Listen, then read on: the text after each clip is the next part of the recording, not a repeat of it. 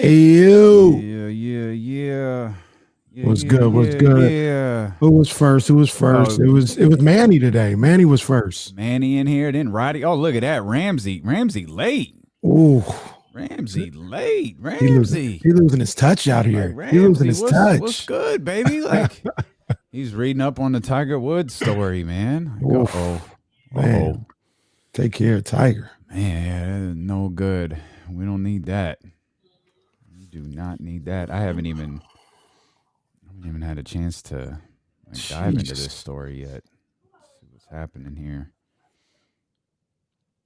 Got Schefter tweeting like, "Hey, wait a minute, Schefter. What's Schefter tweeting about Tiger Woo? Tiger Woo. I like him.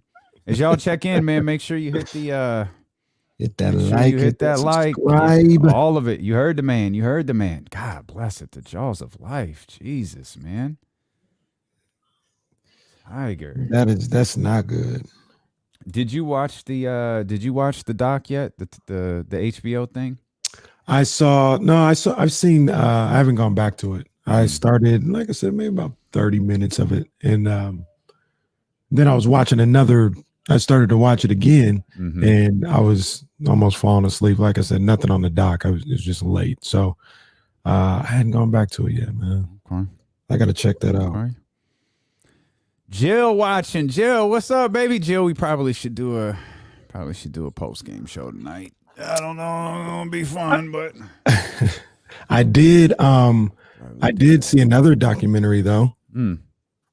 Tekashi 6ix9ine. Oh, how I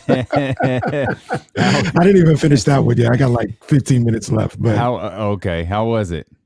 I mean, it's all right. Yeah, it's okay. Okay. He really it shows the drug that is, attention and trying to be famous and all that other stuff. Yeah. So yeah. that's kind of what he got into. And I like a lot of these other stories, it comes from, a traumatic experience when he was a kid. Like stepfather, when he was like a good kid, he's probably like 6 or 7. He was a good kid and he got a stepfather.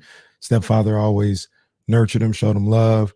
And then like one day he goes to the corner store and gets murdered.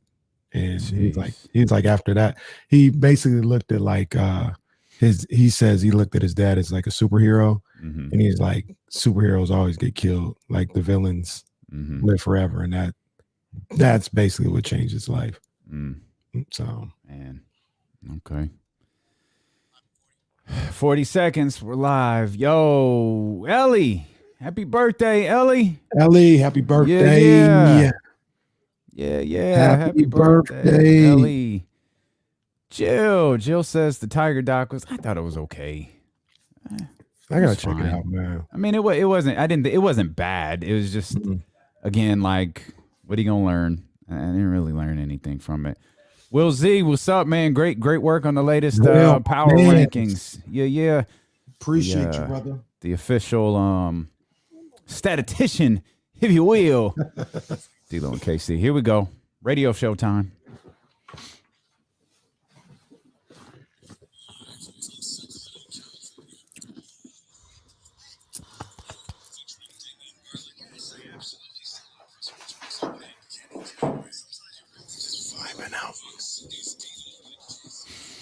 I'm the Street Voice out west, legendary South Lake Progress. Last time that I checked.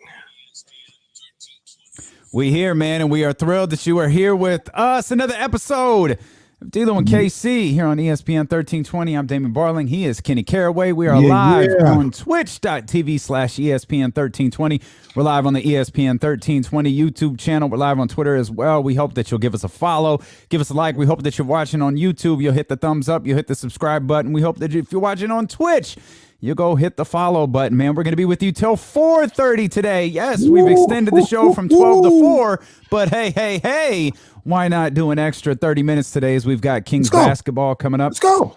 Yeah, why not, man? We've got Kings basketball coming up in Brooklyn, one of your favorite places, at 4:30. Brooklyn. So we will get you ready for that. We'll talk a lot about the Kings, some trade rumors that are out there. I guess we've got to start with this breaking news that is all over the place right now, and we'll pass along what we have. Tiger Woods has been hospitalized after a single car crash in Southern California in which they had to use the jaws of life to get him out. Apparently, the car sustained major damage. Unfortunately, that's the end of the statement. We know that they used the jaws of life. We know that the car sustained major damage. We don't really know what damage Tiger Woods sustained, and apparently it's at least somewhat serious in the fact that jaws of life, major damage, and Tiger's in the hospital. So that's kind of all we have right now.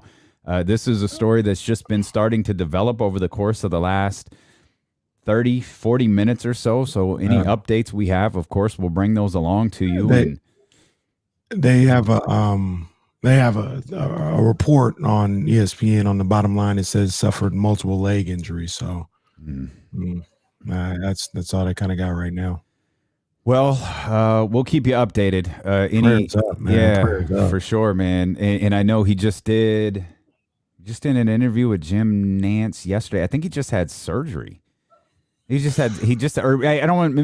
not surgery. Maybe it was like a procedure. Right. On his back, which of course, because he's been having back surgeries now for like a decade. But and Nance was trying to push him, like, okay, like it's a fun little interview. When are you gonna be back? When are you gonna be out there on the golf course? And Tiger didn't reveal it, but he looked to be all smiles. It looked all good.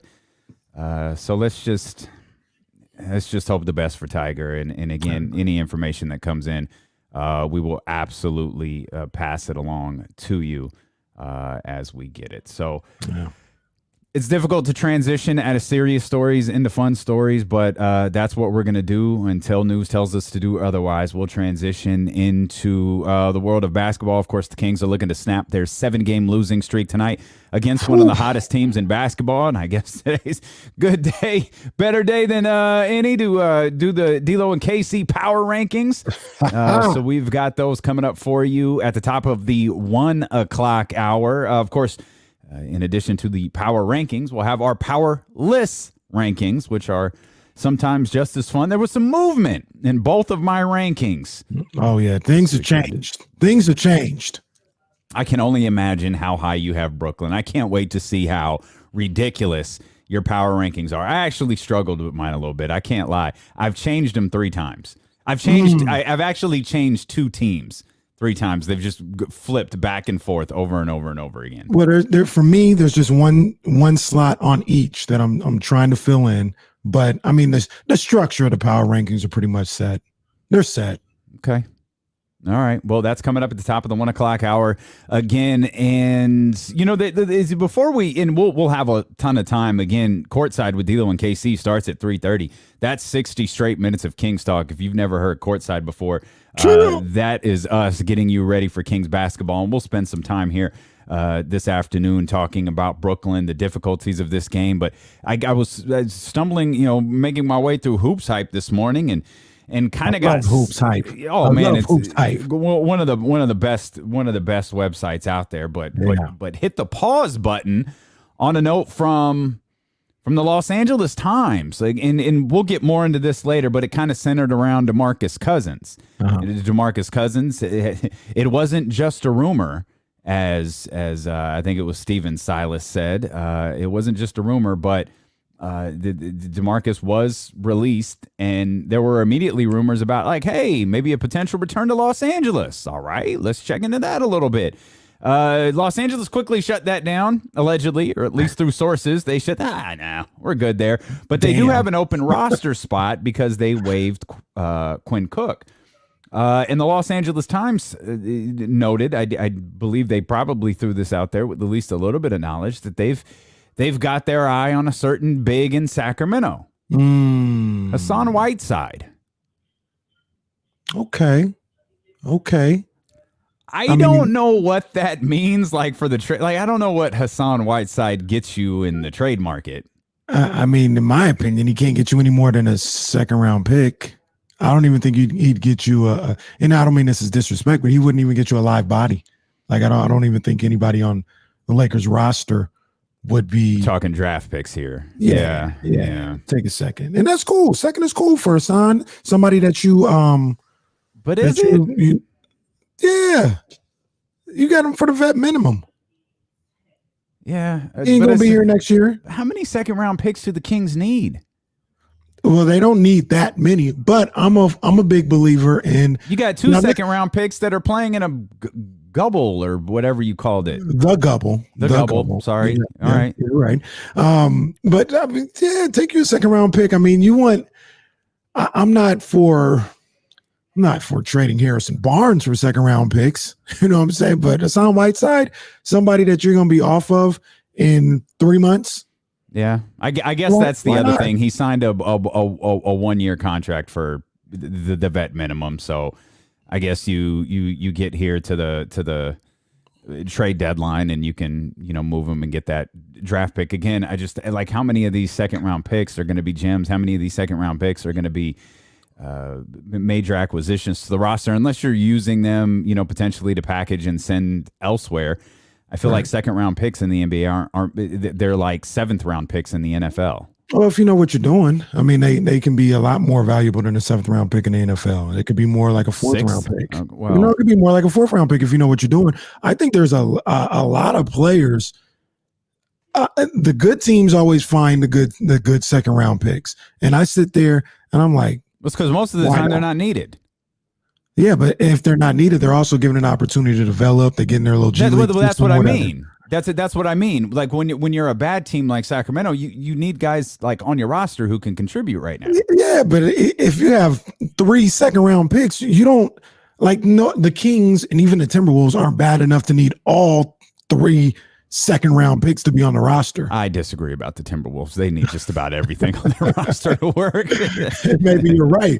But I'm saying if you're the Sacramento Kings, I look at their roster and they obviously need all the help they can get. But moving forward, people are healthy next year, whatever the case may be. You probably could use one of those second-round picks that you used this year. Another one that you used this past year in Robert Woodard, he's probably going to be on your roster. Mm-hmm. You know what I mean? So he'll be up there. You'll have DeQuan, maybe a free agent here or there, whatever. If you have 3 second-round picks, you can use 2 of those to go to the G League and develop. If you look at somebody like a project, kind of like how they see Jamias Ramsey. Jamias Ramsey is not ready today to be in the NBA and be an impact player. But you have him in the G League for 2, maybe 3 years on the long end, and he could turn up to something. He's got a lot of potential. And that's what you use them second-round picks for, in my opinion. The official D'Lo and KC front office advisor, Jill Adge, says the Lakers are also interested in Glenn Robinson III. So again, Glenn Robinson, another guy. By the way, if you want like instant interaction with the show, you want to be a part of the show, a great way to do that is to watch on YouTube and to watch on Twitch. We have a chat room right there, and we try to incorporate.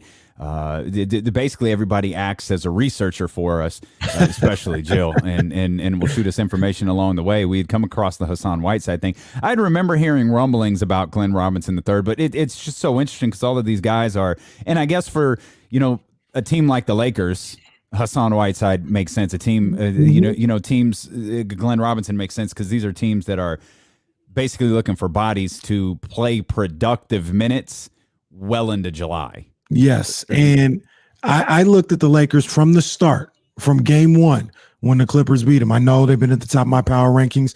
I know they are a title contender when healthy with Anthony Davis. One of the things I looked at and saw with them is I saw immediately, in my opinion, that they missed JaVale McGee and Dwight Howard.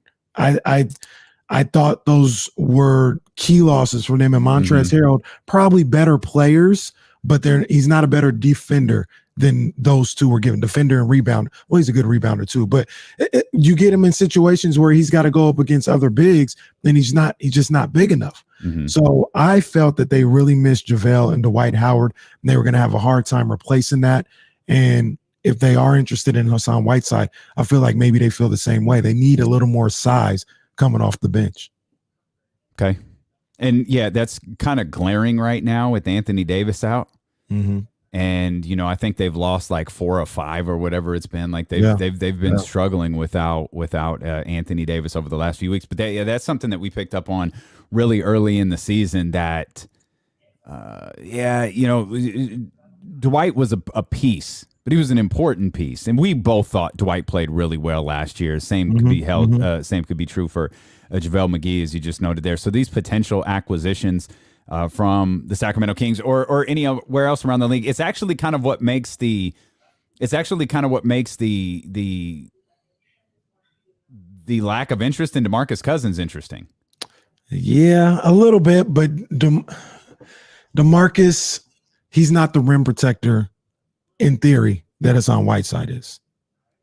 And I think that's more so what they're looking for, rebounder and rim protector. Now, we've seen Hassan Whiteside. Hassan has his moments where he's looking really dominant in there, and then there's times when he's just not here.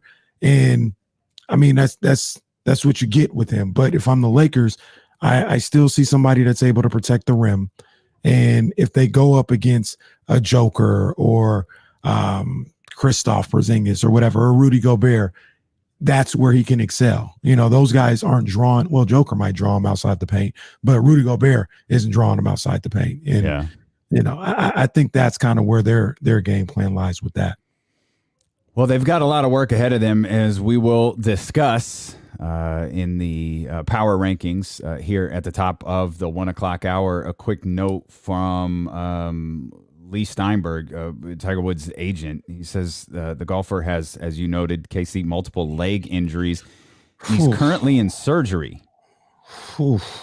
So again, prayers up to Tiger Woods. This is a situation that's been developing over the course of the last 45 minutes or so. Tiger Woods was involved in a single car accident, a pretty serious one. So as we continue to get updates, of course, we will pass those updates along to you. And we'll continue to talk basketball. We'll continue to talk your Kings. Hell, we'll even talk hypothetical trade scenarios. That's always fun. Oh, yeah. And it's only a matter of time before Buddy gets thrown into one of these. That's all coming up here as D'Lo and Casey continue. We're with you until 4:30 today on Sacramento's #1 sports station. It's ESPN 1320. All clear? Yeah. Sir. Yes, sir. Putting the final touches on my power rankings. The definitive power rankings. There it is. Yeah. I got to figure out how to.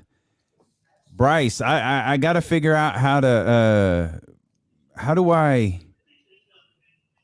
Bryce, how do I make you the? Oh, there you are. I got you. I think I did it, Bryce. You're set. Anybody else want to be like a moderator in Twitch or YouTube, man? Just let us know. Top flight security. Hold up. This real talk. this real talk. Sure. Casey's writing his power rankings. I know you're trying to be funny, Rich, but that's absolutely what he's doing. Come on, man. Stop playing with me out here, baby. Stop playing with me. You know that. Yeah, you already know. You know that. I need to get myself a little notebook like you got, man. That is clean. Yeah, man. I forgot. I think my mom got me this because everybody know I love to write. Now, I might type some stuff, but in this setup, like I have the laptop on this little lifter, on this little riser thing. Mm-hmm. I got the microphone in front of me. Mm-hmm. And if I try to type, it's like, no, I'd rather just write. Just write. Oh, what do we got here? What's the trade proposal? Let's get this play. Who's Playboy 27? Who's this? We don't got this person's name. Who is this? What's the trade proposal? Let's hear it. I'm always down for our way. Good trade proposal. I ain't never heard. I'm always down for a good trade proposal. Believe that. Somebody said something I was going to respond to up here a little while ago. Oh, Cole asking if Meek Mill is canceled. No, we're not canceling Meek Mill just yet. He was out of pocket. And Vanessa checked him on it, as she should have. Yeah. And I need Meek to come out and be like, yo, my bad. I'm sorry, I was wrong. That's what we need. That's funny too. Surprised they're not typed on a typewriter. First we disrespect the newspaper, now we disrespect the typewriter. Y'all need to show some respect. Oh no, no. I got you, Roddy. I see you, baby. I got you. Appreciate you, Roddy. Oh, did I just is this Playboy Javier? I believe we just pieced this together. Okay Ah. then. Javi, you got to chill, bro. Like, this is the chat. Dude, you got to chill a little bit, man. Like, have fun, dog. It's not that serious. You're doing a little extra, man. We appreciate you, man. But just try to have fun, dog. We're just talking Kings, talking sports here. Relax a little bit. It's all love, baby. Yeah, you're doing too much. It's all love. You're doing too much. It's all love. We got in here. All right. Kind of did want to hear the proposal, but I'm just curious what you give up Tyrese Halliburton and then you can go get Giannis. Yes.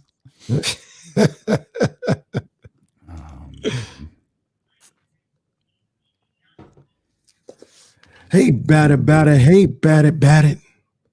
Baseball season. You know, they're doing baseball season this year. Little League. Really? Yeah, man. We got the showcase on Saturday, like statistics permitting. So they're assuming that whatever these numbers need to be, that they're going to get there. And if they get there, we've got the showcase. Okay.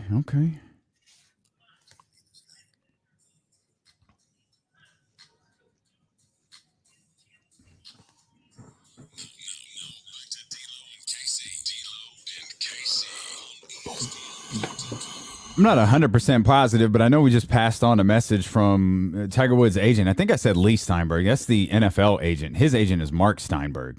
Yeah, I'm glad you corrected that, but I wouldn't have known either way. Yeah, Steinberg. Well, I mean, they're both agents. So again, Tiger Woods was in a single car accident this morning. Appears to be very serious. He suffered multiple lower leg injuries, according to Mr. Steinberg, and he is currently in surgery. So we will keep you updated as the day rolls along here. We did start the conversation with some notes on some things going on in the NBA, some trade rumors out there, including one coming out of the Los Angeles Times about how they might have some interest here in Hassan Whiteside. Obviously, the Los Angeles Lakers are, I don't want to say they're desperate to add some bigs, but they need to add some depth. There's a lot of talk about LeBron James and the amount of minutes that he's playing, and we'll get to all of that stuff later.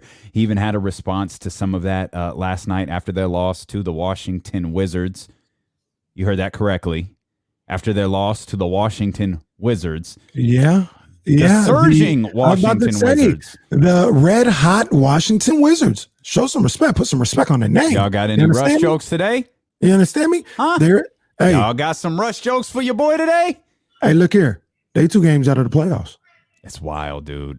That's why they 2 games out of the playoffs. What they 11-17 now? 2 games out of the playoffs. The whole, I mean, we were talking about it obviously from a Kings perspective, this losing streak, this skid, and when you take a step back, you go, man, 7 straight losses. There are articles everywhere. Embrace the tank. I think Tim Maxwell was trying to get hashtag say no to winning trending yesterday. And like, it's like, yeah, but if you step a little bit further back, it's not that bad. Like it's right there available for you. Like if the league progresses at this rate, and then this holds true for Washington as well. Mm-hmm. If the league progresses at this rate, and let's say the Kings finish with, I think last year was 72 games, right? 31 and 41, so. I think is what the Kings were. Yeah, I think so. Let's go 32. Let's say it's exactly the same, just for math purposes, 31 and 41. But that's good enough for the 10th spot. Is this season successful? Absolutely. Really? Absolutely. Okay. I would disagree. Why? But I don't know. It's just like there's no improvement there. It's like, well, we didn't get any better, but the rest of the league was bad. I understand that, but it's still a successful season. You can only deal with what's going on in your season. That's all you can deal with. That it's the season that you're in, and if that's good enough to improve on extending your season, and that's just what it is. Yeah, I mean, season. I'm not turning my nose up at it. I'm not like, I don't want that to happen. No, it sounds like it, D-Lo. I just posed a question. I asked, is it successful? That's all I ask. Like, do you go into the offseason and go, oh, we're so much better this year? Like, we're the same record. This is what you'll say going into the offseason. We making moves. We made a play-in game appearance, and we're looking to build on that. Okay. I'm just asking. You got to get mad at it, brother. Did we make a play-in game appearance last year? No. No. We made one this year. No, but so look, talking about Washington, bringing it back to the Kings and all this other stuff, and I know game and a half. Game and a half back. Sorry, go ahead. No, look, man. I know Damien's about to get on my head about even bringing this up and talking like this. So let's just take tonight as a loss. So just for argument's sake, tonight's a loss. You take a deep breath. Knicks, Pistons, Hornets, your next 3 games. Go 2-1. That should get you. I mean, that should have you like a game and a half back, and then you kind of limp to that little break, and say, hey, all right, we're at the break. We're at the All-Star break. We're 2 games back from a playoff spot. Let's lick our wounds. Let's get healthy, and let's try for the second run. I mean, I know it seems like doomsday. It seems like it's all over right now. You haven't won in forever. I don't know when the last time you won was. What was the last win? Was it the Clippers? Was that the last one? Sounds right. When I came in with the air horns, they were 12-11, all this other stuff. It seemed like forever ago. It was Super Bowl Sunday, Damien. That was when they last won.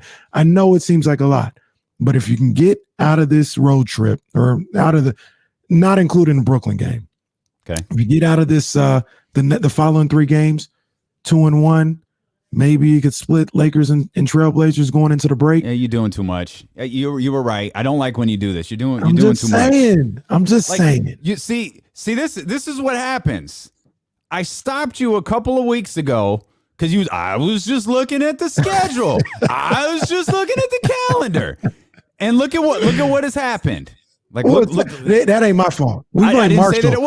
We blame Marshall for everything that happened. He's the one that said they haven't had an injury all year. Well, at the time, he was right. Like he manifested multiple Kings injuries as quickly as he could, I guess, with that one remark. Because wasn't it that night? Wasn't it? Yeah, wasn't he on the Friday show? Yeah. Friday, and then all of a sudden, 4 hours doesn't look later, like Bagley and Fox are playing tonight, huh? Out of nowhere. It kind of is Marshall Harris's fault. I believe it is at M Harris on air. If you want to send him your frustration. But yeah, dude, you can't look ahead because we can't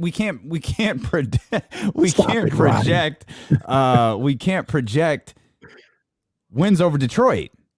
No, we can't. I'm just saying if you can get that. I'm not saying you should or I'm expecting. I'm saying if you, what's the key word we've been using since we've been on the air, but the pathway to being able to take a deep breath and think positively about yourself going into the break. That's all it is. I'm not looking at anybody and saying you should do this if you're the Sacramento Kings. No, not doing that. Okay. I'm fine with that. Just the conference, it's not in a position to where you need to. I just don't think we need to do that yet. The conference just isn't a position into where you've got to give up on everything. Like I at this point, I mean, the longest losing streak last year was 8 games, and we were talking about. Hey, Marshall. Hi, Marshall. Group text. Hi, Marshall. Marshall Harris says, "Keep my name out your mouth." We apologize for blaming the Kings injury on Marshall's revelation that the Kings hadn't been injured up until his Friday Marshall appearance also told us you need to look at the Kings and expect them to go 3-0. Have high expectations. We said, Marshall, relax. That's not how things work here. I'm okay with having those types of expectations. Maybe you don't proclaim them publicly because you don't think it may go bad, but I'm okay of having high expectations for the Kings. Hell, I want to look at Detroit and I want to look at New York and say, hey, this team can win these games. I want to look at it like, hey, Detroit's, I hate saying this because they're about to play. They're terrible. They're awful. They're a different type of bad than what the Kings are. The Kings, and that's the other thing. Like, are the Kings bad or are they dealing with injuries? Like, well, what exactly is going on with them? I'm not sure. Detroit, that's a bad basketball team. Yes. I think the Kings are dealing with injuries. That's what I think. So, I mean, a lot of people would say, no, they're just a bad team that had a nice little run. I don't think that's the case. I think they're dealing with injuries. Well, their record says that they're a bad team that had a nice little run. It's not like they're dealing with injuries. No, that's very true. It's one of those. It's not like they beat the Detroits and the New Yorks and I don't know, Minnesota and played Houston here and gosh. Haven't the Kings lost like 2 or 3 times to Houston already? Like those look really bad right now. Those look really frustrating. The Harden right led Rockets though. True. Although Harden didn't play the second game, but but that was John Wall finding his legs a little. Like John Wall found his mojo against the Sacramento Kings. He found his smile. Yeah, he did. He found his smile indeed. But I'm okay with high expectations. I'm okay with I just don't think we could put it on this team like, oh no, you've got to beat Detroit, you got to beat New York. I mean, hell, I don't even think New York is as good now as they were the first time. Well, I guess they're about the same. They're cooking right now. They're cooking. If I had to guess, I'm gonna take a look at it. I think in their last 10, they're probably like 7-3. I think they're 6-4. 6-4. I don't think it's right in front of me. They're 6-4. They beat the Warriors tonight. They'll be at 500. This is about what they were the first time these two teams played, and this was this was a game in which the Kings, we even asked aloud, can you dictate the pace of a game with defense? Like we always talk about offense, and I mean that'll be a hell of a measurement for the Kings tonight. Against Brooklyn. They're gonna let the Kings do what they want to offensively. Yeah, we saw it the first time that they played. I think Brooklyn is getting marginally better on the defensive end. Now, granted, they were headed towards a historic bad on that side of the ball or on that side of the floor, but they're getting better. Like I think it's 111 points during this 6-game winning streak. That's how many they're giving up. I think they're outscoring teams 120 to 111 over this 6-game winning streak that they're in. So remember, this is a team that was regularly, much like the Sacramento Kings a few weeks back, were giving up 120 plus. I think we had the numbers yesterday. The Kings are currently giving up 123 points per game during this 7-game stretch. Same old. And now you've got the number 1 offensive rating team in the league. You're walking into their house. Blindfolded and a cigarette when it comes to defensive end today. They ain't. It's a bad matchup already, but the Nets. And if Harrison Barnes is out, firepower. Oh yeah. Did Harrison play in the game a couple weeks ago? I think he did. Yeah, I think so. He didn't start missing games until after this past weekend, I think. Memphis, maybe. I know Memphis was where he kind of agitated things. When did? Because I thought he missed. I was going to say maybe he missed maybe Brooklyn was the first game that he missed. Maybe so. Wasn't it game 2? I'm starting to lose track. All I know is Rashawn Holmes has missed time, Marvin Bagley has missed time, De'Aaron Fox has missed time, Harrison Barnes has missed time, Glenn Robinson has been out the last 2 games. He's going to be out tonight as well. Yeah. And who knows what surprises we'll get when Luke Walton speaks to the media later on. I think off the top of my head, I think Harrison's first game miss was the Heat game. Okay. I think. So I got to be honest. I don't remember the Heat game whatsoever. Yeah, it was weird. It was on the Thursday night, and they were down by 15 pretty much the whole night. And then Marvin had a good game that game. That's the one where he was cooking and he was on the minutes restriction.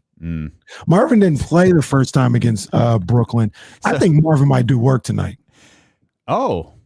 I think Marvin might do work. They don't have nobody that's true. Yeah, and that's the thing. Like, it might not matter. You might have monster games from Rashawn Holmes and Marvin Bagley and lose by 30.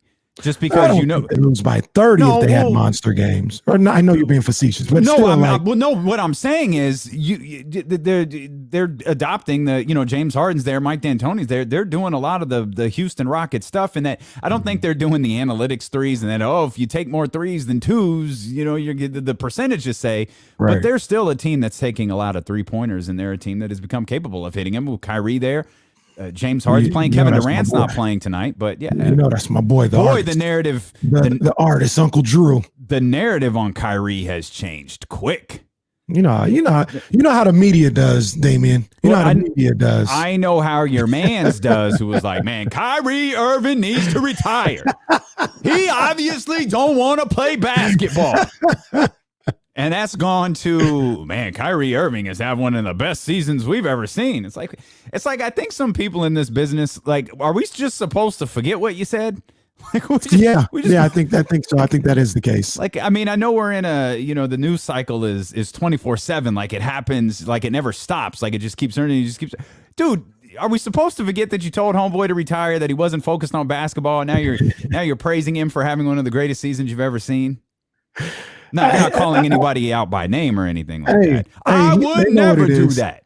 They know what it is. They know what it is. It's a show for some of these guys. That's what it is. I have never changed the courage of my convictions, to use a Stephen A. line. I've said Kyrie is that dude. When he gets back, they're going to start cooking. Okay. No, you did. There ain't no lie. Ain't no lie. Can I tell you something that's kind of funny? Right now I'm on ESPN.com, and I don't know why this is or why I'm doing this, but I go to the Brooklyn Nets page. And when you go there and you click on stats for all the teams, it has the team leaders. Mm-hmm. For whatever reason, they have Joe Harris as the team leader in points at 15 a game. There you go, Joe. And Joe Harris is the team leader in assists and 1.8. There you go, Joe. Attaboy. Joe in the Harris. Meantime, Kevin Durant is averaging 29. Kyrie's averaging 27. And Harden is averaging 24.9. Meanwhile, I'm looking back at the box score from the last time that these two teams played, and see that I'm reminded that Kyrie and James Harden had a combined 69. Bruh. Wasn't the stat that they scored or assisted on 113? Yeah, of the it was something. What they ended up scoring? They had 17 combined assists. James Harden had one of the most monster triple doubles. Like, he had 29, 14, and 13, and I think he had most of that in the third. Yeah, they went crazy. It was a 2-point game, and then they went on a 20-0 run. That's exactly what happened. They outscored the Kings 33-20, and that's what they're capable of doing. That's why so many are so high on this Brooklyn team, because they can fire off offensively. Because this is still a team that's pretty. I mean, it's still a team that has a decent amount of depth, considering everything you did to get James Harden. Mm-hmm. All things considered, I didn't like the idea of breaking up this Brooklyn Nets, or you know what I mean. I know that when you say breaking up, you refer to Kyrie and Kevin Durant, but this was a playoff team last year. Mm-hmm. This was a team that was good. This was a team that exceeded some expectations with Kyrie and KD. This was a team that exceeded all expectations with Kyrie and KD being out. I thought entering this year, which you did as well, you had them picked to go to the NBA championship, or at least be in the Eastern Conference Finals before James Harden got there. Mm-hmm. I was worried about them sacrificing depth. And while they did to a degree, they still have enough guys who are playing really, really well for them. And they don't have, even though they're lacking a big man, and that's something we talked about Hassan Whiteside and the Lakers, that rumor coming out of the Los Angeles Times today. Brooklyn should be looking at Hassan Whiteside tonight. Absolutely. This could be an audition. Brooklyn should be looking at Rashawn Holmes tonight. Brooklyn should be scouring the league for some sort of big man on an expiring contract who could come in there and help him. Perhaps one that was just released by Houston. I want to bring the car back. I want to bring the car back a little bit, Damien. Okay. Because you said something there. I said they should be looking at Hassan Whiteside. I was like, absolutely. And then you said they should be looking at Rashawn Holmes. Let me bring the car back to that. Oh, that's not what I want. No, I'm not saying it's what you want, but I mean, look, we both don't want it. We both want Rashawn Holmes here for multiple years. Mm-hmm. Is that an option? Is that something that the Kings should be kicking around? Should they be kicking around? Absolutely. Yeah, there shouldn't even be a question. They should absolutely be trying to build this roster, or at least on paper with a pencil and an eraser, trying to figure out, what could this lineup look like? What could our salary cap look like with Rashawn Holmes on the roster? Absolutely, they should be. What I was saying, should they be kicking around the idea of trading Rashawn Holmes? No. So no. No. No, that's what I want. I want to say no, but in actuality, you have to kind of work with what I just said there. What is Richaun Holmes' value going to be? Because I know we love Richaun Holmes. I love Richaun Holmes. But remember, like it's not like he was a day one free agent signing. Like he was a guy who he lingered around for I think weeks. Yeah, he was real late in the free agent period. And he has made the absolute most of his opportunity here in Sacramento. And I don't know if it's impossible for me to watch Richaun Holmes on a night-to-night basis and go, his game doesn't translate. There are some guys, and I don't, no disrespect. Kevin Martin's game didn't really translate outside of Sacramento.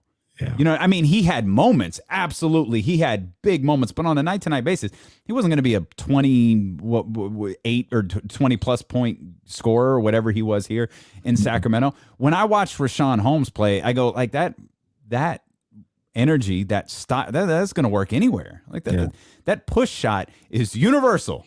Like that is going to work. That's going to work across the league. So he's one of the more fascinating guys this offseason, not just as it pertains to the Kings and how they view him as a part of their future, but like across the league, I think he's one of the more fascinating guys. And, he's also one of those guys who you have a hang up with him in that he is, by standards of the spot on the floor that he plays, he's smaller. Mm-hmm. So how many, how many teams look at that and go, gosh, Richaun Holmes has got a lot of positive, but gosh dang it, we've got to go against this player. We've got to go against Joel. Yeah. Does it translate in the Eastern Conference as much as it does the Western Conference? Well, you got Anthony Davis out here. Like, I don't know. Man, I love Richaun Holmes. That's my guy. I love Richaun Holmes, but I still believe that at its core, I'm not trying to take money out of his pocket or nothing. I'm not trying to be in his pocket. Okay. Mm-hmm. But I think he's a sixth man. Like, I think that's his, where he served best on a good team. And if you're trying to build, you're trying to build a roster and you're trying to build something, it'd be, I'm not saying you can't do it. And I wouldn't be necessarily mad if they did it, but committing a lot of money to him being your starting center, that would be tough. Whereas opposed to maybe you do move him. Say it's Brooklyn. You move him for Spencer Dinwiddie. I'm not mad at that. I know he can't play this year, but I think Spencer Dinwiddie is exactly the type of guy that this team needs. Exactly the type of guy this team needs. And he may have aspirations of starting and being a starting two guard in this league or whatever the case may be, but he's another guy. If he says, you know what, I'm gonna go ahead and play the Bobby Jackson, the Lou Williams, the Terrence Ross role and come off that bench. Nobody does that. Lou Williams and Terrence Ross do that. Yeah, they do it because that's the situation that they're in. Nobody goes, this is what I want to do. Nobody goes, I want to be the great sixth man. Nobody does that. Nobody's doing, but they accept what it is. And they're like, this is what it is. This is why I excel. I'm out here getting buckets. I'm out here getting paid. I'm out here getting minutes. I don't care if I start or not. Like, I'm there. I'm playing 35 minutes. Spencer Dinwiddie is exactly what this team needs. But you want him off the bench, and this is probably another part of the conversation that we'll have to dive into. You with the expectation that next year Tyrese is starting. Yes. So it's Tyrese and De'Aaron in the backcourt, and you want Spencer Dinwiddie off the bench. Yep, and you can get into those situations where, depending on the matchup, depending on how things are going that night, in that fourth quarter, you go Dinwiddie, Fox, Fox, and Halliburton, the three-guard lineup. We got action. Do we know Dinwiddie's what Spencer Dinwiddie's contract status is? I want to say off the top of your head. He's either a free agent or he's got 1 year left. I feel like he's got 1 year left. But it wouldn't work if he didn't, because if you made the acquisition, because he's probably not going to play this entire year. No, he's not. I don't think he's playing this year. Yeah, so he's got 21, 22. It looks like. So he's under contract next year. He's an unrestricted free agent the following year. It's a player option, though. It's a player option. It's a player option to the tune of $12 million. He picking that up. He coming off ACL surgery. Is he underpaid? It's $12 million. If he didn't get hurt, he was going to make a lot more than $12 million a year. Yeah. So he'll have to use next year what he would have used this year for. Yep. And he might be better served to do that elsewhere than a team that has James Harden, Kyrie Irving, and he may be better served to do that in Sacramento, where he's gonna get the opportunity. If he the number one guy off the bench, bro, I'm telling you, I like Rashawn Holmes. That's my guy. I love Rashawn Holmes. That's my guy. But if Brooklyn came to Sacramento with that deal, I'd have to think about it. What the people think, man? I wanna know what y'all think, man. Hit me on the chat, call in, whatever. I'm giving you a hypothetical. Rashawn Holmes or Spencer Dinwiddie. Would you make that move? So if you make the move, like hypothetically, they're in Brooklyn today. It was just, hey, Rashawn, come here. Go get you that black 22 uniform. I just want to be clear. I hate this idea. Absolutely hate it. But let's say that happens. You're sort of waving the white flag, right? Like if you're trading Rashawn Holmes, like especially, let me rephrase that. You're trading Rashawn Holmes for a player who can't play this year. Yeah. All expectations of competing for 7, 8, 9, 10, no matter how bad the conference is, they're probably changing. Absolutely. You're right about that. Now that would give me pause because I'm not ready to give up on the season yet. So that's one of the things that would give me pause. Another thing with Whiteside and with Holmes, you don't have a plethora of big men. So if you get rid of even one of them, it's like, well, who the hell is playing those minutes? Well, we saw that when Bagley was out, and I think Bagley and Rashawn Holmes were out in the same day, or we were missing multiple big men somewhere. Yeah. I was like, so here's another question for you. And you can sit on this one during the radio commercial break. Obviously, we don't go to commercial break here on Twitch or YouTube. You can go watch us there, twitch.tv/ESPN1320 or the ESPN 1320 YouTube channel. Given the scenario you just presented, how does De'Aaron feel about it? Think that over. Okay. Think that over.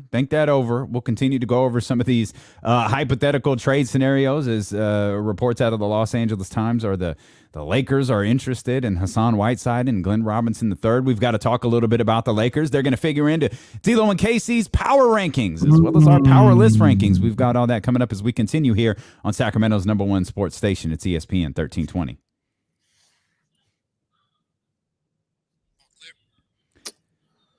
Yeah. Let's see. What do we got here? And Lou Williams breaking all the protocols on All-Star Weekend. That's legit. That's legit. Can the Kings? No, I don't. There's. Oh, they definitely can. Can you? Isn't there a? I don't know how they would stop you. As long as you don't have a paper trail like Joe Smith. Didn't Joe Smith have like emails? And that's how he got in trouble? Is that what it was? Oh, I don't remember emails. You can't do that. Jeez. Maybe no. Joe Smith was a while ago. He might have faxes. To be honest, yeah. Okay, don't get them started. I upgraded my Wi-Fi last night. I upgraded my modem. That boy been smooth all day. Boy, that's why you 4K. You know what it is. But I just didn't. I got tired of all them fax machine jokes. Got trolls in here talking about my big ass head, and then the ones that love me in here talking about my fax machine. They need to stop hating, man.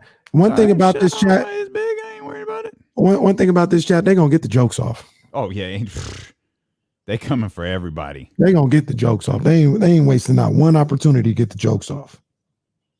Does he really? I don't believe anybody really loves coming off. I mean, maybe he does. I don't know. I just never believe that people really love coming off the bench. Yeah, I want to keep Holmes too. I don't know if that's Javier or Playboy. I ain't calling nobody Playboy like that. It ain't 2002. Playboy all the time. Man, what year is it? Isn't that a line from like 2002? Playboy. Come on. Oh, jeez. You know how much I love Blackish. You know what drives me crazy is how much Dre calls people baby girl. Like, oh,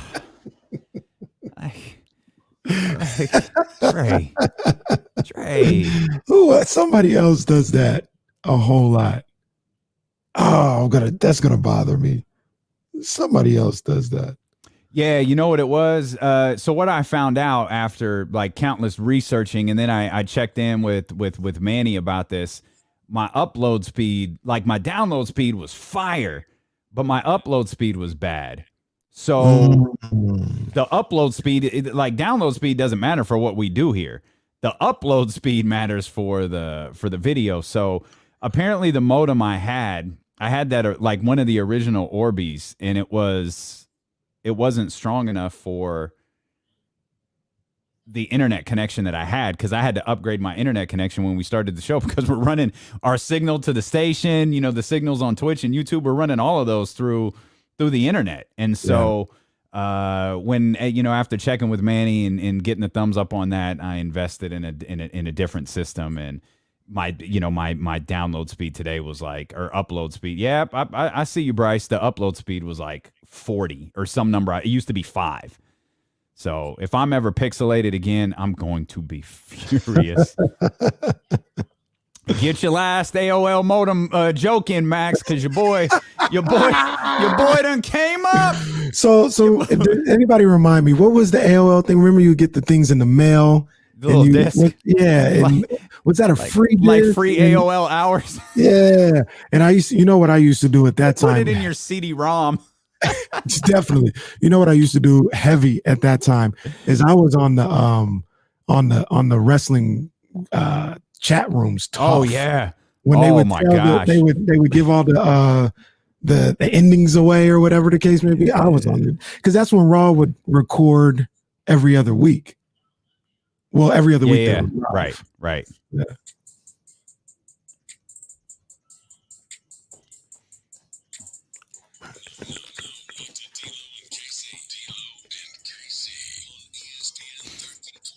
Shout out to my man Steve. We appreciate you for joining us here in the YouTube chat. You can watch along to the show as well. It's an entirely different experience there on the ESPN 1320 YouTube channel, as well as twitch.tv/ESPN 1320. Make sure you hit the follow button.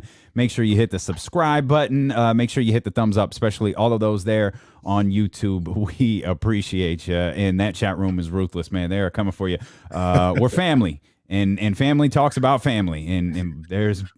Y'all keep talking to me, though. I'm going to see you in these streets with my newspaper. Kenny and his typewriter and me and my old AOL internet setup. But we've come a long way since August 17th, loved ones, and we'll be with you till 4:30 today. We'll roll right into Courtside beginning at 3:30. 60 minutes of Kings talk to get you ready for the Sacramento Kings and the Brooklyn Nets as the Kings look to snap their 7-game losing streak against these Brooklyn Nets. We'll see how all of that goes together. But we'll give you reasons as to why it could happen. It could happen. It's the Kings, dude. Happen. Strange stuff happens when you're a fan of the Sacramento Kings. So all of that along the way, we're attempting to keep you updated as best we can. The information feels pretty limited regarding Tiger Woods. He was involved in a single car accident in which his car rolled over. They used the jaws of life to get him out, according to his agent.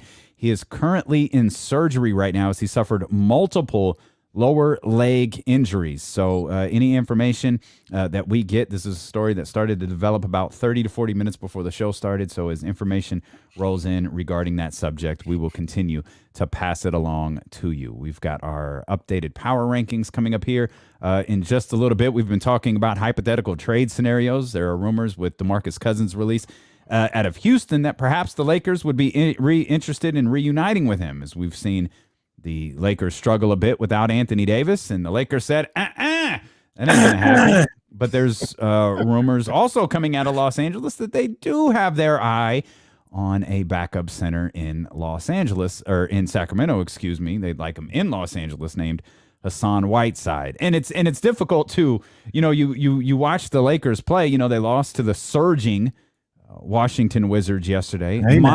Washington Wizards, if you will. Hey now.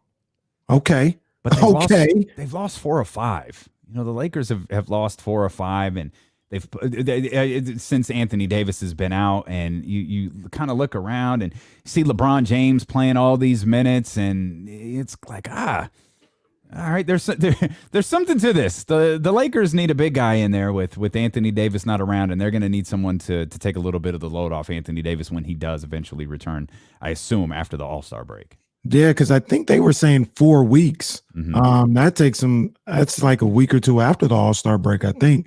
So yeah, they're going to need some relief. I've been thinking they need size. They need size coming off the bench. Montrezl Harrell, really good. I love what he does. I love what he brings to the table. But when you're going up against the Joker, when you're going up against Rudy Gobert, you're going to need size. Hell, when you're going up against DeAndre Ayton, they may be facing him in the playoffs with Phoenix. You're going to need some size, some real size in there. And I think Hassan Whiteside would really help them out coming off the bench when Anthony Davis comes back.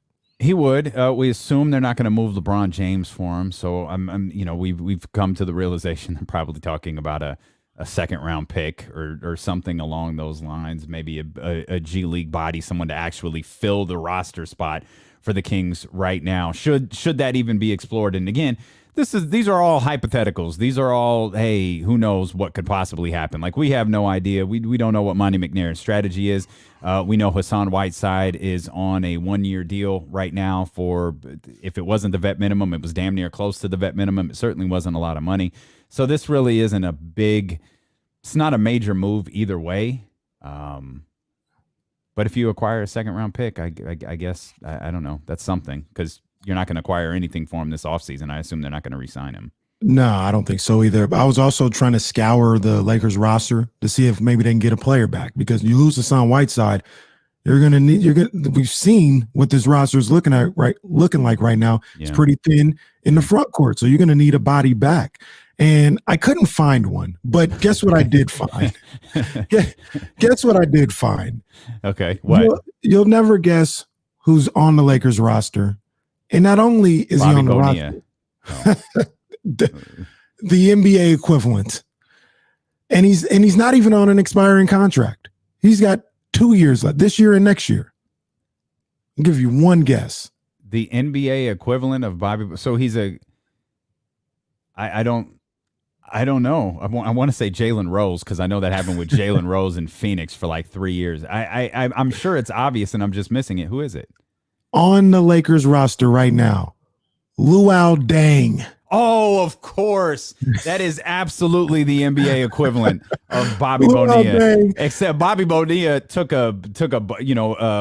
it's spread out. You've just got to keep paying Luol Deng. Fam, he's not even expiring. That is crazy. He's getting $5 million next year. Did he sign a 40-year contract? How long was the deal that he feels actually like 40 years ago he signed a contract. Did he sign the same year Timofey Mozgov signed? I think so. Was that that same just horrible offseason in which every general manager lost their God blessing mind? We almost went to another strike because of that. Dude, because of that single offseason nearly destroyed the NBA for like forever. Absolute ever. I want you to hear what LeBron James had to say about rest. But I want to get to our guy Manny first. Manny, what's good, baby?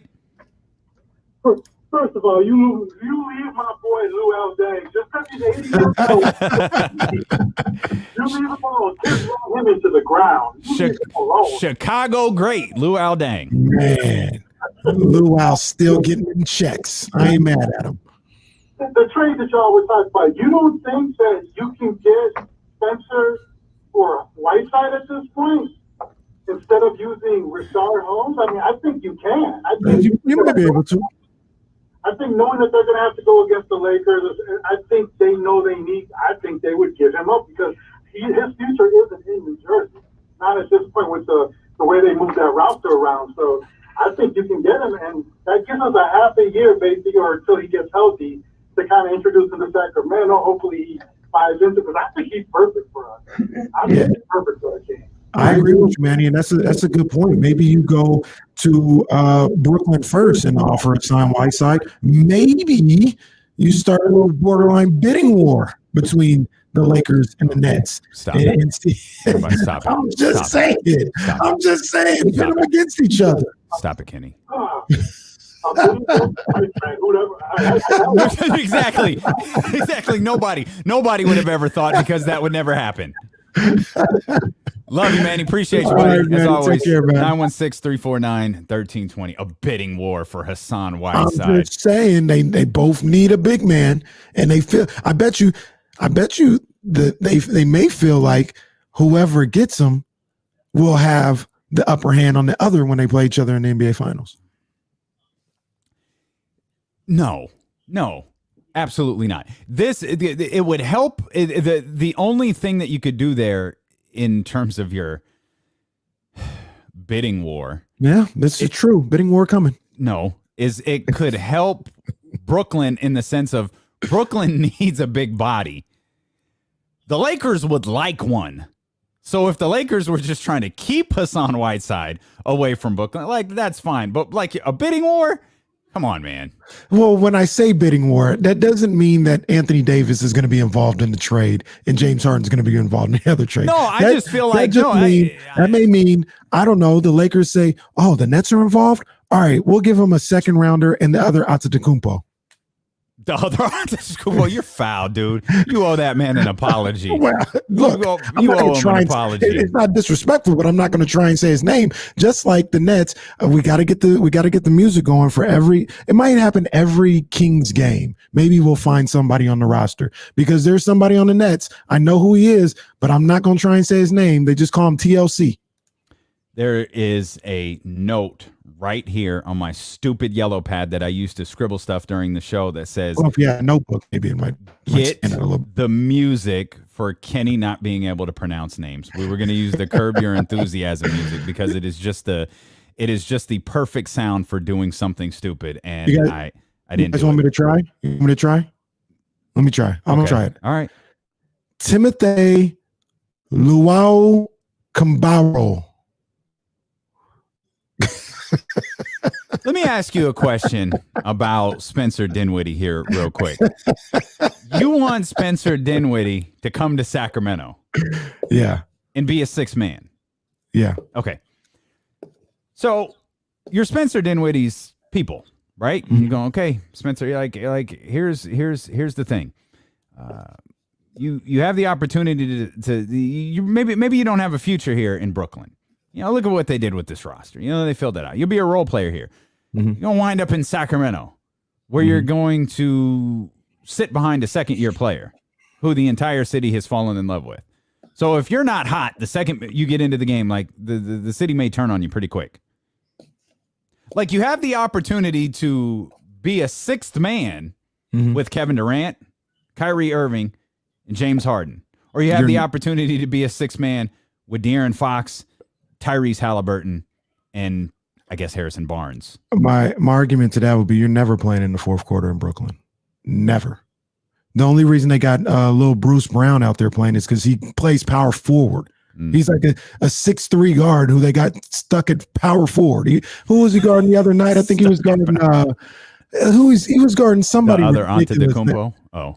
I think he was guarding Marcus Morris. So Spencer Dinwiddie, if you want to get on the floor, you guard Marcus Morris.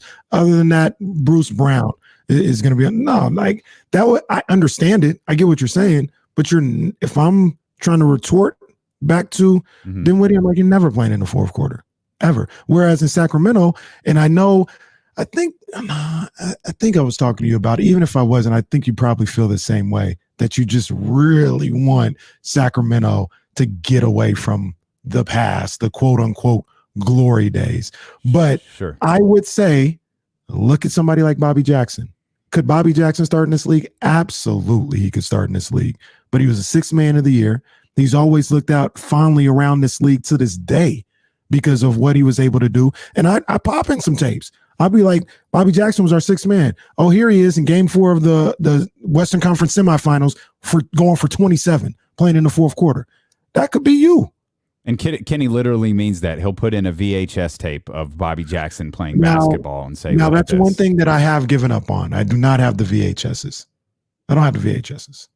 I mean, I physically have them, but I haven't watched a VHS, and I don't know how long. I was going to say, I'm going to ask the Queen Bee to confirm that you don't have a VCR in your house. Because no, I don't have a VCR. I VHSs. I don't have a VCR. I think there might be a VCR DVD like combo burner somewhere in the Caraway garage. You remember those? Oh, of course I do.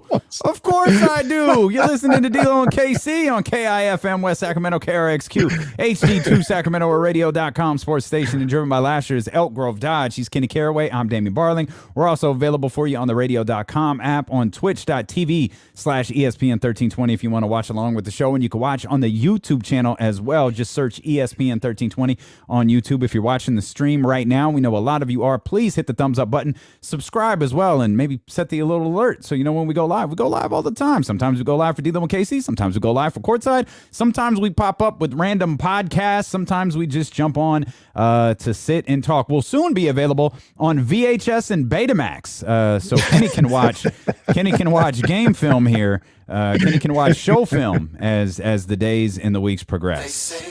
Hey, yeah. I just come from the poet's part. You know what it is, baby. You know them vibes. Nights, I gotta make it. And Power Rankings vibes. This was tough. I would normally be ready to crap all over whatever ridiculous thing you're about to say. But I don't love my power rankings at all. I'm not confident in them. I don't even know that I like them.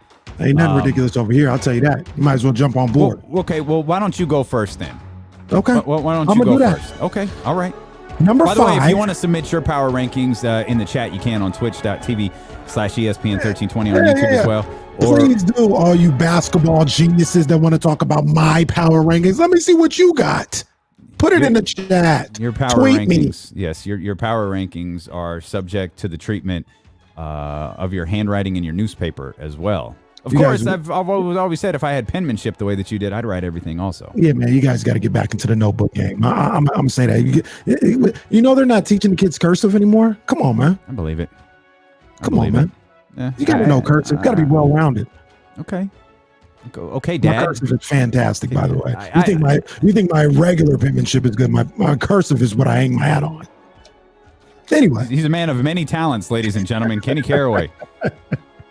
Anyway, my power rankings still at number 5. They didn't move up. They had a tough loss this week, but they I think, shout out to my man Will, they went 3-1 this week, and that's the Phoenix Suns. Number 5 in my power rankings. Okay. Number 4, they did not have a good week, but it did not knock them out of the power rankings just yet. They're hanging on by a hair. Mm-hmm. And maybe you can maybe convince me to switch 4 and 5, but at number 4. I got the Lakers at number 4.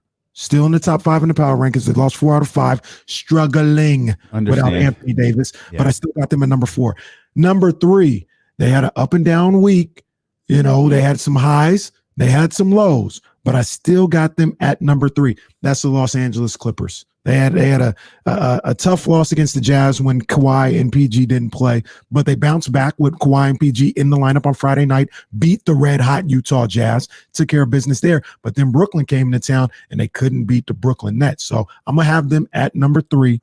At number really interested to see what you're going to do here. Oh, you ain't nothing to be interested about. You already know what time it is. Number 2 is the Utah Jazz. Okay, the Utah Jazz. They're playing great basketball. When they finally went up against a team full strength that was a top flight team in the Los Angeles Clippers, they took the L. But I'm not going to hold that against them too much. All right, that's not the reason necessarily that they're number 2. But I do have the Utah Jazz at number 2. And when a team comes out here and they sweep California, and you go ahead and you throw Phoenix in there, I mean. We got 1, 2, 3 of my top 5 teams on the road. The Brooklyn Nets have catapulted not being in the rankings last week. I think it was the first time all year they weren't in my ranking, but they weren't in the rankings last week. They've catapulted all the way up to the top spot. Your number 1 team in the game right now is the Brooklyn Nets. Shout out to Kyrie. And they did it with no Kevin Durant, by the way. Yeah, I can't be terribly upset with those because I did keep the Lakers in at 5. Again, I mean, this is a team that has lost, 4 or 5 or whatever it is. The only team that they beat last week was the Timberwolves. They lost to the Nets. They lost to the Heat. They lost to the Wizards last night. But I kept looking at it like, okay, if I'm taking the Lakers out, who am I going to put in? There are teams that are, have a nice, Toronto's on a nice little run, and maybe next week. Maybe next week we're talking about the Toronto Raptors, but they haven't made up enough ground yet to get into that 5th spot for me. So I went ahead and put the Lakers. I put the Clippers in at number 4. Not super high on what they did. They lost to the Jazz. They lost to the Nets. They actually split with the Jazz. So like I put the Clippers in at number 4. This is where I really, really struggled. I told you I was flipping teams all over the place and trying to figure out what to do here. I put the Phoenix Suns at 3, and I don't like myself for that. I mean, that's pretty high. They've lost. It should be higher. They lost 1 game in the last 10, and it was to Brooklyn. Okay. And I put Brooklyn at number 2, who has won 6 straight games. They're, I mean, the Kings got the hottest team in the league right now. I mean, Brooklyn is just, they're fire. I don't know what this means. Now, I want to make this clear. This is regular season fire. This isn't, I'm making proclamations for the NBA championship or the Eastern Conference. I'm fully expecting James Harden to rear his ugly head at some point in May, June, or July. But right now, Brooklyn, they're white hot. But, the Utah Jazz, with the exception of splitting those games with the Los Angeles Clippers, they continue to just be incredible. They've got 25 wins on the season. They've won 21 of those games by double digits. But my biggest struggle, really, I felt like I was comfortable keeping Utah there. I was uncomfortable keeping the Lakers in the mix, and I really thought Phoenix deserved to be number 2 in my prestigious power rankings. But it's just Brooklyn is just they're tough right now. They're crazy. They're tough right now.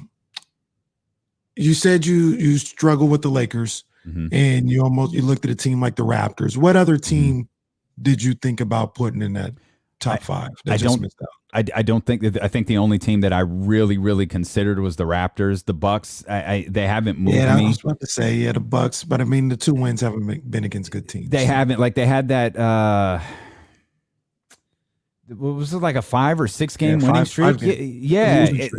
Well, no, but before that, before the losing streak, like they had like a 5 or 6 game winning streak, and then they followed that up with the losing streak that was snapped before they played the Kings.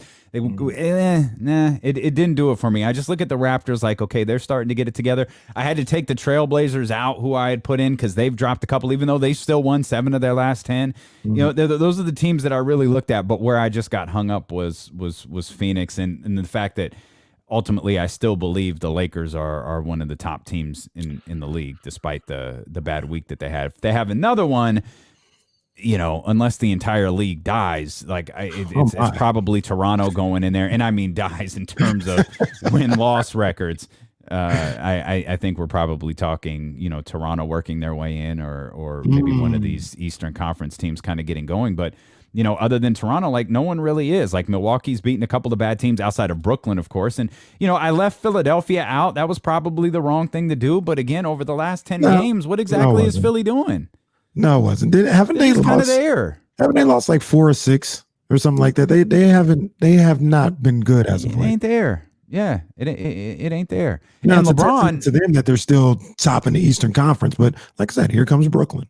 And talking about these Lakers being at number 5, LeBron was asked yesterday. He's averaged 38 minutes in the month of February. That's more than any player in the league. LeBron James actually is going to eventually, and this could become a theme through the remaining years in his career, he's going to eventually pass Karl Malone for number 2 all time in minutes played. Yeah. And he's probably going to, and not probably, he's going to pass Kareem Abdul-Jabbar all time for minutes played. Now, I don't believe that's the only statistical category in which LeBron James is going to pass those 2 guys. LeBron James in his, his 17th season, he's already played more minutes than Kobe Bryant did in his 20 seasons. Like, this dude plays a ton of minutes, and he was asked about rest last night. This whole narrative of, LeBron needs more rest, or I should take more rest, or I should take time here, it's become a lot bigger than what it actually really is. I've never talked about it. I don't talk about it. I don't believe in it. We all need more rest. I mean, this is a fast turnaround from last season.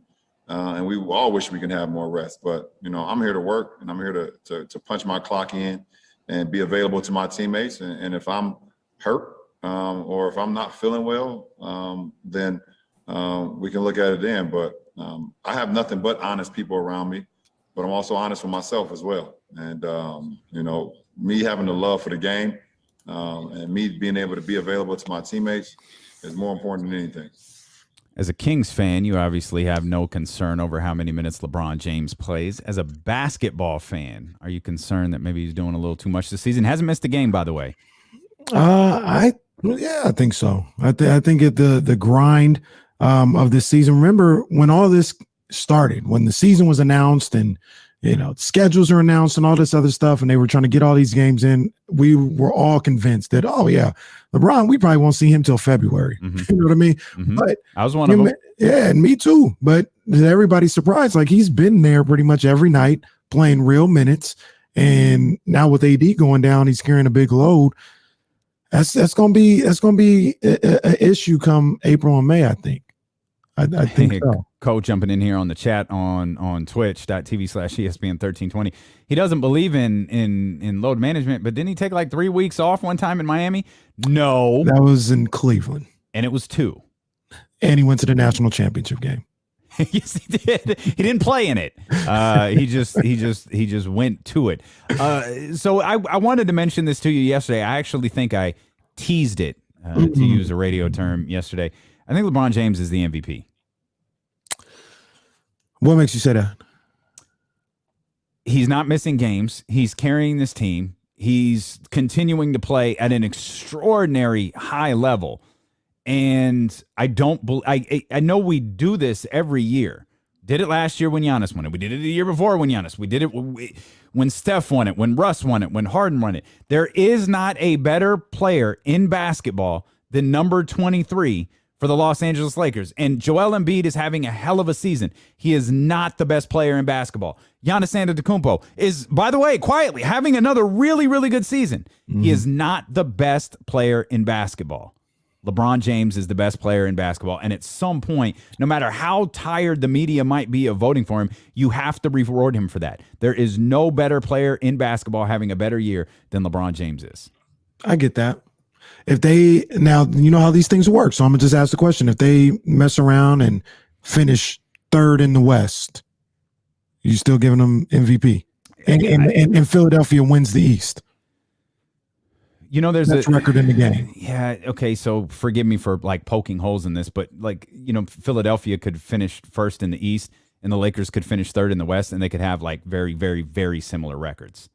Does that matter? You know what I mean? I get you. Embiid is playing really good, and I don't want to diminish that like it's just this blow away, no conversation. But right now, there's no one better than LeBron. Like, it continues to just do everything at an incredibly high level. Let's step out. We'll come back because we're not done. Hey! Yeah, I'm just going to point out some of you aren't going to like this at all. Oh, I know. You can't lose 7 straight and not. We got that coming up as D'Lo and Casey continue here on Sacramento's #1 sports station, ESPN 1320.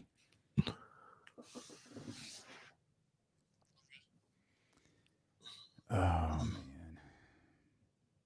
Yeah, I mean, Embiid is just killing it. I don't mean to diminish that. He's absolutely killing it for sure. I get what you're saying, though. And I wouldn't be mad. I absolutely wouldn't be mad at him being the MVP whatsoever. I just feel like, man, I if you're LeBron, what do you have to do? For real, what do you have to do to be the MVP at this point? And I don't know whether he cares or not. I actually believe that he does. I think he says the right things, but at the same time, man, he's just playing extraordinary, and he's doing it he's playing great, even though the team isn't responding. He's doing it without Anthony Davis, so it's not like he's racking up this absurd number of assists because he's just throwing the ball to Anthony Davis. Anthony Davis isn't around. Yeah, he's throwing to KCP.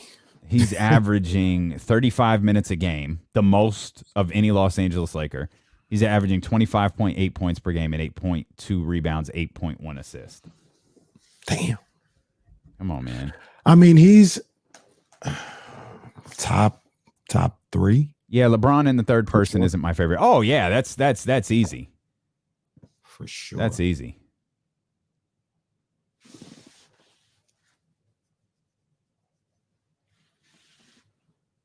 Yeah, you're right, Mark. LeBron definitely cares about the MVP. You're right. Got my man D-Lo on here. Yo, what are we doing? IG stories? Yeah, we just on the story. Oh, baby, I like it raw. Yeah, baby, I like it raw. Now, oddly enough, they won't be able to hear you. Yeah, they'll just see you dancing. That's all they're going to see. Somebody's tuning in like, wait a minute. What is happening on this Twitch? It had a whole different connotation when ODB said it back in the day.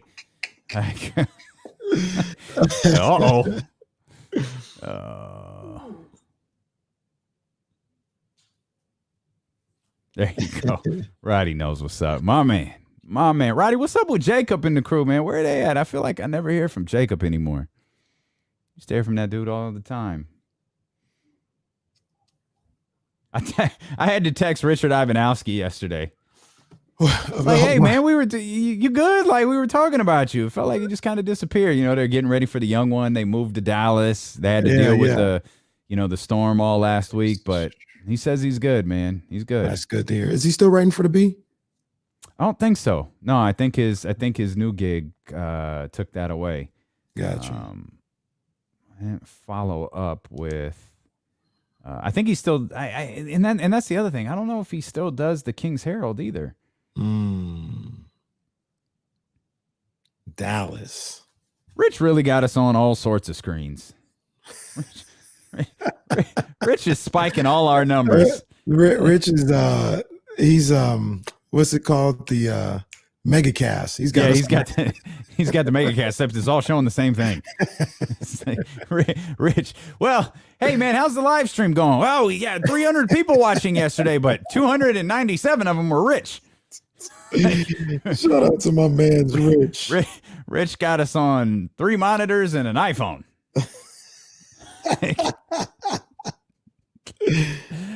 Rich, I think I got that same camera you got too. I love it. What's that? The Logitech? Yeah. Everybody that's well, I don't know if Rich is broke, but I ain't balling. That's the one you get. The Logitech ain't a broke camera. The one I got was like 30.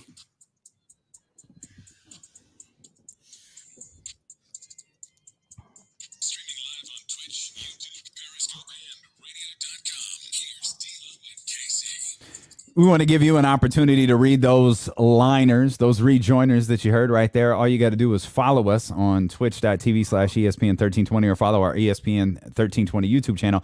And on Friday, 3 o'clock, it's going to be first come, first serve, first 10 people to jump in and kind of stake their claim to those liners. We'll set up like a recording session here through StreamYard, through our setup, and record these. And again, we say this time and time again, and we couldn't possibly mean it anymore. You are such a massive part of the show.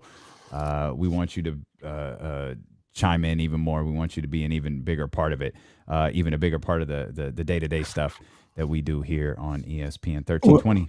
Well, Damien, they on the chat. They talking about, if you're watching on the chat, you know, I got a fly little orange shirt on. They talking about I work for Caltrans with this orange shirt. They always getting the jokes off. Yeah, you'll get roasted. Yeah, don't get it twisted. You'll get roasted on the chat. Y'all see the W, man. I'm representing my man, Russell Westbrook, man. You know what it is.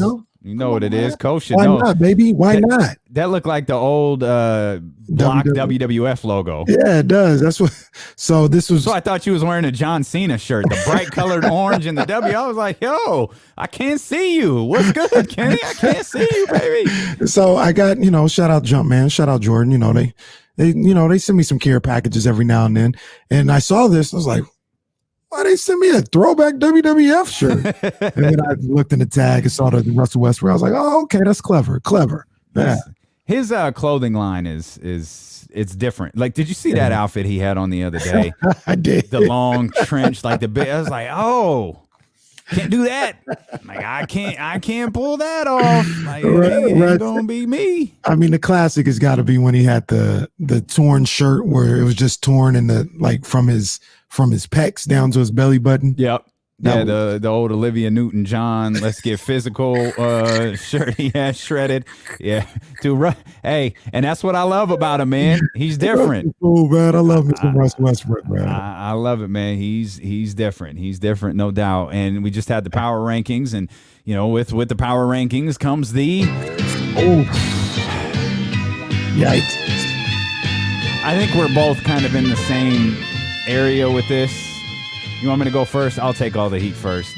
Go ahead, but I'm gonna ride with you, partner. I'm gonna ride with you. But go ahead. We'll see where you put them. Like, you can't lose 7 straight. You can't be staring at the 8th straight loss headed in to take on the best team in the NBA, or at least the hottest team in the NBA, and not crack the powerless rankings. For only the second time this season, I had to put the Sacramento Kings at number 5. Well, let me interrupt you for just a second. I was rooting for you. We were all rooting for you. How dare you? Yeah. Did you just tell me this? Did you have them higher? Or I guess in this case, would it be lower? I'm not sure. I'm not sure the conversion rate, but well, we're actually in the same spot. Okay. They're 5. All right. I put Houston, who I think has lost 7 million games in a row as well. Actually, I think they lost their 8th straight last night. I got them at 4. Detroit at 3. And this was tough. I had to decide between whether losing 10 straight games warranted maintaining your position as the number 1 team in the powerless rankings, or firing your head coach under rather dubious circumstances. Let me rephrase that. Or firing your head coach and hiring his replacement under rather dubious circumstances, whether that warrants you being in the number 1 spot. And then I realized, hey, idiot, this is your segment. You can do what you want to. We've got a tie. There is no number 2. Wait a minute. In this That's week's a cop-out. There is no number 2 in this week's power rankings. It goes the Kings at 5, the Rockets at 4, the Pistons at 3, and the Timberwolves and Cavs at number 1. You can't do that. Yeah, I can do whatever I want to. Make a decision. I did. Who's the worst team in the league? The Cavs and the Timberwolves. The percentage points, all of the tiebreakers, it made it a tie. You cannot watch these two teams and differentiate which one's worse. I can. No, you can't. It's tied. The team with less wins. Tied. No, tied. It's tied. And then don't think I didn't notice. You keep trying to throw Detroit in there at like 3 and 4. Like how they're not in the bottom 2. How they're not in the bottom 2. I don't know how. I mean, they're terrible. You're going to regret this in a couple days. Just going to say that. You better start speaking nicely about the Detroit Pistons. I'd like to revise my top 5. Yeah, play that, right. Play that power theme again. I got the, hey, number one, I got the Pistons. Let's go. Number 2, we got the Knicks. Number 3, we got the Hornets. Who else is on the Kings schedule? Because we're going to put all of them in the power rankings. Lakers have moved back up to number 1. Lakers, they back up there. I assume you have the same 5 teams. We know that you have the Kings at 5. Yeah. Did you go Rockets? I actually do have the same 5 teams, almost the same order. Do have the Rockets at 4. And it's the same thing that really separated them from the Kings was they have 8 straight losses as opposed to 7 for the Kings. I didn't pull the trigger like you did. Everybody, let's just calm down. All right. Cavs are still 3. Okay. Cavs they've lost double-digit games. And they still don't have a worse record than the next 2. That's facts. That's real talk. So the Cavs are 3, Pistons at 2, and the Wolves, even though they may have the best individual play of the year with the slam dunk by Anthony Edwards, they look like a clown show with what they're doing with the coaching situation. And they just suck in general. They're the worst team in basketball. Now, I will say this. It's the Timber Cavs, as Rodney said. There's no Is that a cartoon? It's the Timber Cavs. That plays like it sometimes. I don't know when the last time you watched Cleveland. I don't know when. I feel like Cleveland got their 10 victories all at once. Yeah, they beat the Nets like 10 times. Gone to hell since. Yeah. It's just gone to hell. The one thing I will say, tell me if I sound like a hater here. Kind of glad the Timberwolves are as bad as they are, because I ain't gonna lie to you, I'd be a little pissed off if they were like got the 5th pick in the draft and the Warriors somehow fell into that pick. Like I'd be hot. Sorry, Danny in San Francisco. You guys can't get everything in the world. Yeah. Okay. Timberwolves, hell, don't win another game all year so you can keep that pick at least. They still got to, I think it's unprotected the following year. So, hell, the Warriors might get a top 5 pick the following year.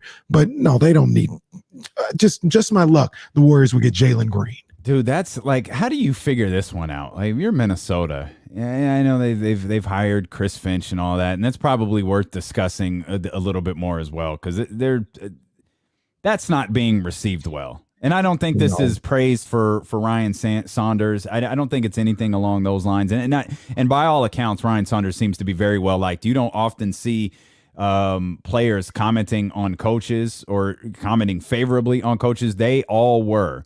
The Minnesota Timberwolves were, as it pertains to Ryan Saunders. So, again, the question isn't whether he's like a nice guy or not a nice guy. The question is, was he the right guy to coach this team when he took it over? And I think that the definitive answer is no. The Minnesota Timberwolves believe that the definitive answer is no. But the response to what went on afterwards, the response to the Chris Finch hiring, hours after both of these teams played, by the way, because the Toronto Raptors played that night too.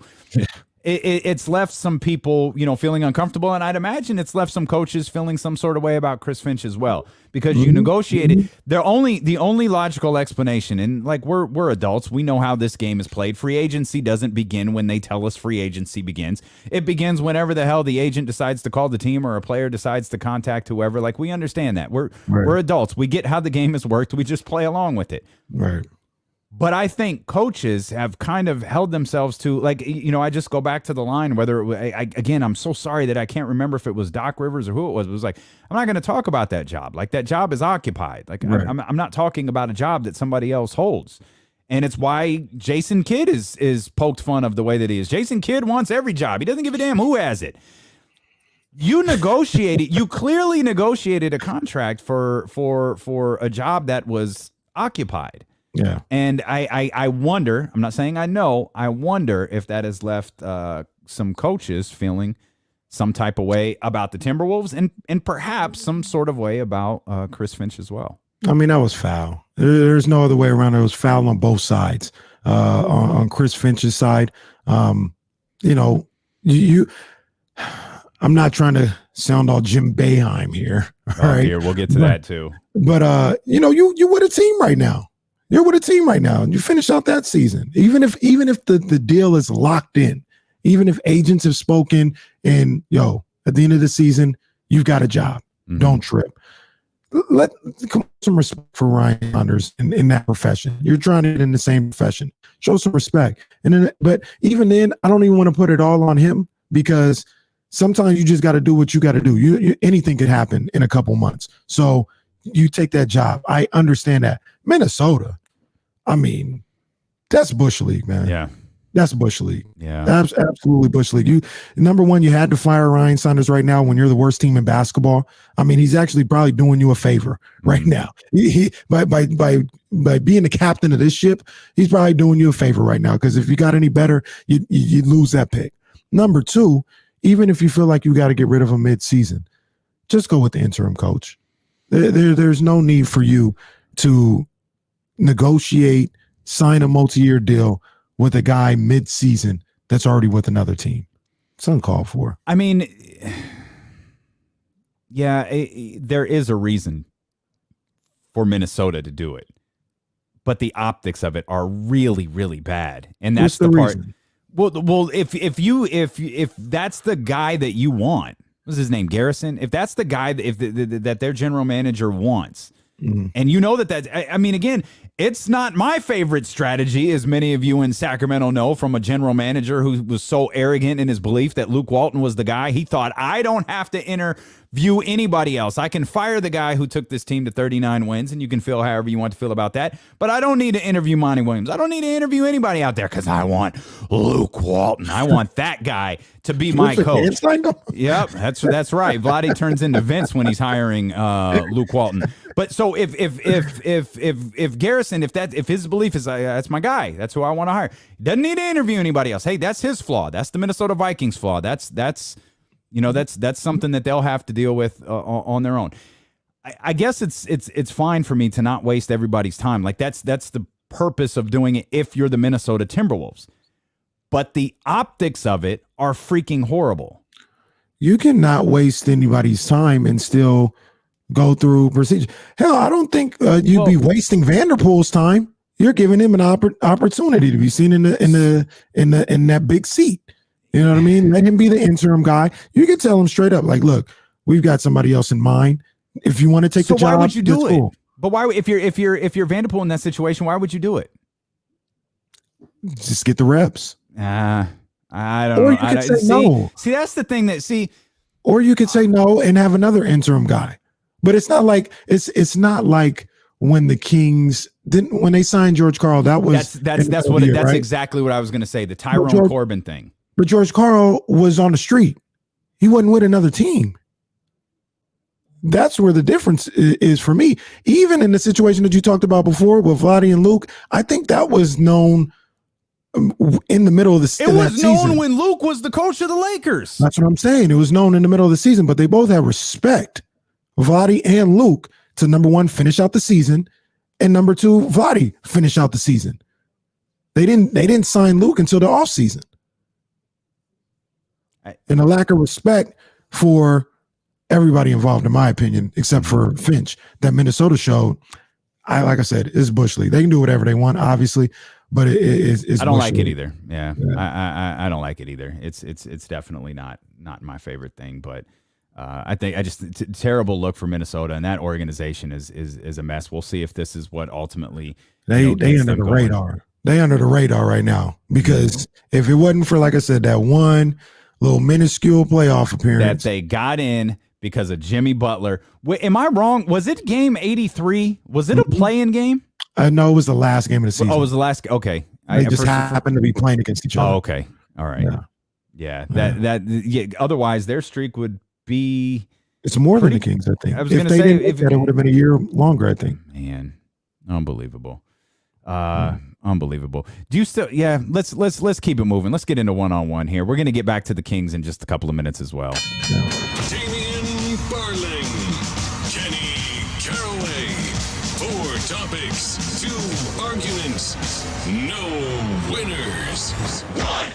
One-on-one with D-Lo and KC. It's Dak Day in the National Football League. Today is the day that you can extend franchise tags out to players. I believe you have till March 9th-ish. Probably should have confirmed that before I threw that date out, but you have certainly until early March. The point is the Cowboys have a couple of weeks to figure out what they're going to do with Dak Prescott. The latest reports are the same as they've been for the last 2 years. They're nowhere near a deal. So I'll ask you this. Do the Cowboys throw another franchise tag on Dak Prescott? And is this his last year with the Dallas Cowboys? I think yes and yes, and I think that would be a failure, because it's clear by the Dallas Cowboys. Yeah, by the Dallas Cowboys. Okay. It's clear that they don't want Dak Prescott long term. They at least not for their terms. Dak isn't moving off of his terms. It's not going to work long term. Mm-hmm. So in this particular situation, I would find the deal that he wants and find a trade partner and trade him. That's an interesting one that I haven't given a lot of thought to. Remember, if you trade it, this is 37-ish. I think it's between 37 and $38 million. Mm-hmm. Now so I'm not saying sign him to the franchise tag. I'm saying sign him to a contract and trade him. Let's just throw the 49ers out there, for example. Okay. If the 49ers have communication with the 49ers, say, what are you willing to pay for Dak? Or I don't know how the rules are, if they can talk to his agent or whatever, if work out a deal that would work for the 49ers and then work out a trade deal.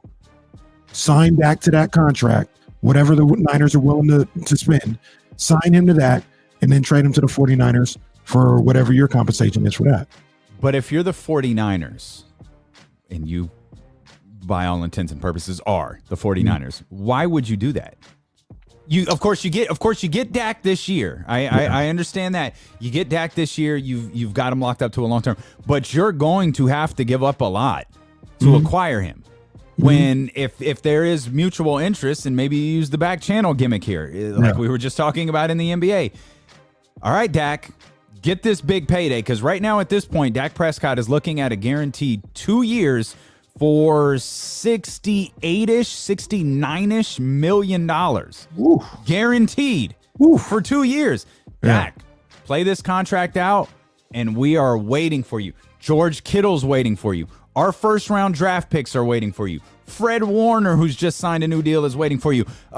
Trent Williams, who just signed a new deal, is waiting for you. See that kid we drafted a couple of years ago, Brandon Ayuk? He is here. He's waiting for you. Debo's here when he's not hurt, waiting for you. Hopefully, by the time you get here, we've got some sort of different plan here at the running back position, but we've got all of this waiting for you. We don't have to trade any of it, and we're going to sign you to the richest contract in NFL history. Because a lot can happen in 1 year, let alone 2 years. And if you're the 49ers, you try to make a deal, but you also convey to the Cowboys, like, number one, we don't have to do this. Mm-hmm. Number two, you're the ones that are going to lose him for nothing. Mm-hmm. So I'm not giving you the Deshaun Watson package for Dak Prescott. I'm going to give you maybe half of that, and you can take it or you can leave it. And if you leave it, you're going to get nothing. Because obviously it's not going to work. That's the leverage that you have when dealing with the Cowboys that maybe you don't have with the Houston Texans. Because as much as I think that Deshaun Watson will sit out and he's never going to play for the Texans again, the Texans can still say, "Look, we own his rights." He'd have to retire for him not to be a Texan. And then even if he tried to come back, we'd still have it. You know what I mean? They have a little bit of leverage. The Cowboys, a lot. Yeah, the Cowboys are like, well, we're either going to pay him what we don't want to, or we're just going to lose him in a year and not get nothing. So maybe these 2 second-round picks and 1 player is what we should take. I don't know. But I think that's what Dallas should explore, because obviously it's not going to happen. This is such a wild thing. Looking here at the chat on YouTube, the ESPN 1320 YouTube channel, AJ says Jerry doesn't love Dak. Dude, he's right. And that's just the weirdest thing. Like Dak Prescott beat Tony Romo out of he basically took the job from Tony Romo. And I know Tony was injured at the time. Yeah. And what was it? Kellen Moore got, I think he broke his ankle, and that all resulted in Dak Prescott becoming the starter. And he essentially, he won the job. Like, when it came time for Tony Romo to be healthy and come back, I'm the backup quarterback here. And eventually he's going to retire, and he's going to be the highest paid broadcast analyst the television has ever seen. So it's just fascinating that Jerry doesn't wrap his arms around Dak Prescott. It really is. It's bizarre as well. Looking at the Cowboys, I think you mentioned it, but we expect them to not bring back Amari Cooper after next year, right? Next year, yeah. This is Amari Cooper's last year as a Dallas Cowboy. Yeah, so maybe that's the argument to sign him back to the franchise. And because this is a team that going into the season last year, I thought the NFC Championship game was going to be 49ers Cowboys. Mm-hmm. And they offensively, they were crazy until Dak got hurt. They need to shore up the defense. But maybe if you're the Cowboys, you're like, look, we saw what the Bucs did out of nowhere. Like, this is not this, dynasty league or anything like that. All we need is 1 year where everything falls into play. Hell, they could look at the 49ers from 2 years ago and say, we just need 1 year. So we're not going to have Cooper. We're moving on from him. We're probably going to move on from Dak. Let's see if we can run this thing back 1 year. You have some defensive players. Let's see what we can do in 1 year. So I guess that would be the argument to the Cowboys placing a franchise tag on Dak 1 more year. Yeah, I feel like the franchise tag is the ultimate lose-lose for the Dallas Cowboys. I feel like it's a win for Dak Prescott. I'm sure he wants that long-term security. And, it's 37 guaranteed if he signs a long-term extension. It's over 100 guaranteed. I have no reason to believe Dak's not going to get a monster contract next year if he winds up on that franchise tag again. It just feels like the Cowboys have absolutely screwed this up, and now Dak Prescott is in prime Kirk Cousins position. And you can laugh at that if you want to, but Kirk Cousins, to the best of my knowledge, is the only NFL player in history who got 5 straight years of guaranteed money. 2 franchise tags with the football team, and 3 guaranteed years from the Minnesota Vikings. Can't be mad at that. No, not at all. What you got for me? Speaking of a quarterback in a new place that is trying to rebuild his career, Carson Edwards in Indianapolis. Now, I'm sorry, who was that? Carson Edwards? Or Carson? Who is Carson Edwards? He plays for the Celtics, right, Jesse? Carson Edwards does look like a football player, but he far more resembles a Saquon Barkley than a Carson Wentz. If you've never seen Carson Edwards in person, it is a sight. You go, that dude is not a basketball player. He's a running back. And he's like bow-legged. Is that how it is? A little bit? Like he looks a little bow-legged? I don't know if he's bow-legged, but his calves are, his thigh, dude, he's a monster. Yeah. He probably wasn't running back. And he's compact. He can go. Somebody that is not compact is Carson Wentz, who is in Indianapolis now. But he's having a little issue. Everybody knows Carson Wentz wore 11 in Philadelphia. Mm-hmm. Typically, when the quarterback comes over, and we all expect Carson Wentz to be the starting quarterback with the Indianapolis Colts, they work out a deal. I love that you said we expect him to be the starting quarterback. We're not sure. We're pretty sure. You don't want to put anything in the basket right now, but we expect him to be the starting quarterback. And typically, he's the franchise, face of the franchise. You work out a deal. Well, Michael Pittman Jr. right now wears number 11. And he says, what do we like to say, Damien? That ain't going to happen. Pittman told TMZ Sports, he said, I am number 11. I don't think there's any deal that's going to get done. Okay, Damien, does a deal get done between Pittman and Wentz to get number 11? Yeah, he's playing hardball. Yeah, go ahead. The numbers are always an interesting thing. Like, is Carson? If I'm Carson, I'm probably like, you know what? Let's just move on. Like, let's just. I don't think he's getting it anyway. Like, let's just like, if I'm Carson, I wouldn't even want it. I'd be like, let's just put this behind me. Let's just forget. Like, Carson Wentz will be one of the most fascinating figures of this time frame of football.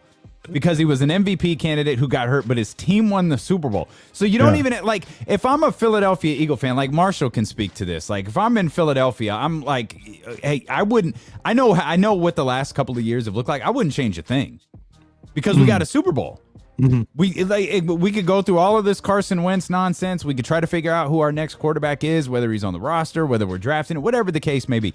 I wouldn't change a thing because those 12 weeks that Carson Wentz played put us in a position to have home field advantage heading into the into the playoffs, and it I think helped us ultimately, even though he wasn't on the field, it ultimately helped us win the Super Bowl. Yeah, sure. But if I'm Carson Wentz, I'm like, yeah, I'm just gonna put all that behind me because if you're Carson Wentz, what do you do with your ring?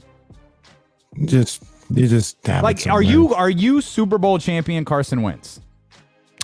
That's a good question. You're in the same way that you're NBA Finals champion Adam Morrison or whatever his name was. Well, the same way that I'm NBA champion Kenny Caraway. I have a championship ring from the Warriors. We'll be right back. It's D'Lo and KC here on Sacramento's #1 sports station, ESPN 1320. We're going to come back to that. Way. Yeah, we're going to come back to that. That is funny. I don't know where Carson Edwards came from. That's great. I don't have any Celtics in my vision or anything. I don't know where that came from. All right, I need an early break here. I'm turning it over to you. So do your thing. Yeah, here we go. Hold on. All right, all you, baby. All right, man. Oh man, come on, man. So I don't know if y'all heard my man Jesse, but he's talking about Canelo fighting. I think his name like Yurmi or something like that. Now, okay, so I'm not gonna go too in on Canelo. It's a mandatory fight, and he's just trying to get it in. Initially, they were trying to have it in Mexico. It was like a go home fight. So I'm not gonna go on him too hard. I'm not as upset with the I think his name is Yurgi or something like that. I can't remember. He ain't a nobody. It's a wash. But I'm more upset with him taking on Billy Joe Saunders Cinco de Mayo weekend. Stop, bro. Stop, Canelo. Like, I need you to step up your game. You can't keep fighting these Euros that have no chance of beating you. The Euros are overrated right now. At least right now, they're overrated. And I'm sick of seeing it. So, yeah, Jesse, I'm not a fan of this fight, but I'm not as upset as I am about the next fight he's talking about taking. I need him to fight Caleb Plant or David Benavidez. Don't get it twisted. And I need him to go up against one of the Charlos at one point. Stop playing. You got Andre right there too. Demetrius Andre. Take care. Come on, man. There's fighters out there. I think Canelo can fight. I think he's a good boxer. He's not my number one pound for pound, but I think he can fight. I think he's one of the top fighters in the game. But one of the issues that I have with Canelo is he has not challenged himself in his career. That's just look, I know people talk about the resume and all this other stuff. In my opinion, Canelo has not challenged him. He's never faced a peer, not P-U-R-E, a peer, P-E-R. He's never faced one of his peers that were on his same timeline, like his age group, his talent level, an Andre, a Charlo, a Caleb Plant. He's not faced one of those guys. That's my issue with Canelo. Boxing talk. I love it. I agree. I don't think Canelo wants to smoke. I'm just saying. I'm not saying he's scared, but I'm just saying I don't think Canelo wants to smoke. I said he's a top fighter. Slow playing it. How much slow? He's already basically taken off. He took off all of 2020. All right. And he fought at the end of December against that bum Smith. All right. And then, welcome, Damien. We're talking about Canelo. There we go. Yeah, Triple G is the only one. He got that first one, Adelaide Bird. I don't know what the hell was going on there. Yeah, I need Canelo to step up his competition. Did you know Canelo was fighting this weekend? What is a Canelo? What is? You get those at the bakery? Let me get I don't know what a Canelo is. Actually. Okay, all right. We definitely want to hear from Big Al. Hey, Danny in San Francisco, if you're listening, are we allowed to? We could show alcoholic beverage, not drinking them, but can I show a bottle of an alcoholic beverage on here?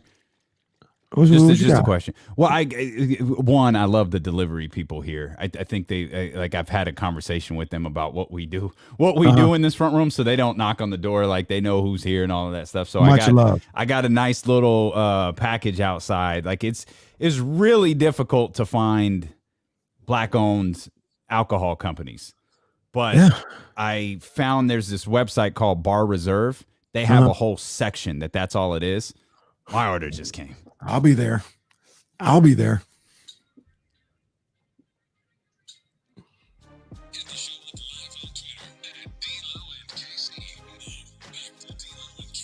Yeah, take part in the conversation, man. We'd love to hear from you. We're with you till 4:30 today. That's right, an extra 30 minutes as we've got Kings basketball. Of course, they will be in Brooklyn hey, one-on-one music still playing, for goodness sakes. They'll be in Brooklyn today, and we'll be with you all the way until tip. D'Lo and KC will smoothly transition into Courtside with D'Lo and KC coming up at 3:30. That'll be 60 straight minutes of Kings talk. We'll dive back into the Kings here in just a couple of minutes. Okay. I know I'm intrigued. Could you explain the Golden State Warrior championship ring thing to me really quick? I mean, I'm a world champion. Okay. Did you go there on like opening night and they gave you one of the replica rings? Is that what it was? That would have been hilarious. No, I work for the Warriors. I work for their what is it called? Doing the camps and stuff like that. Oh, okay. So they gave everybody. Now, first of all, I don't need anybody run up into my house thinking I got something. They definitely did not give me the same ring they gave Steph Curry. Okay. So there's that. But they presented me with a little championship ring. I think it was 2017. Yeah. I think it was 2017. That's dope. The Monarchs, they had like tiers. So there were like, if you like, I think they're like the main broadcasters, they got the player ring. Like they got the main ring, and then every employee got kind of a scaled down version, and the scaled down version was phenomenal because you've got to remember, like WNBA championship rings, some of them, like I saw the Sparks one once, it looked like a wedding band. It was like, y'all getting married to the trophy? Like, what are y'all doing? Like that? How did you approve that? But the Maloofs, they had been wanting a championship so bad, dude. They had a straight up Super Bowl ring made. They took care of them boys, huh? Yeah, they took care of ladies. Excuse me. Yeah, they took care of that group for sure. It was quite a it's quite a sight for sure. Yeah, that's pretty cool. So yes, me and Carson Wentz were world champions. Sure. Is that the ring? Are you holding the ring? Box. It says 2017 world champion Golden State Warriors. It's a nice little treat for the folks. Yeah. That's pretty clean. That's all right. Really cool. It's a cool little thing, man. So you're a Warriors fan, huh? Okay. See, so this is what I try to tell people for years. Danny in San Francisco, other people, you hate on the Warriors. Me and the Warriors, we make beautiful music together. You know what I'm saying? Y'all win championships. We got a business relationship. I ain't got no problem with the Warriors. You know what I'm saying? Number 23, that's a whole nother issue. But you know what I'm saying? The Warriors, it's all good. I love Steph Curry. I love all them boys. Nice little championship ring. How you feel about DeMarcus Cousins? What about DeMarcus Cousins in Golden State as he was released by the Houston Rockets today? All apparently just it's best for DeMarcus. It's best for the Rockets. All seem to be okay. Everybody's happy. Nothing to see here. I don't know. I don't know what the market is for DeMarcus Cousins, but I assume contender. I got to imagine Brooklyn is at least. Yeah, that's what I thought. Yeah, I got to imagine Brooklyn is at least asking. Maybe Golden State, the Lakers have turned this down, so I feel like Brooklyn could be the leader in the clubhouse here to land DeMarcus Cousins. I would think so. I mean, that's when this came out over the weekend. I said Brooklyn. Would be a great landing spot for them. It's free. They don't have to give up any of the few assets that they have to get them. Would destroy your Hassan Whiteside / Rashawn Holmes bidding war. Idea. Yeah, the bidding war. Yeah, man. But I mean, if I was Brooklyn, now DeMarcus isn't the rim protector that they're probably looking for.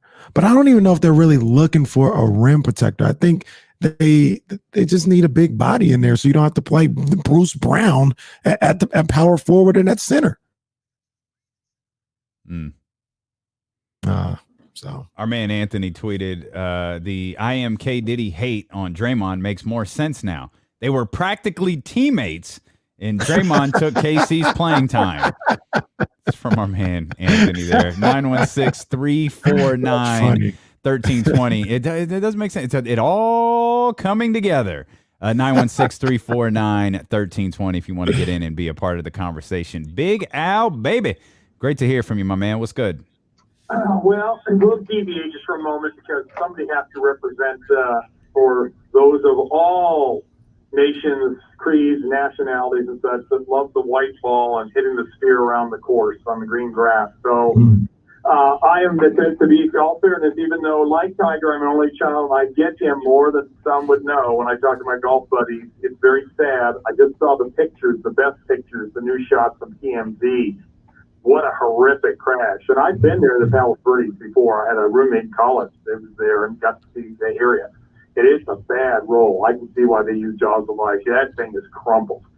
So for Tiger, I mean, I've never been his favorite fan. I just admire how he went about his business. When he came out, all his different troubles, but when he came out, besides Dad teaching him, so to speak, and then, of course, his 3 or 4 various string coaches, but said that the one book that influenced him the most was Golf My Way by Jack Nicklaus. And he played like Jack, except he had a little more firepower, but that's who Tiger was. So for that, I'm sad. Why it happened is going to be real interesting. Yeah, we're avoiding that. Yeah. We don't need to talk about that till we know. Yeah, that's sad. But you know what happened? Just 3, 4 years ago, 5 years ago. It's sad for him. And again, that's more of a psychological profile. I won't go there on the air with you guys, but yeah, it is sad. And hopefully it's not because all I just read, the latest I just literally read is that he was seen speeding out after that little post-production meeting they had. So he was probably going, speed was involved. And that's sad. Those roads down there in that Calabrita, you don't want to do that. There's some windy stuff there. Yeah, PV could get dangerous as far as winding roads and mountains and stuff. Anyway, aside from that, I don't want to do any bad jokes today about that because my guys down in L.A., the Tiger would be loved to watch on TV after he gets out. They're kind of like that too because without Anthony, now is Schroeder on that stupid COVID. We're bad. Your poor Kings. I mean, here I was so enthusiastic for your Kings fans, and now I'm looking like a dumpster fire for saying that. We actually think that it's your fault.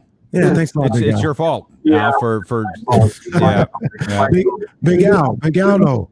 I mean, no love for my boys in Ann Arbor. What they doing? What they went Well, they earned it. They earned it. And I'll say this, okay, I'll tell you this. I have no disregard for Michigan basketball. We've talked about that once before. I mean, I always thought highly. They had a couple of great coaches in their history in the last 40, 50 years I've been watching basketball. So nothing. I just don't like your blanking football team with blanket, through and get those clowns. Yeah, I don't even recognize Bo. Juwan Howard, I'm happy for him getting a real great opportunity. He is doing a really good job. He's doing a really good job up there too. We appreciate you, Big Al. Jesse's quick. Hey, Big Al, if you're listening, no, Jesse. Yeah. Don't come with no equalizer stuff to my house. That was Jesse. Go to Jesse's house. That is all Jesse. You can reach him at JTA or. That was Jesse the Body. He knows when I say we appreciate it, he's like, hey, I don't care if that guy's still talking. I don't care if Big Al call every day. D'Lo said we appreciate you, so I'm cutting your ass off. Working from home, Kenny and I joke about this all the time. We've built an entire radio station. We've had our share of hiccups along the way. Doing a radio show and now a live stream from the house, and working from home can create its challenges. The same is true for beat writers covering basketball teams, as was the case for a writer in Los Angeles talking to Doc Rivers the other day. Hey, Doc. Pretty prolific first half for you guys without Ben, and then Joel kind of a Jackson. Are you in bed right now? I am laying on my bed. Jesus Christ, Jackson. That is my now. Sorry.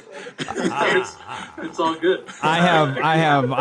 That's my new favorite clip here will be. Jesus Christ, Jackson. I love that Doc Rivers pointed out, and you can see on the video, it looks like a headboard behind him, and so Doc hit him with the. Are you in bed, Jackson? I thought that was fantastic, and I'm sure people who are doing these Zoom calls and teleconferences on video and all that stuff are aware of the difficulties of finding a quiet spot in the house, or the cat running up and jumping on the keyboard, or the dog coming in to say hi if you're in the studio too long, or maybe kids running behind you, or whatever it may be. So I enjoyed Doc Rivers having some fun with that also. No, that was pretty cool. I love the Jesus Christ Jackson, and then something about that laugh. I like the laugh too.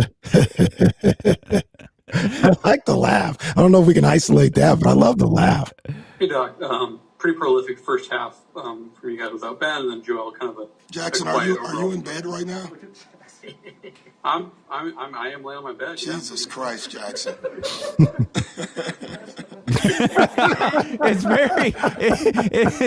It's very Kawhi-ish. It's got a very heavy Kawhi feel there for Doc Rivers. That was funny. I like Doc, man. I continue to enjoy the hell out of Doc. I like Doc. I make no bones about it. I thought his time was up in Los Angeles with the Clippers. I thought that it run its course, and some of the things that went on with that team last year, I thought it was time to move on. But it's no indictment on Doc as a coach. I think Doc is a good coach, and I think he's great for this league. I really enjoyed him being a head coach in this league. Absolutely. You're listening to D'Lo and KC on KIFM, West Sacramento, KRXQ, HD2 Sacramento, or radio.com sports station.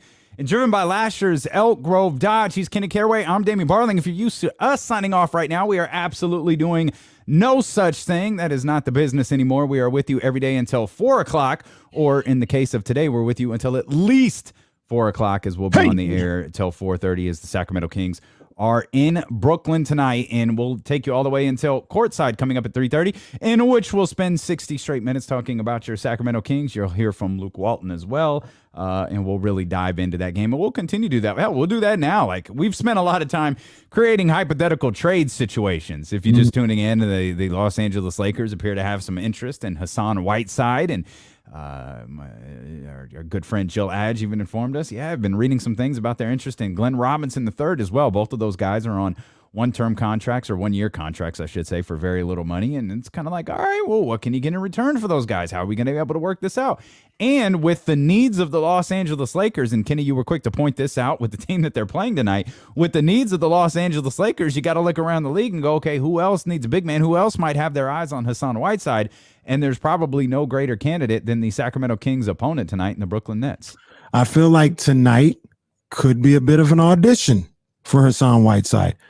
I mentioned it, kind of loosely. Could be an audition for Rashawn Holmes. Yeah, I don't like that audition as much. I know. I feel the same way. But, yeah, I mean, I think it's got to be looked at. But Hassan Whiteside, I think that if I'm the Nets or if I'm the Lakers, I feel like I should be able to get Hassan Whiteside relatively cheap, and he would help me out. It would be a second-round pick. And the Kings, all right, sure. We're not resigning him next year. He's not part of our future or anything like that. And it's not even to say he's been bad. Like, I don't think Hassan has been bad. He's had his good moments and his bad moments. But if I gave him an all-around grade, I think Hassan would be at like a C+. Okay. But yeah, you can get something for him. You get a second-round pick that you didn't have at the beginning of the year for somebody that you're not going to have next year. Absolutely. See what, like I mentioned earlier, maybe it's a bidding war. Okay, yeah, and that's where like a second round pick this year and like a second round pick in 3 years or something like that. Like that. Okay. I mean, and maybe that's the case. Maybe beggars can't be choosers here at this point. You've just got to come up with a way to continue to. But again, it's that dangerous game, that we've talked about on many times before. We're trying to get in the side of him. We're trying to get inside the mind of a guy that we know very little. We know next to nothing about in terms of Monty McNair. We have no idea what his game plan is. Like, you get inside Vlade's head and you've got the squirrel running on the wheel over and over and over again. But we're trying to get inside Monty McNair's head, and we don't know. We don't know. So Monty is the Al Heyman of Sacramento right now. That's a boxing reference. Sorry, Danny in San Francisco. But yeah, we don't know. Just like we don't know. Damian sitting across from me. I don't. What does that mean? Damian, you know about Al Heyman. Soon I know enough. who Al. But is he quiet? Is that what it is? Like, is he strategic? Is he the cerebral assassin? Is that what he is? 95% of the people don't even know what he looks like. Well, count me in that 95%. They've never heard a word from Al Heyman. I don't think I've ever heard him speak. I've seen a couple of pictures of him, yet he's like one of the top 3 most powerful guys in the sport. So, and he writes checks. He gets checks to Drake. So, yeah, that's what Monty McNair is. He's the Al Heyman of Sacramento. Like, when's the last time you heard from Monty McNair? He gave a press conference. I can't remember when it was. But yeah, it was a while ago. It might've been at the start of the season, like right before, like right when they got to camp, and then that was it. Let me ask you a question. So maybe 3 years from now, 2 years from now, if I ask you this question, it'd be, oh yeah. No, it'd be no problem. If Monty McNair was walking down your street right now, do you think you would notice him as Monty McNair? Yeah. You think so? I mean, I know what he looks like. I mean, sure. We know what he looks like, but that's Monty McNair. Well, I don't think I would do that. Like, if we were in the grocery store or something, it wouldn't be like hey, there's De'Aaron Fox. Hey, there's Marvin Bagley. Hey, there's Hassan Whiteside, probably with a big old scarf on or something like that. Like, it doesn't stand out like that, but I know what Monty looks like. It would probably take like, hey, is that Monty McNair? Like, oh yeah, it is. I'll put it to you like this. If you saw Pete D'Alessandro walking down your street, you would be like, oh yeah, that's Pete. I know what he looked like. I know him. Like, I'm not sure if Monty was walking his dog down my street, I'm not sure I'd be like, there's All right, maybe. There's flaws in your it. theory, though. Ain't no chance Pete D'Alessandro's walking down the street in Sacramento, California. Ain't no way. Not without getting eggs tossed at him or something along. You go full. Gonna be like Showtime at the Apollo. Yeah, like he'll be the first dude to ever get booed while walking his dog. I'm just and like I said, maybe I'm exaggerating a little bit, but Monty McNair. I mean, we don't know what he's thinking. Mm-hmm. We don't know anything about his philosophy. A lot of that has to do with the fact that we actually haven't gone through a full season with him and a full off season with him to really know what his philosophy is. And by the way, that's the way it's supposed to be. You're not supposed to. You're not supposed to know what the ideas of your front office. I believe the front office is supposed to work in the background. The front office doesn't need to be, at the forefront of everything. I don't need shots during the game of the general manager celebrating in the tunnel. Like I don't need that. That's not what I'm here for. Okay. That might be the third shot of Vladdy today. It's not. It's just a preference. I don't need it. Now the hamster thing, that was a shot. This isn't a shot. I don't need to see it. Like I don't need to see. I mean, I think that was Petrie's spot, right? I don't need to see that. I don't need that. I don't need it. All I need you to do is make them moves. Now, to be fair, Monty McNair is right there courtside. Yeah, I mean, it's different. Like it's different this year, though. You know what I mean? Like he's sitting with a mask on, watching about. Like he's not the focal point of. I don't even think the camera has caught him. I know they've pointed it out, and if you see the baseline angle, you can see it. But I don't think unless I've missed it. I don't think the camera is like zeroed in on Monty McNair watching the game. I don't think so either. I'm telling you, he's the Al Heyman. He just falls Sacramento. Like he just falls back, and you kind of wait to see what happens, and your ideas for Hassan Whiteside and Rashawn Holmes. Again, I hate your Rashawn Holmes idea. It could be losing. It wasn't my idea. It was kind of your idea. You presented it. I didn't. Just ask the question. Ain't that what you always tell me? I'm just asking the question. There you go. Was that me that you just imitated? Was that my voice? No, that was what you say in the voice of Pops. Okay. I'm just asking the question. The Phoenix Suns are waiving center Damon Jones. Damon Jones being waived. So I know that's not moving. I know that's not moving. Like no one's going, let's go get. But if you're in need of a center, if you're in need of a big body, i.e. Los Angeles, i.e. Brooklyn, there's another option for you. So your bidding war for Hassan Whiteside and those second round picks is falling apart right before our very eyes. Taking a hit. It's so funny. Jones. We keep talking about Buddy and Harrison Barnes, like the Kings fan base. We're talking about Buddy and Harrison Barnes and trade pieces and all this stuff. Meanwhile, it's Hassan, like it's Hassan Whiteside and Glenn Robinson III that are looking to be acquired by teams across the league. Yeah, I think Hassan. I've only seen that one report, from the Lakers. There hasn't been like a bunch of people getting behind that, but I would believe that. And I think that would be a good fit for Hassan Whiteside. I think that would work because the Lakers said it since opening night. I think they're lacking size. They miss JaVale McGee and Dwight Howard coming off that bench and giving them different looks and different ways to play. They don't have that right now. Montrezl Harrell, probably a better player. He's a better offensive player than both of those guys, but he doesn't have the size and the rim protection that JaVale and Dwight gave those guys. So getting somebody like Hassan Whiteside might be right up their alley and what they're missing. Yeah. There's a great, the game 916 said Vlade is Damian's Draymond. That's facts. It might be accurate. Vlade ain't ever done none to me. Nothing. Draymond ain't never done none to me. I've talked to Vlade once on stage at like a fan fest thing that we did. It was a fantastic conversation. It was Vlade and a really nice Mike man. and I really do have zero issue with Vlade. It's just Vlade has been at the center of some of my biggest frustrations.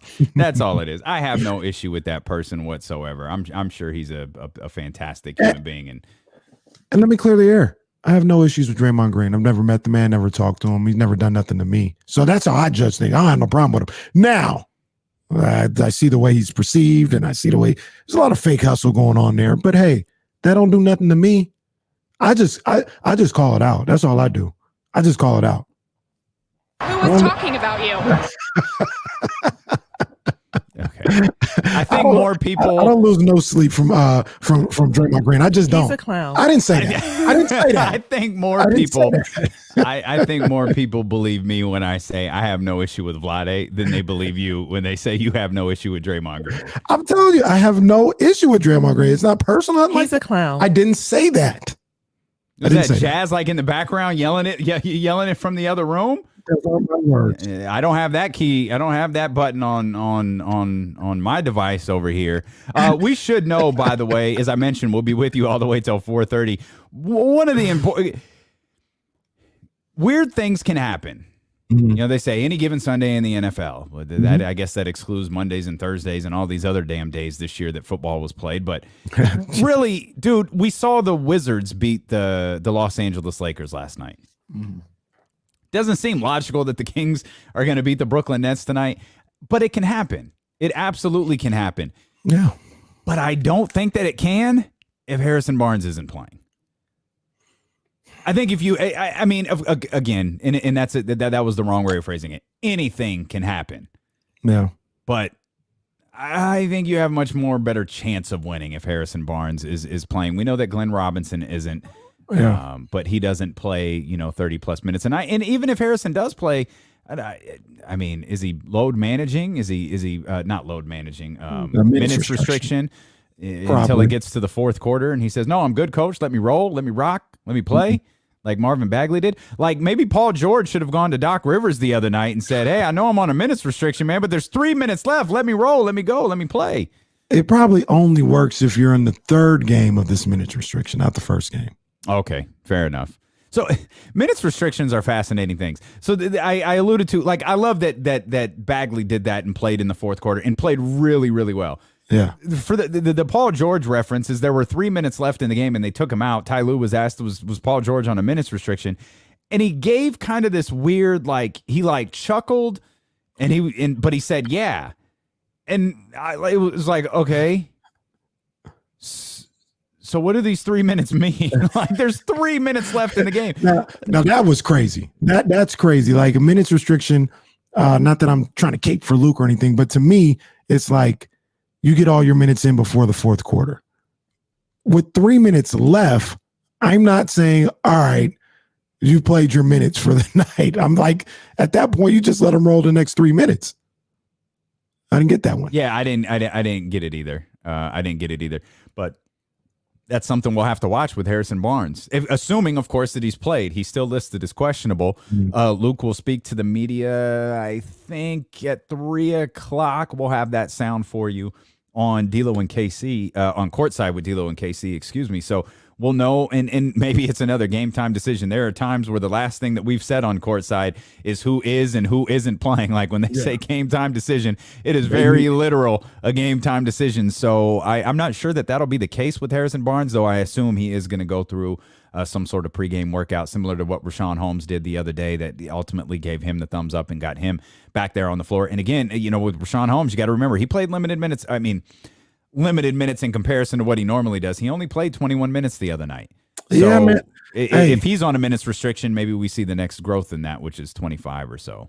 And that's going to be interesting because I really feel like Rashawn Holmes and Marvin Bagley could have big nights tonight. Mm-hmm. I think they could have big. I think they could eat tonight. And I want you to explain why. Because there's a very easy reason to explain why that might be possible. So we'll do that. We'll continue to talk and take your phone calls at 916-349-1320 if you want to get in here on the conversation as well. We've got you covered on twitch.tv/ESPN1320 and on the YouTube channel as well. We're back with more of D'Lo and KC here on ESPN 1320.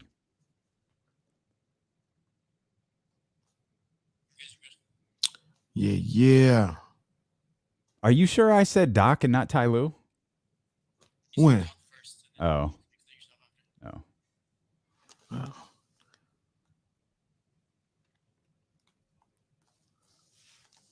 Anderson. Sometimes you just got to let those ride. I'm going to do that 1,000,000 times. Yeah, don't let Carson Edwards ride, though. say. Well, that was Kirkman. but that's funny. Don't let that go. Please correct me on that one.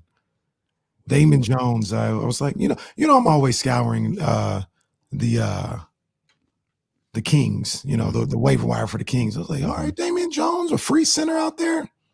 Nah, I'm good. I don't think we got a response from Danny in San Francisco. I could probably just text them. It's not that serious. I just wanted to show you what I got. But go to just some free game for everybody. I always get the name mixed up as to whether it's Reserve Bar or Bar Reserve. I'm peeping that. I think it's Reserve Bar. Yeah, go to reservebar.com and then just type in like black owned and you'll get a whole page of that's what's up. That's dope. Yeah, no, this is a good idea. Like they have a whole explanation as to why they launched this. I think they call it their Spirited Change Initiative, which I love that. Like that's fantastic. But they've got Uncle Nearest on here.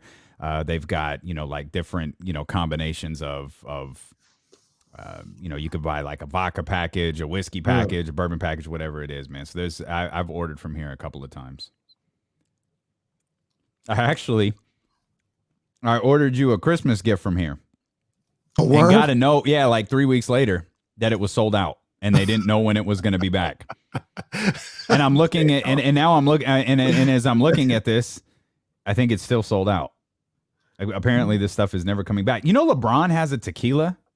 Yeah, I remember hearing about that. I think it's called Lobos. It's on here. Who's Sincoro? What was the deal with Jay-Z the other day? Did he partner with somebody on like? Yeah, he launched a new. Is it champagne? Mm-hmm. Yeah, I didn't see the cost of it though. Yeah, it's not gonna be like that Rose Bel Air. Yeah, I did not see the cost of this. It's called Ace of Spades. Oh yeah. He partnered with Ace of Spades, the gold bottle. Well, no, that's what it's called. He partnered with. It looks like Hennessy. Oh, okay.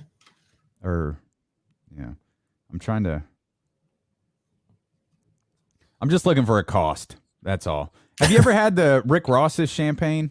The Bel Air? Mm-hmm. I haven't had it. I've it's heard good. It's pretty good though. Oh, it's really good. Yeah, it's really good. And I remember hearing Ross talk about that, where he was like, there was like, why'd you make it so cheap? You could have made it more expensive. He's like, look, when I'm in the club, I'm drinking my stuff, my Bel Air. Mm-hmm. And when people buy it, I want them to have the same experience. Like they shouldn't have to go broke trying to have the same experiences that I'm having. So yeah, you can go to your local Albertsons and get you that Bel Air Rosé. You know what I'm saying? Can you really though? Is there still Albertsons? Maybe they're down south though. Huh.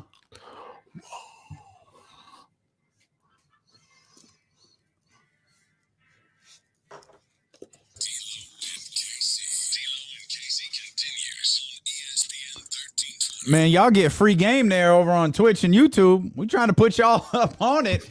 Debating on whether Albertsons still exists, though. You say when you say South, do you mean South Sacramento or like South, like Southern California? I think they have. They might not have Albertsons out there. I don't feel like Albertsons exists anymore.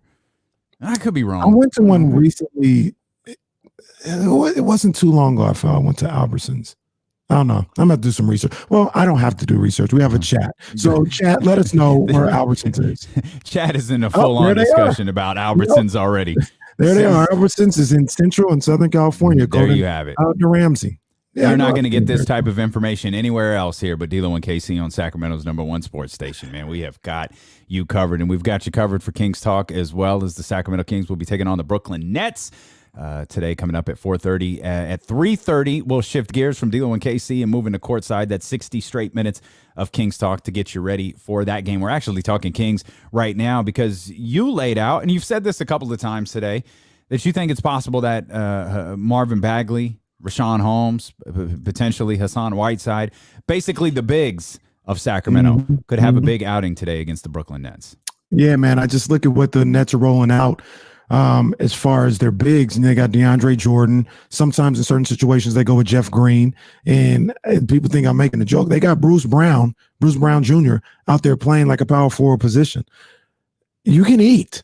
You can eat. If you feed Marvin Bagley, he can eat on those guys. If you get in pick and roll situations and Rashawn Holmes is rolling to the basket and get his little push shot from 11 feet away, make sure it's 11 and not 13 because that matters. When he's a little, I know that shot is money, but I know when it's too far away, when he shoots it, when he loads up to shoot from about 14, I'm like, oh no, that's too far. That's too far. And he almost never makes it. But if it's 12 and in, pure, doesn't even hit the rim. So, yeah, I think those guys can eat. I think they can have a big. I mean, the guy that we're talking about who was on the market, I know, people kind of put their nose in the air to that game that he had, but Hassan Whiteside went for 26 and 25 and 16 when he played the Nets last time. So I think Marvin Bagley could have a big game if he just stays calm and works around the basket, doesn't get into a situation where he's shooting too many threes or too many outside shots. Don't fall into their trap. Go ahead, pound them inside. And the same with Rashawn Holmes. Work on them backboards as well and get some second chance opportunities. I think they have a big night. Sorry, partner. It was 26 and 16. 5 blocks, which I think is a stat that gets kind of, again, it was a game that they wound up losing by 11. It was a game they felt like they lost by a lot more than 11. He was 12 of 15 from the field, and this was all in 24 minutes of play. Rashawn Holmes didn't play in that game versus Brooklyn, but Marvin Bagley did. He had 19 points on 7 of 13 shooting. Harrison Barnes played. We believe, that this was during the stretch in which Harrison Barnes was just, I actually think this was the last game he played before missing. I think we're up to the last 3 now. Forgive me if I'm wrong, but he's obviously missed the last handful of games, and we're waiting on word if he's going to play tonight. But to just kind of accentuate your point a little bit, you had a really good day from Marvin Bagley. Again, 7 of 13, 19 points. That was in 21 minutes. Yeah. That was minutes restriction Bagley. You know what I mean? And so now you've got, a big performance from Hassan Whiteside. So you might be able to see that if you can, if Rashawn Holmes is still feeling good and hopefully that he is. We've got no indication. I don't even think he was on the injury report at all this week to give us any indication that he wouldn't be able to play. So unless there was a setback during practice or something, fully expect Rashawn Holmes to play, Marvin Bagley to play, Hassan Whiteside to play. And, you could get big points from them. The question is, and you could get, 16 rebounds for Hassan, 7 rebounds for Marvin Bagley. We mentioned 5 blocks for Hassan Whiteside, 1 for Marvin Bagley. Will it be enough? And that's what this boils down to. This is a team that is outscoring, this being the Brooklyn Nets. They're outscoring opponents 120 to 111 in the last 6 games during this win streak that they're on. And they put up 136 against the Kings. And again, it was 136 to 125. It felt way worse. Because of that 20-0 run. There was a legitimate stretch in that game where it felt like the Sacramento Kings were never going to score again. Yeah. And, it's kind of like, okay, hypothetically, you get a big performance from Bagley. Let's say you get a big performance from all of your bigs that play in Hassan and Bagley and Rashawn Holmes. It's not going to be enough. There's going to be because, if Brooklyn's not playing defense, Sacramento's probably not going to be playing defense. And even when they do, it's marginal at very, very best.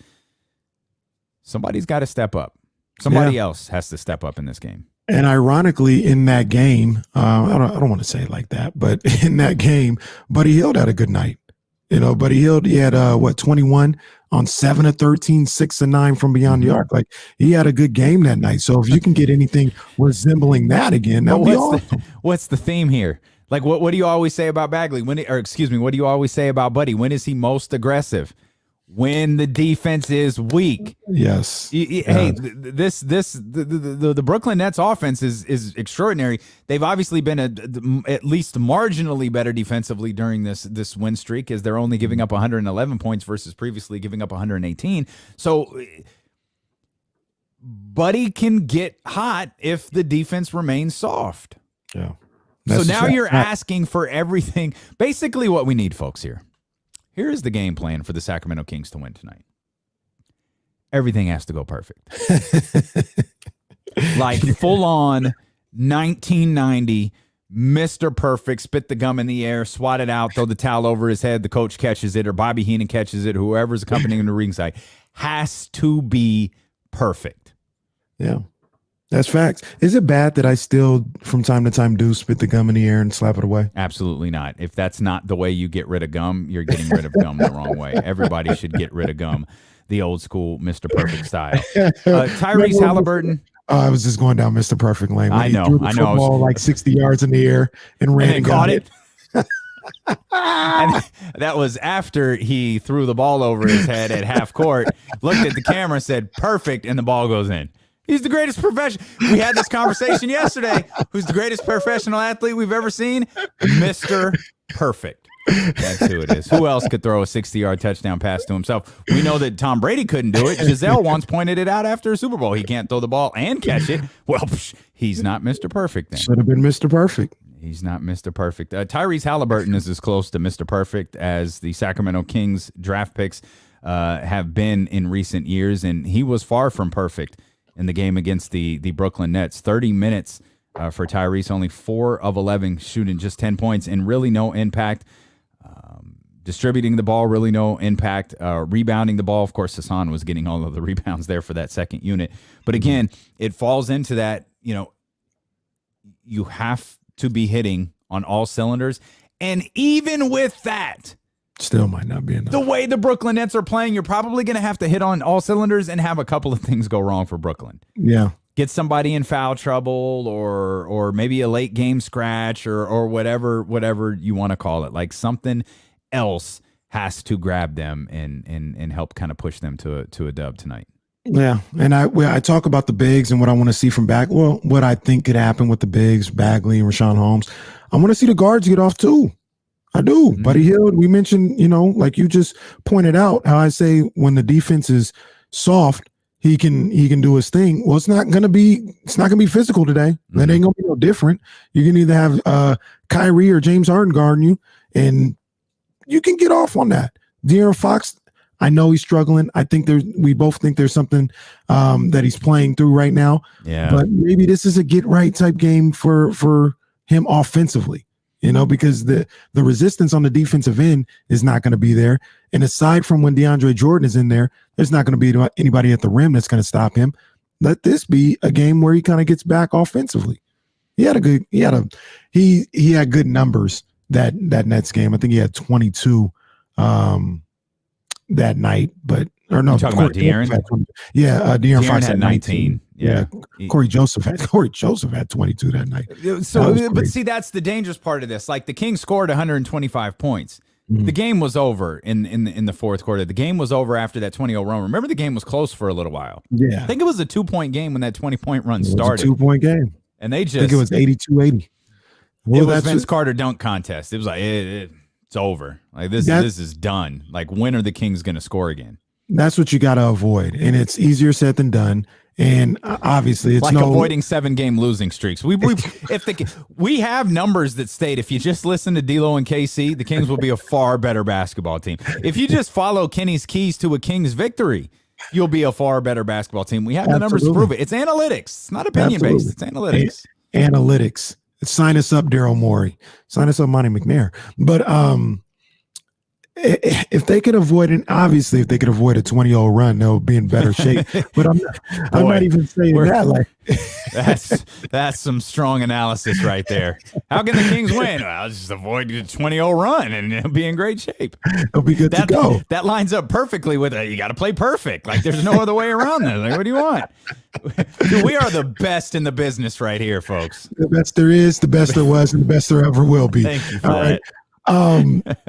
Yeah, but don't let them run away from you. Don't let them get away from you. They're gonna go on a run, but you got to be able to answer that run. I'm gonna be able to run of your own on. I'm gonna be so angry with you if Kenny's keys to a Kings victory aren't play perfect and don't give up a 20-0 run. There's 2 of them right there for you. Let me erase that from. Why would I say that? Why would I have that as a key? that absolutely has to be the key. And the The Nets are scoring a ton of points. That's how they're doing this. This is part of the reason it's hard for me to buy it. Like, I buy it now, but when we get later in the season, I just don't know that I will. Like, they scored 128 against Phoenix. They scored 134 against Golden State. You were touting this when we both bumped Brooklyn up in our D'Lo and KC power rankings. Number one for me. And the only right place for them to be right now. Number one. No, they're a solid number 2, though, right behind the Utah Jazz. And you could really make an argument that they should be behind the Phoenix Suns as well. But I was going to say, I think I kind of got overridden with my BCS strategy and that the Brooklyn Nets actually beat Phoenix. But that's actually where I was going, as you were touting the run through California, making a stop in Arizona before heading back to Brooklyn. Not only did they beat those teams by a lot, and they put up big points. And without Kevin Durant. They're still without Kevin Durant. So I feel like James and James and Kyrie, they've got a little something going on. And to your point about it maybe not lasting, maybe it's easier to do these type of things with 2 elite scorers than it is with 3. When Kevin Durant gets in there, that's another guy that's going to be expecting the rock that you need to get the rock to, that may mess up a little bit of the chemistry, but I don't think it will. I think they'll figure it out. Yeah, I don't think so either, only because we're talking about Kevin Durant. Like, if we were talking about a different elite scorer, or we were talking about, potentially, and this isn't a shot at him because I'm a huge fan of his, but if maybe we were talking about trying to work Bradley Beal into, the Harden Kyrie mix, I don't know that would work. But KD has shown that he can do it. He could do it with high, volume scorers, not high volume shooters, but high volume scorers like Steph and Clay, and still emerge as the best player on the roster. And that's the part that I find scariest about how this Brooklyn Nets team may truly shape out, is I firmly believe that when Kevin Durant returns, he's going to be the best player on this team. Yes. I think he's he's one of the best players in the league. Like, when he's healthy and he's playing, he's one of the best players in the league. When he was playing earlier, it was like, God bless it. I think we forgot how great KD was. Or this is a great reminder of how great he is. We talked earlier about the MVP discussion and LeBron and Joel Embiid. I had Kevin Durant winning MVP. And before the season started. Yeah. Before the season started, about a week or 2 into it, when he was doing his thing, I had him winning. And the only thing that stopped him has been the injuries, because it hasn't been the production. When he's out there, he's still putting up numbers and doing what he does. It's just been the fact that he hasn't been able to stay on there, whether it's for now he's got a hamstring, it was COVID earlier, contact tracing, all this other stuff. Yeah. That's what's kept him off the floor. But when he's out there, like you just mentioned, he's the best player on the team. Yeah. And that's saying something, considering the last time the Nets and the Kings played, Harden and Kyrie went for 69. Kyrie was 9 of 11 from 3, dude. The artist was a beast. 9 of 11. I mean, it's one thing to hit 9 threes. It's another thing to only shoot 11 of them. Like, how many threes in a game would it take for Buddy to hit 9 with the stretch that he's having right now? My goodness. We're talking a week. Take a full-on weeks. But and Buddy, we all know that's one of the things about Buddy Hield. He's capable. If he gets hot, he's capable. He just hasn't gotten hot this year. Like, not even once he hasn't gotten hot. Well, he can't even sustain it. I mean, even in the last Milwaukee game, he got hot, hit 8 points in, like, I think they said 30 seconds, hit 2 threes, had 2 free throws. And it was like, here we go. Buddy Hield starting to cook. And he really didn't do much of anything else after that. Yeah. So he can get hot in spurts, but it doesn't last. Doesn't last. Yeah, doesn't last for a whole game, let alone a whole half. Yeah, we've and there's almost this uncomfortable feeling if Buddy gets hot in the first half, like, oh, shoot, wish he had saved that for the second half, because I feel like how many times, and I don't know that it's happened as much this year. Maybe it has, but I felt like it happened a lot last year, where he'd be, the 7 of 11 in the first half. And then he'd get 2 shots up in the third quarter. Maybe the Kings would fall behind, and then he'd wind up being 1 of 5 in the fourth or something like that. He'd start forcing shots. He'd start trying to kind of get himself back into the rhythm that he was one in. And, he chases it. Like, he chases that shot. He chases that rhythm, that flow. Like, you hear the line, from analysts all of the time or from play-by-play guys. I know Mark Jones uses it. Heat check. Heat check 3. Kyrie was heat checking himself against the Nets, and he stayed hot, or against the Kings, the last time these two teams played. He stayed hot. Man, he's like heat checking when he's not hot. Because he's trying to find it. Like he's searching all over the place. He's searching all over the place for that shot to fall, for those points to start tallying up, and they in more times than not this year, they just haven't. How you gonna have a heat check when you're not hot? Buddy, put in your Buddy heel tape into your VHS that we were talking about earlier, and you'll see it. Like there are times, right. Buddy. You're 100% correct. He'll get the ball on a defensive rebound, and hell, he did one earlier this year. I don't remember who it was against, but he caught the ball, and the Kings desperately needed it. Like I think it may have tied the game. It may have even given them a 1-point lead. I can't really remember. But he took the ball off of the rim. It was kind of a long rebound, and as soon as he grabbed it, you could see him. He didn't look ahead. He didn't look out. He looked down at the 3-point line. That was a handful of steps in front of him. Yeah. Dribble, pop, and it went in. Right. And okay, that's good, buddy. We've had those on occasion this year. It's why I believe, when all of the stuff about Marvin Bagley and playing in the fourth quarter and who should be playing and who shouldn't be playing, take Buddy out, do this, do that, is you always feel like Buddy can get that one. If he's 0 for 40, one is going to fall. He's going to take it. And if you're in a situation where your team needs a 3, or if you're in a situation where your team needs a big basket, you believe that Buddy can hit it for you. He can break out of that slump in that exact moment. I feel you. And that's what we all feel, but it ain't happening. I don't know. Yeah, I don't know that I necessarily feel that way. Like, I don't know that I'm necessarily good with, but I know that's why they do it. Yeah, but it ain't happening. But tonight, like you laid out, there isn't going to be as much resistance on the defensive end, and that's typically when Buddy Hield gets his shots off. Mm-hmm. And maybe tonight is one of those nights where he has 25 on the night, 27, 28, 29. Let's go 30. Do I have a 30? I hope so, because you're gonna need it. The only way someone has to, there have to be multiple players scoring 30 tonight. I mean, look back at these numbers from, again, they scored 125, and it's the, I mean, you had 21 from Buddy, you had 22 from Corey Joseph, for goodness sakes. That was crazy. You had 26 from Hassan Whiteside. You had 19 from Marvin Bagley. Like, what game do those players perform that way and you lose handily? A game where you give up 27 3-pointers. Right. Again, you can play really, really well, but you're probably going to need Brooklyn to do some things wrong along the way also. This is true. At the same time, I'll say this, though. Brooklyn had one of the most historic nights from beyond the arc the league has ever seen. And I think it was tied. What was it? Tied for third most makes from 3 in the history of the NBA. 27. I'm not saying they can't go out there and hit 22, but them hitting 27 again, the odds are they're not hitting 27 again.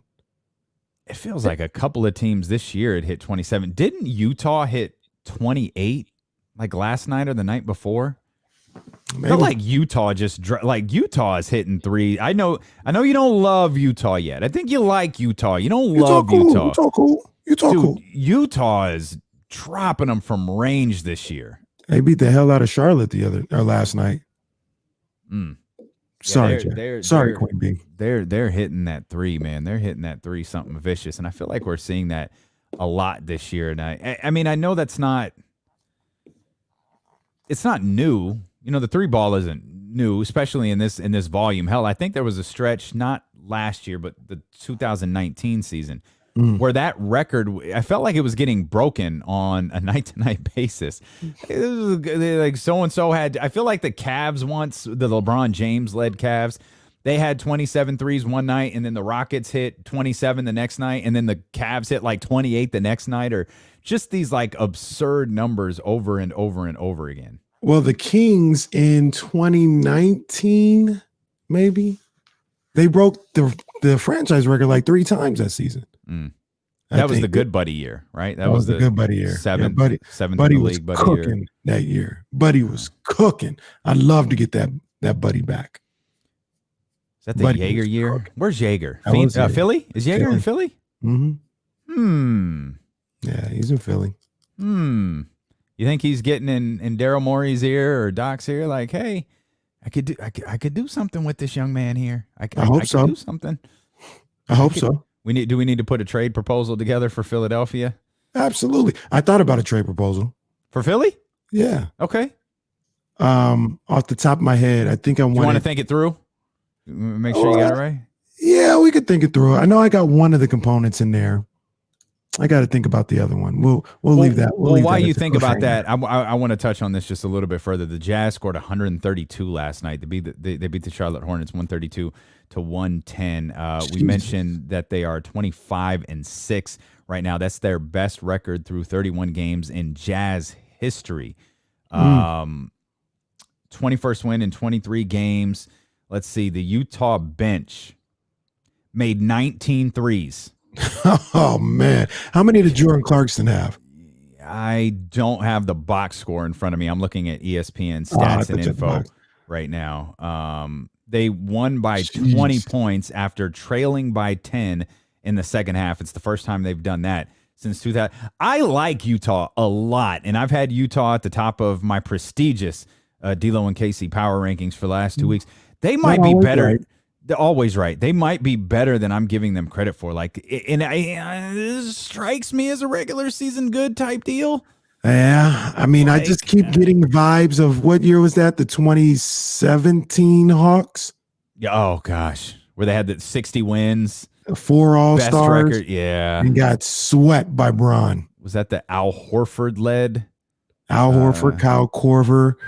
Was Jeff Teague on that team? I feel like Jeff Teague was on that team. I feel like he was an all-star. Was he one of the 4 all-stars? Jeff Teague, I'm almost positive, was an all-star, which is Jeff Teague could play though. No, he an all-star. Kenny. I'm talking about like an all-star. He made there are people debating like how many Utah Jazz members get to make the all-star team because of the way that they're playing. Yeah. Yeah, I mean, that's crazy. Donovan's got to get in. I mean, I'm not falling into that trap again. Like are we talking 3? Like, is it Donovan? Is it Rudy Gobert and Mike Conley? 2. It should only be 2. Hey, we just going to shut out Mike Conley forever? Or are we going to shut out Rudy Gobert? Well, Rudy's getting in because he's a big man. I think you're shutting out Conley. And cold business, man. Cold business. Looking at the box score last night, Joe Ingles 7 of 10 from beyond the arc. Jordan Clarkson, 5 of 10 from beyond the arc. There goes 12 of them.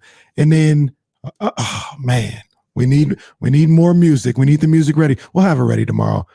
Jorge Niang, 7 of 7 from beyond the arc. I was talking about you. I feel like that sound drop works for everything until I get the music put in here. That's my first order of business. I'm going to miss the start of the game because I'm going to put the music in here for every time Kenny tries to pronounce Jorge Niang.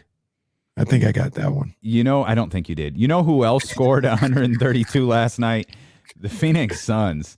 I'm telling you, you're not giving the Phoenix Suns enough love, man. I got them at 5. They deserve more love. You think they might be making a run for Boogie? Maybe. I'm not. Wave Damian Jones. Open up the spot. Maybe. Chris Paul and DeMarcus Cousins together. So that's what I was trying to think. I was like, so great. So look, I was sitting here thinking off the top of my head, I was like, man, so it'd have to be a fit. What's the relationship between Chris Paul and Boogie Cousins? And I forgot. Like, Boogie good Lord, make this happen. Please make this happen. If there's anything right, basketball gods, if you are listening, land DeMarcus Cousins in Phoenix with Chris Paul. That would be beautiful. We'll talk more Kings. We'll talk a ton of Kings beginning at 3:30. There's a story that we've put on the back burner a couple of times, and I want to get to it. We'll get back to the Hassan Whiteside trade rumors. Luke Walton's going to speak to the media here pretty soon. We'll know if Harrison Barnes, or at least we should have some sort of indication if Harrison Barnes is going to play tonight. But we've been pushing this Jalen Johnson story to the back burner, and I want to touch on it just a little bit. In fact, the Kings Herald did a draft profile on Jalen Johnson that you could go check out. We'll talk about that as D'Lo and Casey continue here on Sacramento's #1 sports station, ESPN 1320.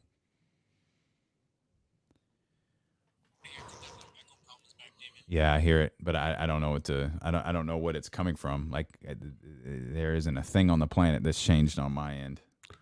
I hadn't done it either. I ain't done nothing either. Yeah, I don't know what it is, but it's definitely in my ears. Can you hear it on the air? It's off and on. It was off and on. I'll be right back, partner. Yeah. I don't even have some cool topic to talk about when Kenny leaves. We talk about wrestling no matter what. It don't even matter. It don't even matter. Got Courtside coming up at 3:30. Do this Jalen Johnson thing. No update on Tiger. I wonder if Tiger's still in surgery. I don't know what's going on there. Let's get in this chat. Man, I would love this. I would absolutely love Chris Paul and DeMarcus Cousins to play together. Yeah, they got history, Leezy, but if it helps them win, they'll jump in it. Yep, this is a good stat here too, Max. 21 of the 25 Jazz wins have been by double digits. Them boys is playing. Hey, don't drop that. I thought D'Lo and KC was full of culture. Man, calm down a little bit there, Leezy. man, you all about this today, Leezy. I see you. I love that. I love that Bryce announced that he's got to go home. It's like, can't play anymore, guys. Mama said I got to go home. Oh, man, this chat is so legit, man. Y'all are the best. I didn't even put up my obligatory hit the thumbs up thing. So if y'all just jumping in the chat for the first time, you guys killed it yesterday. So if you're jumping in the chat for the first time, I don't know what you could do. I see there's a handful of people watching on Twitter/Periscope. I don't know what you could do there. I guess retweet it. I guess I don't know. I feel like people don't watch for a very long time on Periscope. Like, they watch for a little bit, or maybe just kind of check in and then keep scrolling. I get it. That's what Twitter is. But go ahead. If you're watching on Periscope, hit the retweet.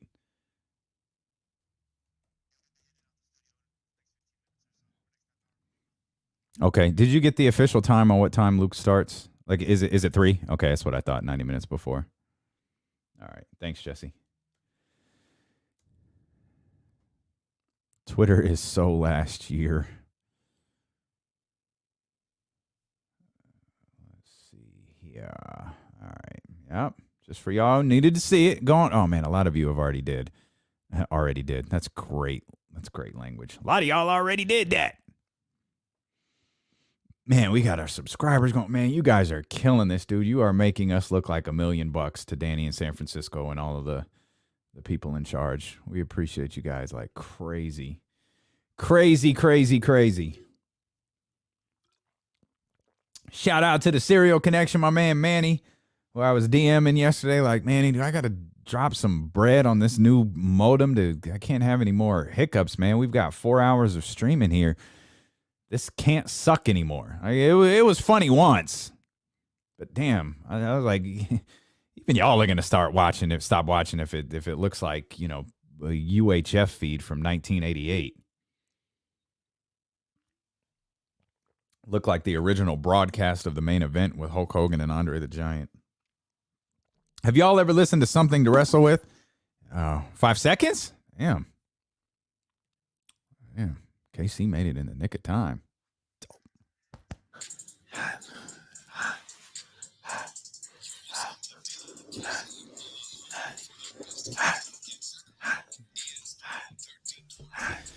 Damn right, it's the best Kings talk in Sacramento, man. We have got you covered. A couple of things we want to discuss. We'll talk a lot more about the Kings, more about these trade rumors. I don't know if they're really trade rumors. I don't really know what constitutes a rumor, but the Los Angeles Times kind of shot a note out like, hey, Kings, the Lakers aren't really interested in DeMarcus Cousins, but they're kind of interested in Hassan Whiteside, so keep a lookout for that.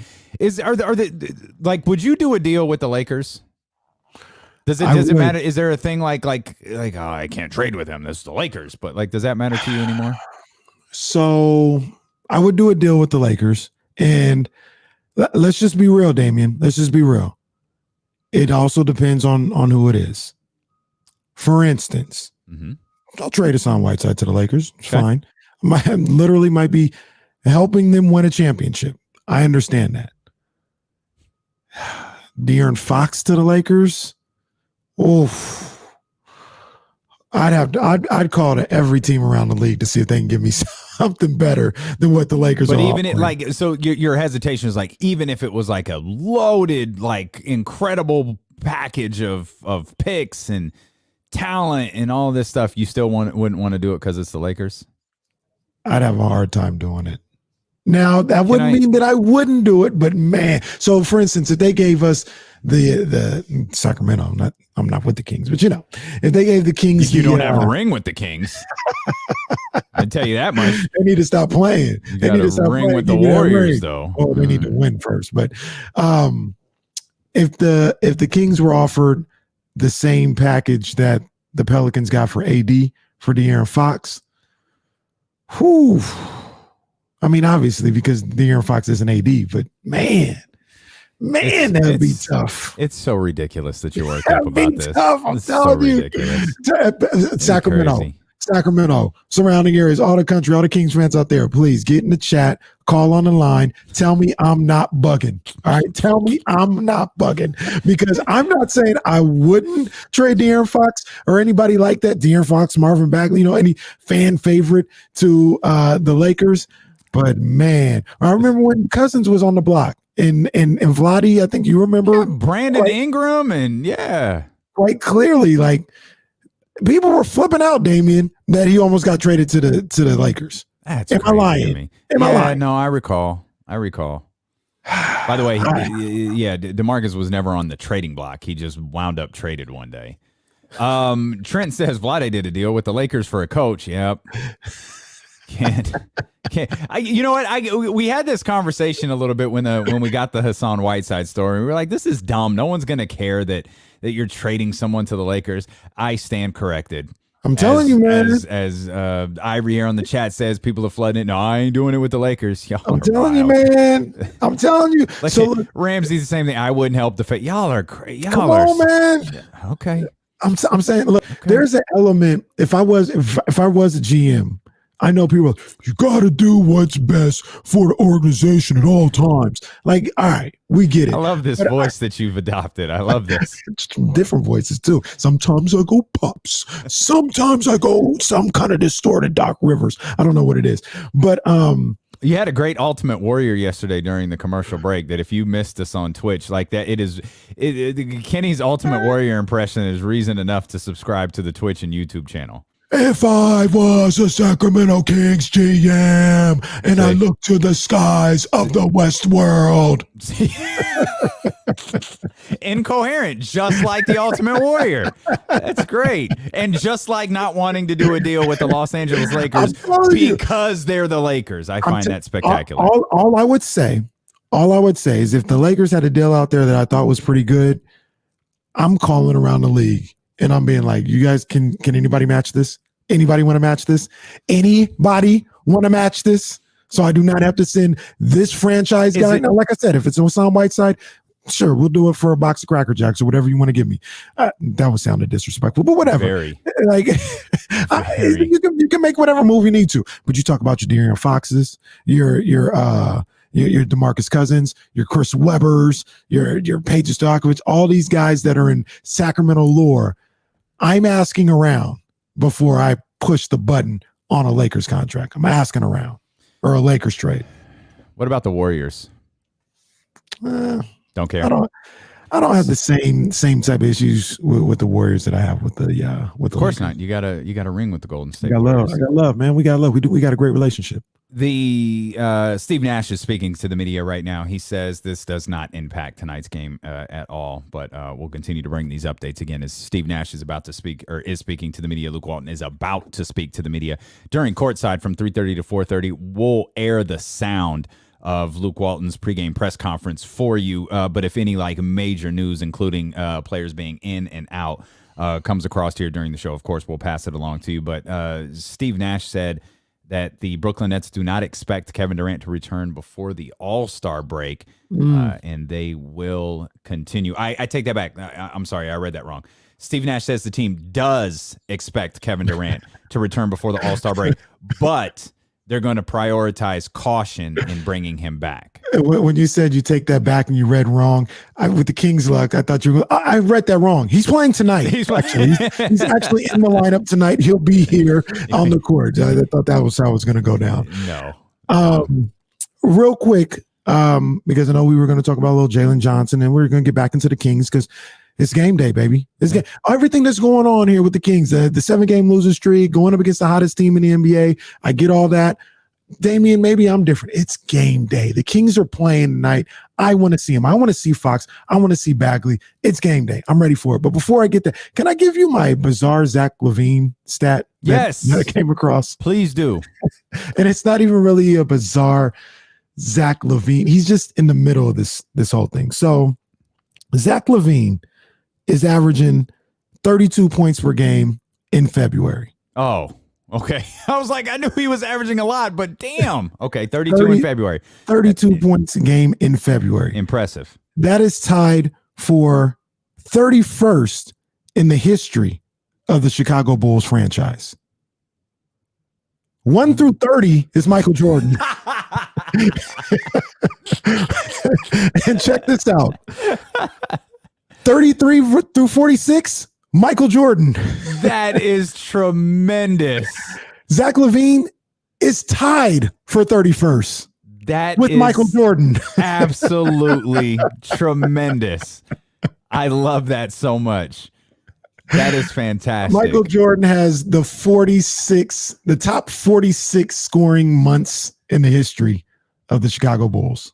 I love Michael that. Jordan. So as Kenny would say, we'll pull back the curtain here a little bit. Kenny wrote in our rundown that we play in the show with like random Zach LaVine stat, but he didn't put the stat in there, which means he wanted my reaction on the air. I definitely wanted to see what you would say to that one. That's a fun stat, though. Yeah, I love that, dude. Zach LaVine is just, dude. He is balling like crazy now. He's at 28.6 points per game so far. Remember when the Kings made him an offer sheet? Hell yeah, and I was hyped. And everybody and in like 15 minutes. And another group of Kings fans weren't quite as hyped. And we're like, Zach LaVine. Ugh. Yeah, dude. Homeboy is playing right now. Look. I'm like very transparent here, as a media member here. I'm not perfect. I'm not perfect at all. So I tell you guys my imperfect moments when they come across. So Zach LaVine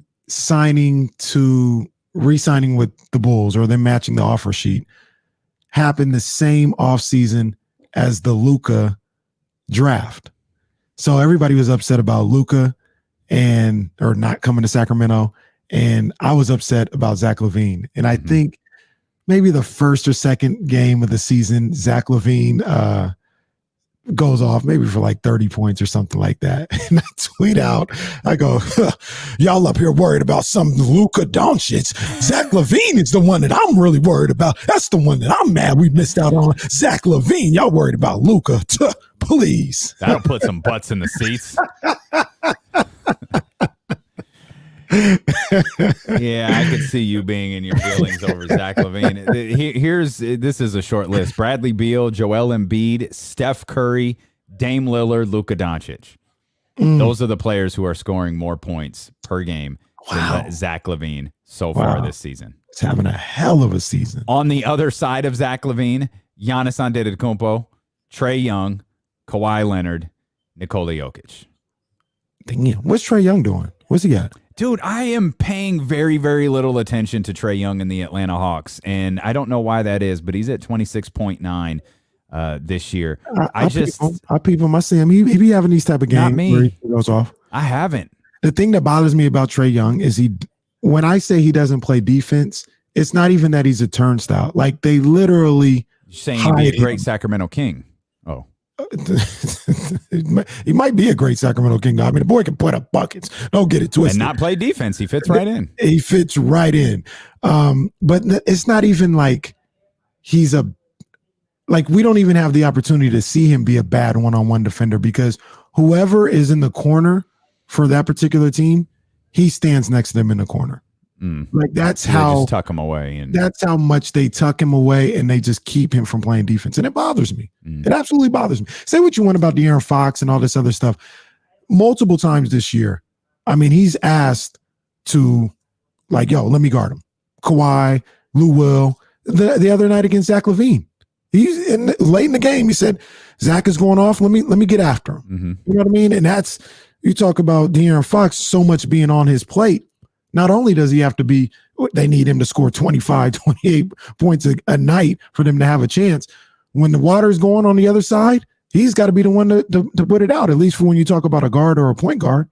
Yeah. It's a lot, man. It's a lot. Yeah, I don't have any criticisms of De'Aaron in that sense. None whatsoever. Like if we're talking a comparison of Trae Young as a complete player to De'Aaron Fox as a complete player, I don't think it's close. In terms of a complete player, I don't think that it's close. Trae literally has to have the ball in his hands to be effective. And he's a great scorer. He is a great offensive player. I don't want to diminish that, because the things he's doing out there is really, he does some great stuff. But if the ball's not in his hands, he's a zero out there. Zero. He does nothing.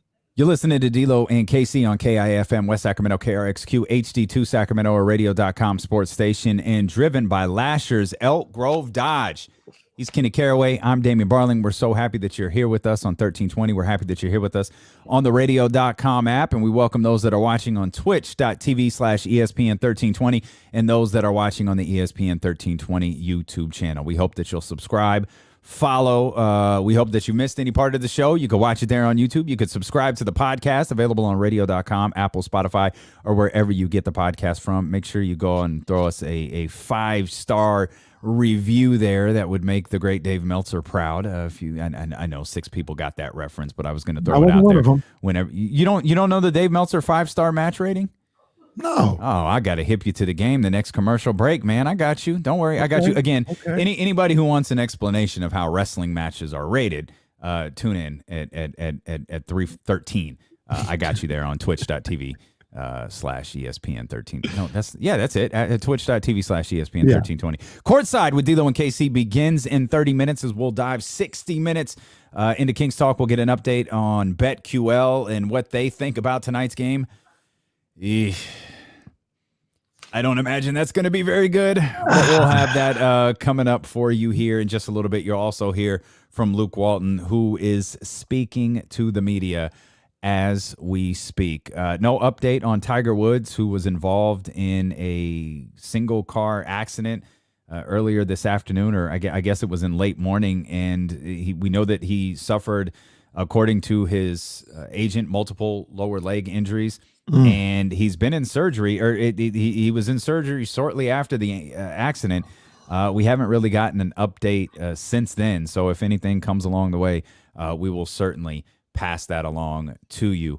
I want to dive back into, let's hold off on Jalen Johnson for a couple of minutes. Let's hold off on the Jalen Johnson story until before Courtside starts. There's 2 more stories that I want to touch on before Courtside begins. Jalen Johnson, and there's a great draft preview on the Kings Herald that Brandon Nunez and that crew did over there that you should definitely check out. And Cam Newton. There's a couple of things about Cam Newton I want to talk about. I know everybody is focused on the videos that went viral of the kid and their interactions. There are multiple interactions, and I know everybody kind of has their feelings on those. I guess we could touch on that. But more specifically, what Cam Newton said on the I Am Athlete podcast. He said a lot. He said a lot, but he said something about Bill Belichick that caught my attention, and I'm anxious to play that for you. So we'll have that coming up here in just a couple of minutes as well. As we mentioned, it is the Sacramento Kings and the Brooklyn Nets tonight. We'll be with detail tip-off at 4:30. The Kings are, or at least some of the Kings players, are kind of subject of some conversations around the league. Glenn Robinson, potentially a target for the Los Angeles Lakers, who have an open spot after letting Quinn Cook go. DeMarcus Cousins is out on the market. The Los Angeles Lakers have no interest in him. You and I have speculated perhaps the Sacramento Kings opponent tonight will have some interest in DeMarcus Cousins. And I just threw out, hey, Phoenix has an open roster spot now after letting a center go. Who wouldn't love to see Chris Paul and DeMarcus Cousins together? Like, you can find gifs of Chris Paul and DeMarcus Cousins on your phone right now. And Chris Paul, you would be like, hey, Phoenix got an open roster spot right now. And Chris Paul would be like, yeah, we still got an open roster spot. Ain't nothing changed. Oh, man. Yeah, that's what I ain't going to do. But you know what? Chris would do it. I think Chris Paul would do it if he thought it could help them win. And I think DeMarcus, I think we make a lot of, I think there are very, very few like real grudges in the NBA. Like, there are some, but off the top of your head, what do you think they are? I don't think Austin Rivers and pretty much everyone is the first one that comes to mind. Like, I don't know that Austin Rivers and John Wall are the best. I don't know that Austin Rivers and Bradley Beal are the best. I don't know. I'm not trying to pick on Austin Rivers. I just think he leaves a trail of bodies like everywhere that he goes. So that's one that comes to mind. I don't know. Am I missing an obvious one? Leezy puts out a good one. Jimmy Butler and TJ Warren. That's a good one. They had real beef. Maybe Jimmy Butler and the Minnesota Timberwolves after that one particular practice. Maybe Jimmy Butler and all of Minnesota. Wasn't he talking to Tibbs? He was talking to Cat. About Towns. But wasn't he talking to Cat about being like soft? Yeah, that okay. Yeah, he was like, he's soft. Ooh. But I say that to say the other day, and this could be nothing, but the Heat played the Warriors and they had a nice little embrace after the game. Andrew Wiggins and Jimmy Butler, and Wiggins was part of that. Yeah. That first group that got eviscerated by Jimmy Butler and talked about so bad. Maybe there really are no beefs in the, because remember, everyone thought for a long time that like DeMarcus and Rudy Gay and Isaiah Thomas, like there was something there between all of them, and they seem to love each other. And separation perhaps makes everything okay. Separation perhaps brings love. Maybe so. I got one for you. Okay. Kevin Durant and Draymond Green. You think from what I hear, there's real heat. It's not like if they see each other, it's on site. It's not that type of heat. But when you talk about, like, if Draymond became a free agent or they were trading him this summer, and whoever it is, Dave Marks or Billy Marks, whoever Marks it is, Bobby Marks, went to KD like, oh, we could get Draymond this summer. KD be like, nah. I'm good, fam. Like, find another deal. Okay. Yeah. I think well, they had that. I mean, they really downplayed that. What did he say? That's why I'm leaving anyways. Or was it, I can't remember. I feel like, did KD say that's why I'm leaving anyways? And Draymond said, we don't need your ass or something like that. Or we didn't need you. So the story goes. It's Sean Marks. Bobby Marks is the ESPN. He's the insider. So KD said Draymond fumbled the bag at the end of the game, didn't pass it to KD, and like literally fumbled and tripped. And KD said something to the effect of, like, you're supposed to just set screens. Like, that's your job. And then Draymond just went far and above and beyond. And coming out of the huddle, if you read the lips, that's what KD said. KD was like, that's why I'm going anyway. So, yeah. I'm sure the best ones we don't know about. Didn't he get suspended for that? The Warriors suspended him. Draymond was suspended, right? Mm-hmm. Yeah, by the Warriors. Yeah. Oh man. Yeah, I want to, like, we all want to believe, because fans get so worked up. Like the conversation we were just having about the Lakers. right? Like fans get so worked up into these rivalries. Like, I don't think these players look at it like that. Not anymore. Now, maybe they did, you know, you want to talk about heat. There was heat between the Pistons and the Lakers. Like, there was heat between the Pistons and the Celtics. Like, that stuff was like that stuff I think was genuine. But that's an entirely different era. Like, I believe there was heat between the Bulls and the Knicks. I believe all of that stuff was real. I don't think that. I think if there's like real true beef in the league, I don't think we know about it. Like, because and even the stuff that we find out about turns out not to be like there's nothing that we have seen since the DeMarcus, Rudy Gay, Isaiah Thomas thing ended that leads you to believe, okay, these guys had a disdain for each other. Even, I mean, I know you talk about like I got one. Sorry. I got no, go ahead. LeBron and Paul Pierce. That's real. LeBron and Paul Pierce is real. I think that's definitely real. Yeah, that's beef. So I don't think it's necessarily beef. But I don't think LeBron and Steph Curry are buddy. But I think LeBron and Steph Curry are how I love things to be. They don't hate each other. They don't have beef. But that's my peer. Arm's distance. Yeah, that's my peer. We're not too close right now because people saying you're better than me, and on the flip side, Steph, people saying LeBron, like. We're competing right now. Let's talk about valuable. Let's talk about value. That's what LeBron James was talking about. Yeah, we're competing right now. We've been competing for the past 6-7 years. That ain't going nowhere. So, like I said, I don't think there's beef. Like, I think, especially when their careers are over, they're gonna have love for each other. But I think they're competing right now. The other one that I was gonna say is I don't know if any of the players have beef, but he'd have to answer to a radio host if he got traded to Sacramento, and that's Jonas Valanciunas. Oh, he'd have to answer to D'Lo and KC. You better come on here and talk about what happened. We got issues. Yeah, we haven't had the smoothest transition in getting Kings players to appear on our show.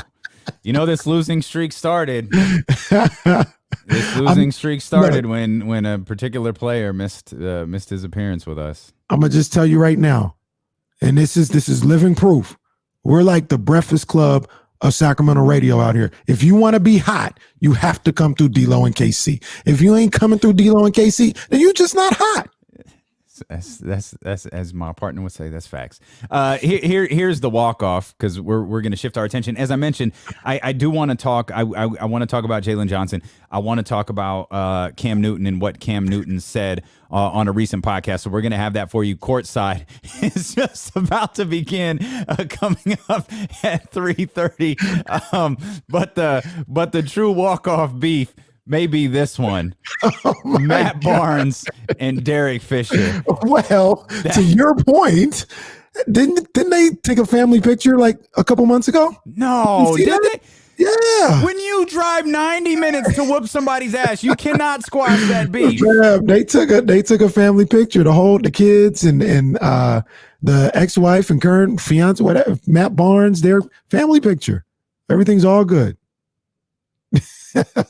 Well, do you have any terrible news you want to share with me about, I don't know, Santa Claus and the Easter Bunny as well? Something horrible you want to tell me about the Tooth Fairy? Jeez, man. Yeah, man, that's done with. Well, that's done so. Then that is the official end. There's no such thing as an NBA beef. Is real. There is no such thing. If that's over, NBA. all beef is over. And we've got an hour and 15 minutes more of show, and that ruined my day. That's real talk. Look, this is a good one. Blake Griffin and Steve Ballmer. That's good beef right there. Yeah, that's for sure. That's a fillet. That's a nice little fillet right there. We'll step out. We'll come back. Courtside begins at 3:30. That's 60 straight minutes of Kings talk. Plus, I want you to hear what Cam Newton had to say about Bill Belichick. It's not what you think. That's coming up here as D'Lo and KC continue on twitch.tv/ESPN1320, on the ESPN 1320 YouTube channel, on radio.com, and of course here on ESPN 1320 AM.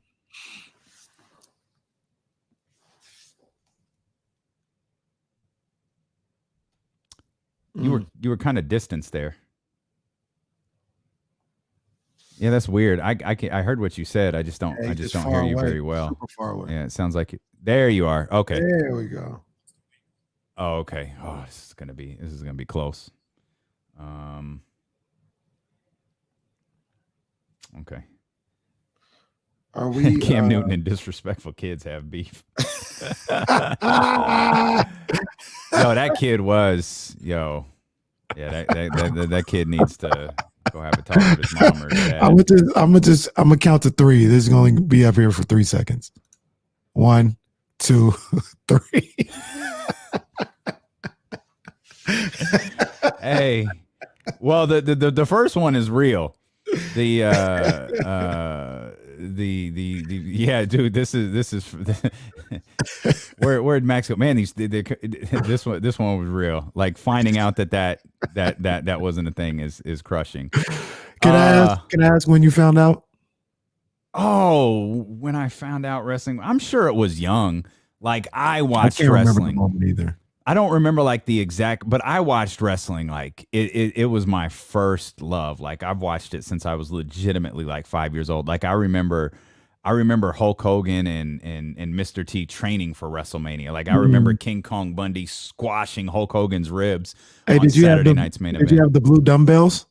Yes, the workout tape. Yep. So here's it. So Hulk Hogan's original theme music isn't the All-American theme music. Really? It's the music. So there was the first wrestling album that came out is called the Wrestling Album.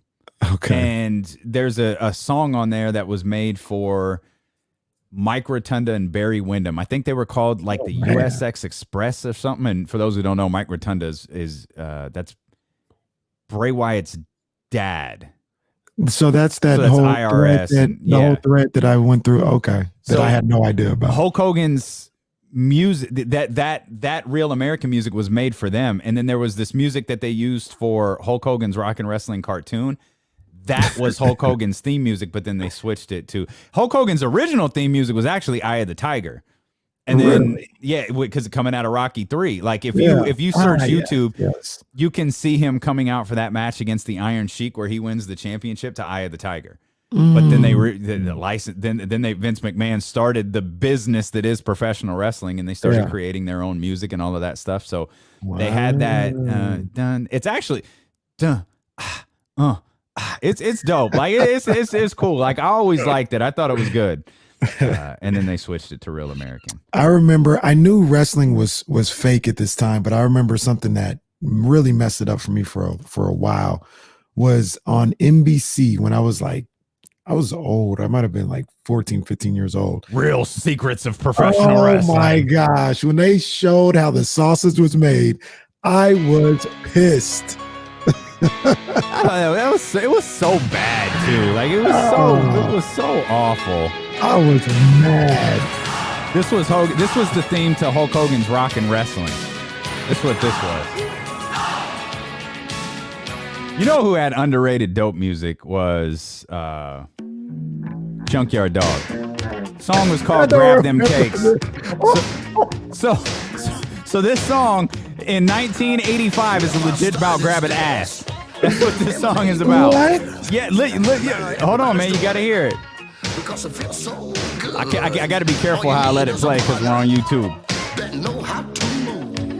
And then, okay, I'm going to fade this down just for a second so YouTube don't start bugging. And then... Just go for your partners, you know what? And then you GRABTHAGCAKES. Grab them cakes. Yeah.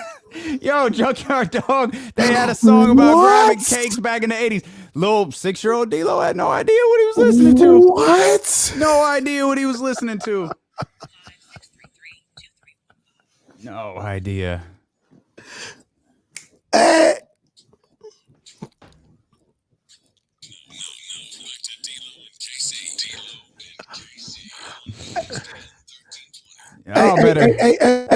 hold on. You work, Jesse. Welcome home. Bobby Smurf, welcome home.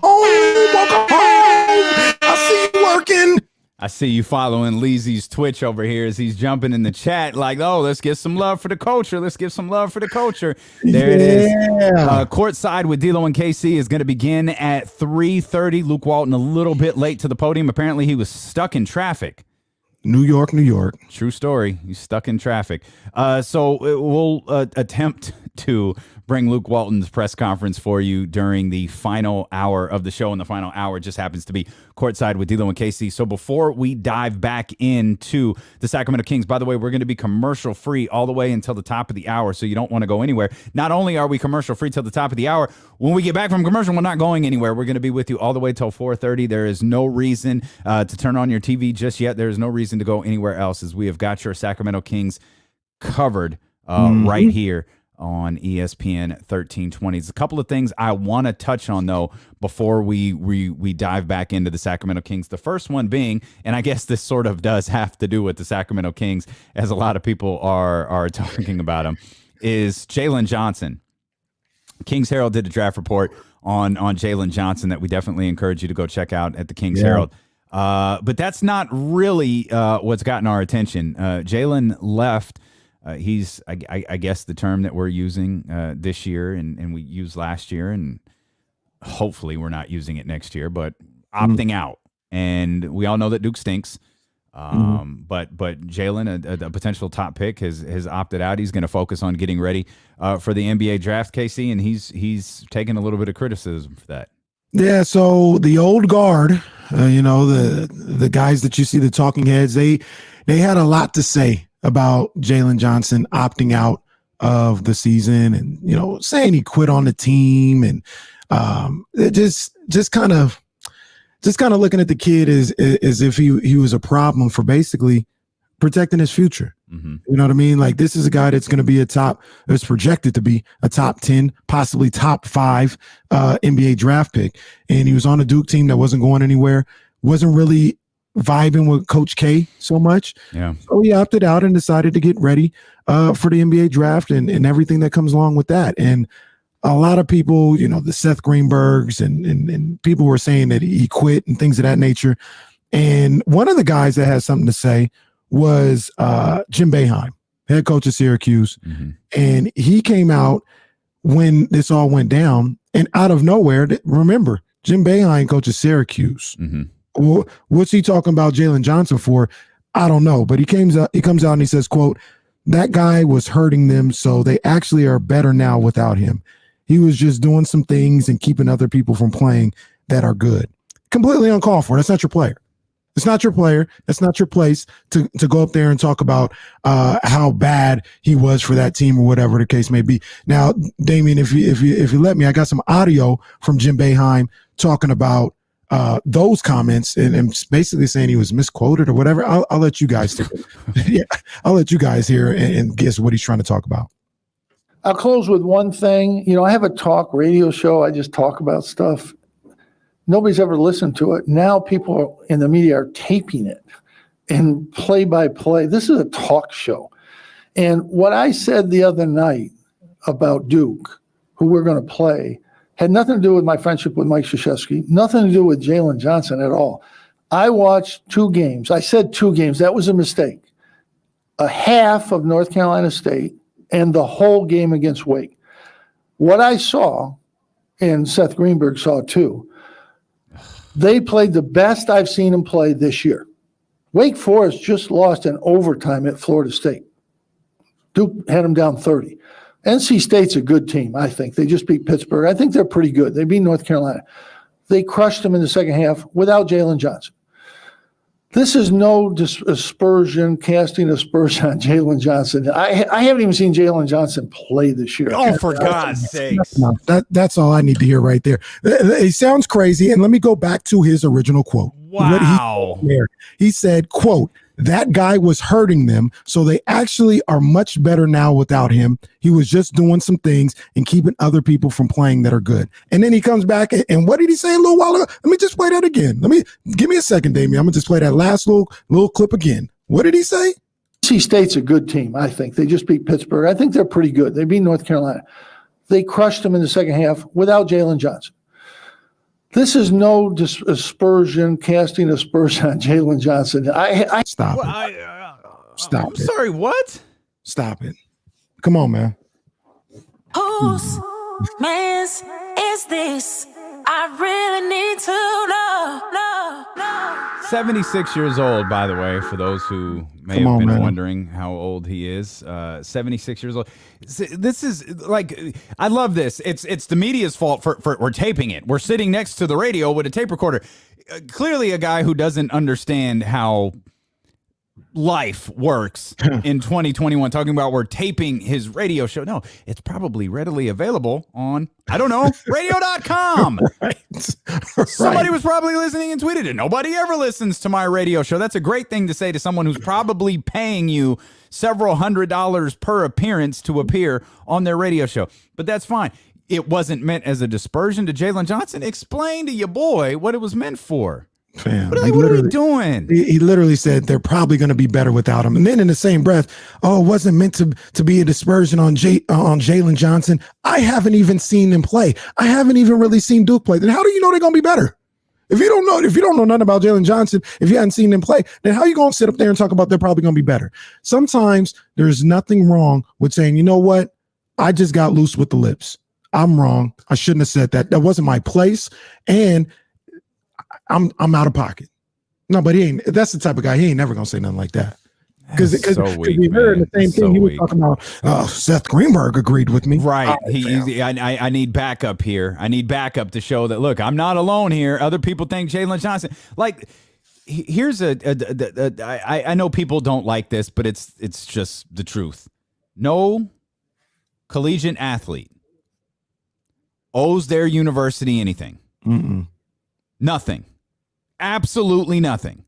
So if Jalen Johnson wants to walk away to focus on getting ready for the NBA draft, if someone wants to go to the Ignite, or someone wants to go to the G League, or someone wants to go overseas, if someone decides, hey, I was sold a bill of goods when I got here, and they walk away, that is 100% their right. And then for Jim Boeheim, like it or not, a respected voice in college basketball, a respected coach in college basketball, to go out that young man like that is just it's worthy of Jesus Christ, Jackson. That's right. That's 100% what it is.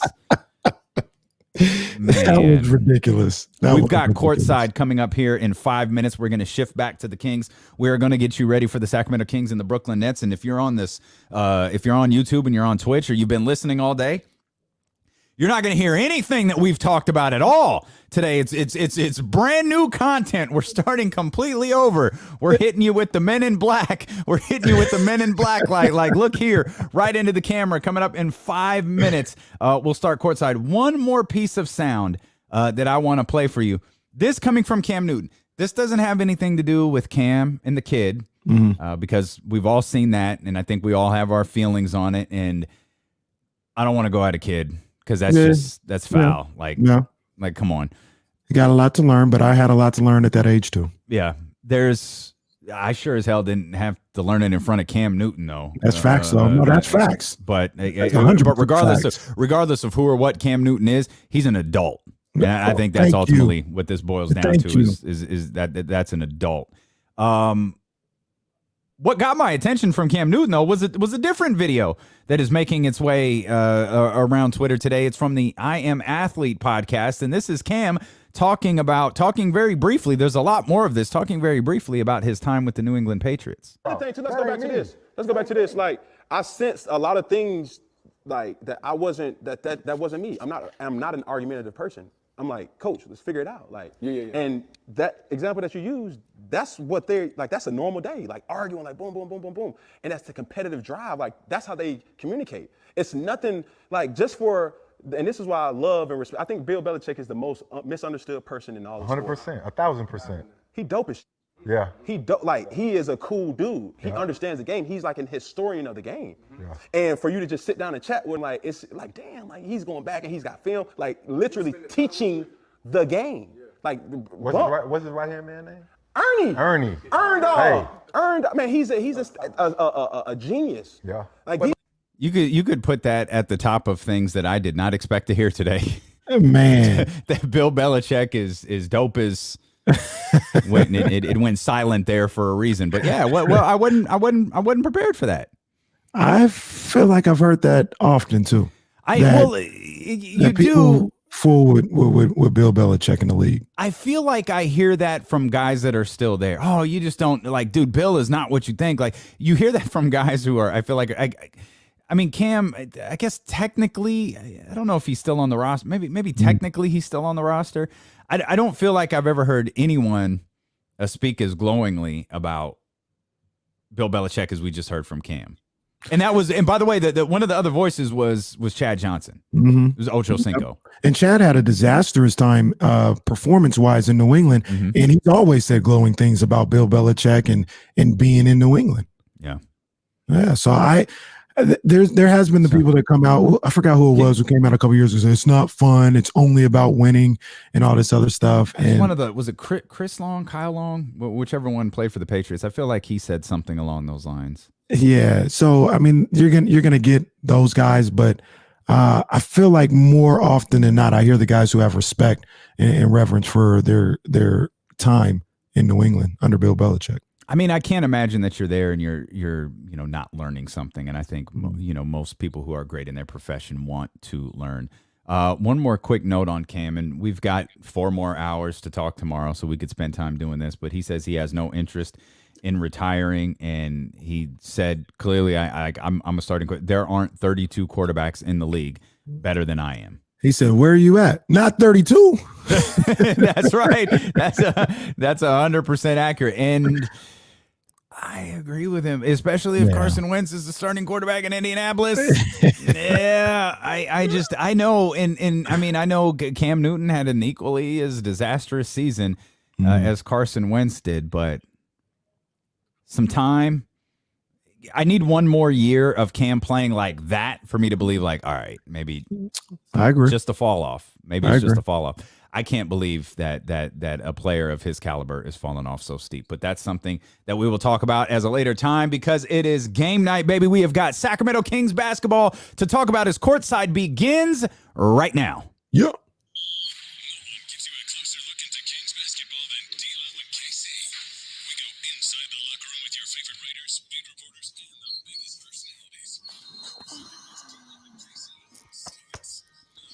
We in here, baby, and we are so happy that you are here with us. We are so happy that you allow us to be a part of your Sacramento Kings coverage. I'm Damian Barling. He is Kenny Caraway, and we'll be with you until 4:30 to get you ready for Sacramento Kings and the Brooklyn Nets. It's a tall task ahead of the Sacramento Kings tonight. We'll let you know what BetQL thinks about tonight and maybe where you should lay your money if you want to make this game a little bit more interesting. We're hoping Luke Walton has navigated his way through traffic and we can bring some of that sound to you as well. And the best part of every edition of Courtside, we've got Kenny's keys to a Kings victory to wrap things up here as we roll along. But it's a tall task ahead for the Sacramento Kings, KC, if they want to break this 7-game losing streak as they're going against the #1 team in KC's power rankings and arguably the hottest team in the National Basketball Association. The Brooklyn Nets are scorching hot right now. These guys are playing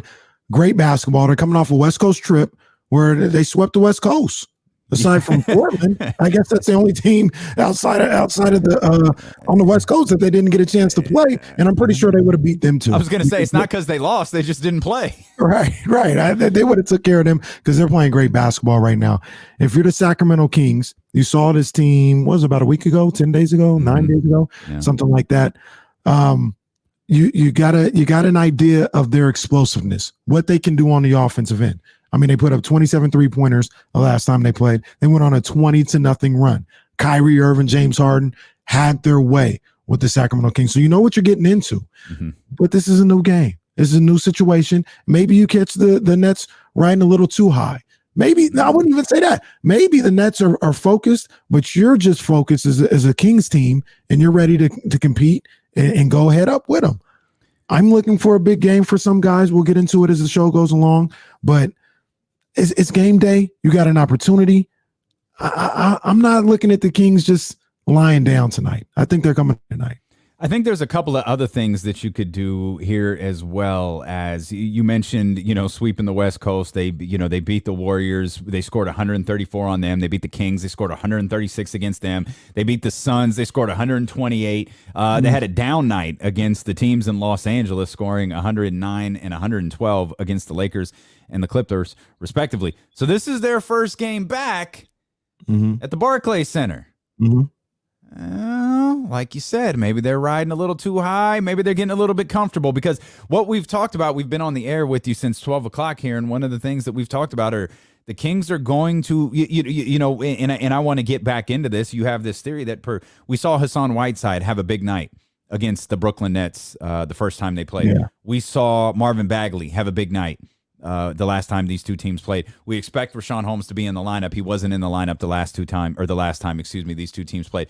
But you have this theory that perhaps because of the makeup of the Brooklyn Nets and the way in which they don't play defense, that maybe those bigs could eat a little bit. But we've laid out how you're playing a team like Brooklyn. And remember, not long ago, this is a Brooklyn team that was struggling. Right? This is a Brooklyn team that we're kind of looking at like, hey, it ain't clicking. And Kyrie was, on a hiatus, and James Harden hadn't been acquired. And then James Harden gets acquired. Kyrie comes back. Now you got KD out. Steve Nash, said a couple of moments ago that they believe Kevin Durant's going to come back before the All-Star break. But they're going to be very, very careful with that. Yeah. So this is a team that is playing well right now. But for me, as I look at them sitting at 20-12, I realize that they've won their last 6 games. I realize that the roster is loaded. I still feel like this situation with them is, I don't want to say it's fragile, but I think this 6 needs to turn into like 9, 10, 11 before it's like, because right now it's very attention getting. Look at the Brooklyn Nets. You get to 10, 11, 12, that's where it's like, oh my God, this Brooklyn Nets team is exactly what we thought. For me, I still feel like they're a little bit fragile, and we need Harrison to be back. We need Rashawn Holmes to be able to play, 25 to 30 minutes, hopefully more. And I feel like it's probably going to fall between 25 and 28, given the fact that he played 21 in the last game. But I'm not going to Sharpie the L in, as Seth Davis would say. Like, I'm not going Sharpie with the L yet. I'm going to hold out that the Sacramento Kings can execute a little bit tonight. I'm not either. And some of that goes to the fact that, like you mentioned, there are roster issues inside for that Brooklyn Nets team. Even with not having a big guy, if they just had Kevin Durant, I mean, that's another damn near 7-footer out there that could do something. They don't even have that. I think Jeff Green is possibly doubtful tonight. He hasn't been ruled out just yet, but he was starting center, I think, the last time these two teams played. So when you talk about Holmes, when you talk about Bagley, and when you talk about Whiteside, and then if you can get Harrison Barnes back, now you have a distinct advantage inside, and you can't let them off the hook. And I think that's where this Kings team could really make some headway against this Nets team. The other thing about that is you got a guy like De'Aaron Fox, who is, I don't think he's 100% right now. I think he's playing through something. He's doing the best that he can to play through it. But he's a guy that likes to get to the basket. And if he's feeling good, he can get to the cup. There would be no kind of resistance at the basket for him trying to finish inside. I think that's where you attack these guys. You don't try to fall into the 3-point game that they're going to try and get you into, because they're going to get the threes up and they're going to make some threes.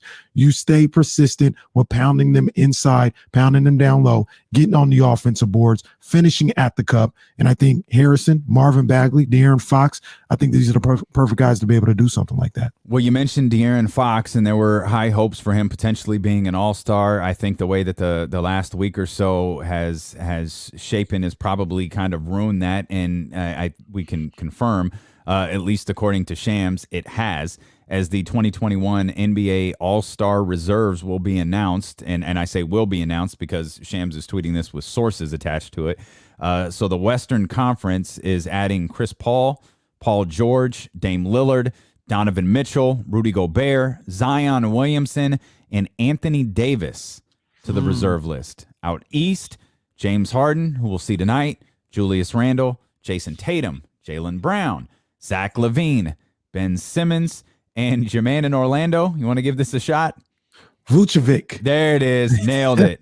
No Trae Young, no Devin Booker, no Tobias Harris, and no we were just talking about him. For goodness sakes, no Mike Conley.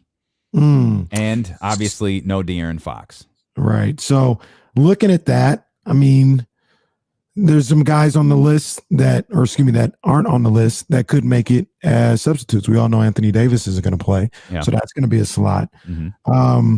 But I don't know how far down the list De'Aaron Fox would be with that. I don't know if he's behind Conley, behind Booker, DeMar DeRozan, guys of that nature. I think you'd have to get into maybe about 3 or 4 guys not playing before you got to De'Aaron Fox. Yeah, and I don't think we're going to get that. So we wanted to bring that along to you. It's coming across the wire here, as they used to say back in like 1960. And you know what? I don't want to say that's okay, because I would love to see him be an all-star, but I wouldn't want him to be an all-star like this. Like, I wouldn't want it to be in a situation where, like what was looking like earlier this year, when he had turned the franchise around, put the franchise on their back. They're having this great winning season, and he's having an all-star season with that. Yeah. Right now, they've lost 7 games in a row, trying to not make it 8. To him to get awarded as the all-star tonight, it just wouldn't feel right. Well, I could go with it if he was still playing well. That's the other thing about it. Yeah, he's not, even in the losses, even in the team losses, he's not playing well, and certainly not putting this 7-game losing streak on De'Aaron Fox whatsoever. But I mean, through the first 24 games of the season, De'Aaron was 47.7% from the field, 35% from 3. He was averaging 23.4 points per game.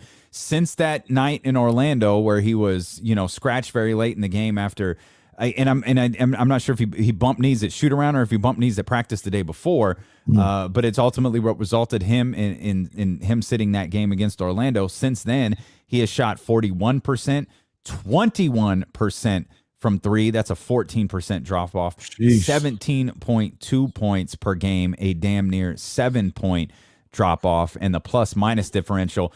It's pretty extraordinary, but I don't want to include that because I feel like it's unfair to De'Aaron, given the fact that we've had games since De'Aaron's return that have not featured Marvin Bagley, that have not featured Rashawn Holmes, that have not featured Harrison Barnes, that haven't featured Glenn Robinson III, that have not featured any mixture of those guys. So it's fallen off quite a bit during this losing streak here, not just for the Kings as a whole, but for De'Aaron Fox individually. Right. And De'Aaron Fox is also at the same time doing something that I said I wanted to see him do. Sometimes you're going to have to learn how to gut some of these things out. And that's what he's doing. Yeah. And we see that it's affecting his game.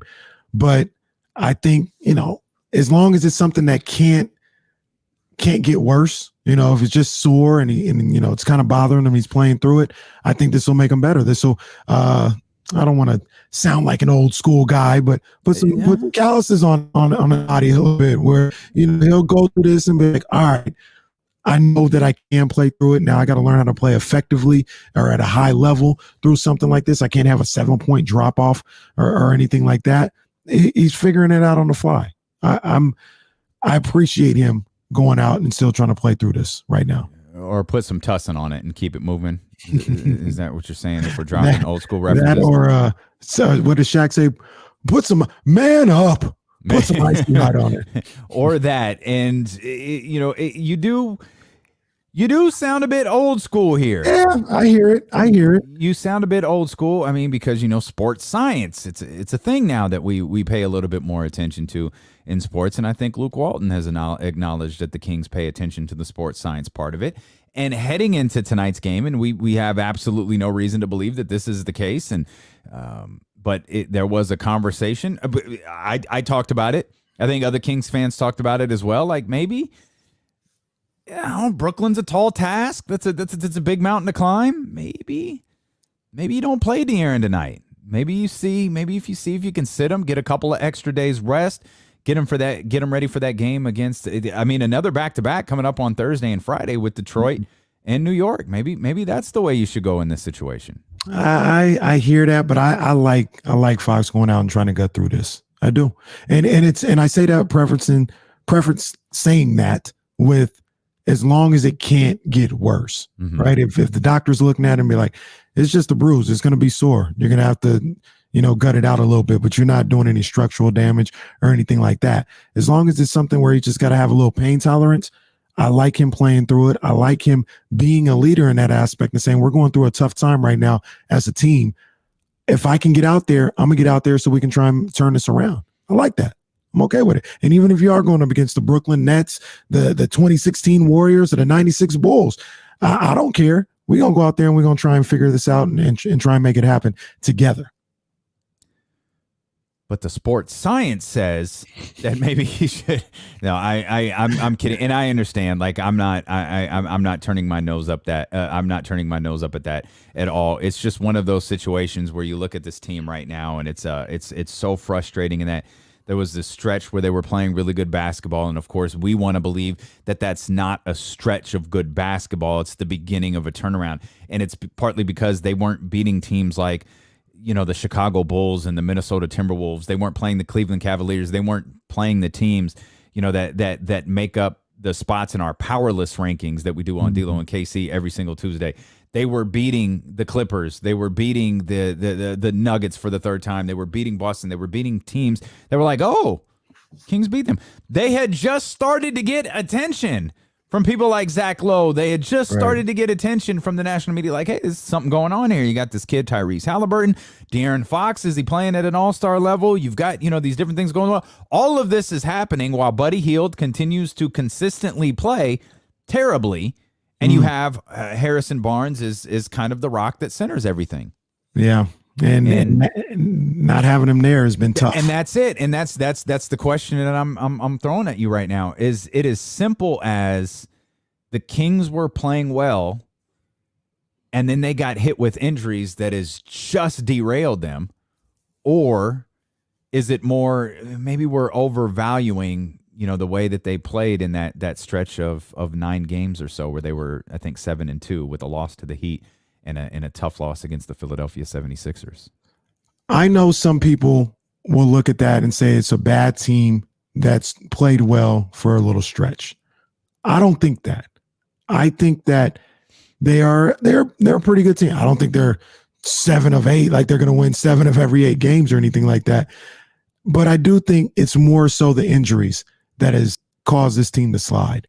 And I said when it happened, they're not built to be able to withstand any injuries in that starting lineup. They're just not. Yeah. If they lose one guy, it's a problem. But they lost 2 guys for a couple of different periods of time. They lost Marvin and De'Aaron in that Magic game against Memphis. I forgot Marvin was still out, so that was the only guy out. Fox came back, but then they ended up losing Rashawn and Marvin and Rashawn and Harrison, and it was just a number of different guys that were injured and weren't available. I don't think they're built to be able to handle that, and I think that's the biggest issue for the struggles that they've had in the last week and a half or so. We're broken records sometimes, man, because we're talking about the depth issue here where this team is lacking starters. We're talking about a depth issue here with Harrison Barnes potentially missing tonight's game and having seen at least one Kings starter miss a game since that Friday night, against Orlando. And in some cases, it's been 2 Kings starters.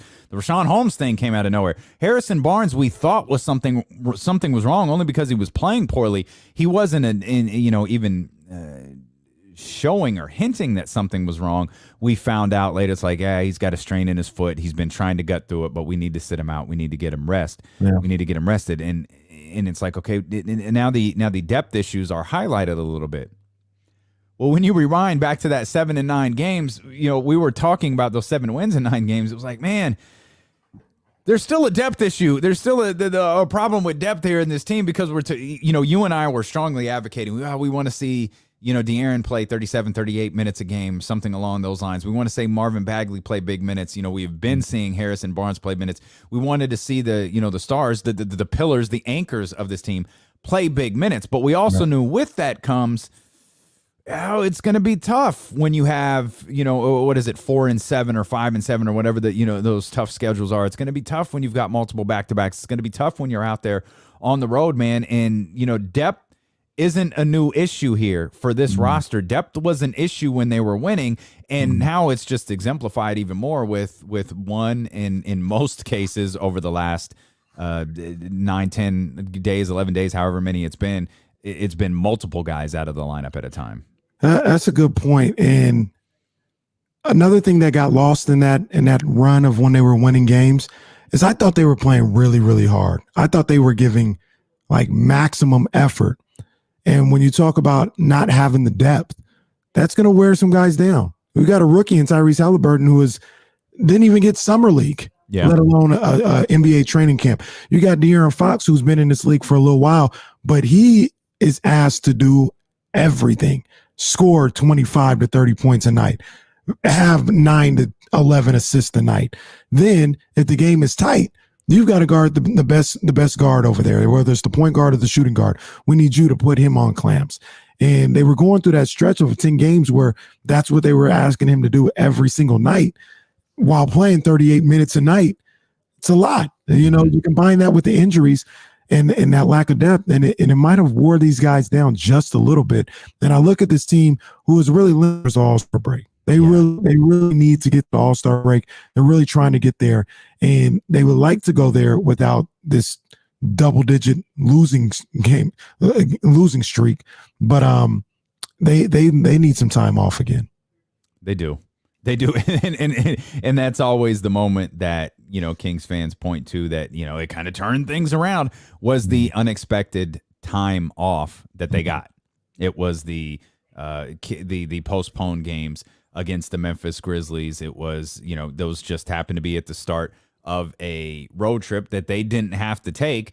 And they had just come off that win against the New York Knicks, which was, I think you could argue it was their best defensive outing of the season. Of course, they were playing the top defensive team in the league and the also worst offense in the league. So they could be, a nice little refresher coming up at the end of the week. But nothing easy is moving forward. I know Kings fans are looking like, let's get through this Brooklyn game.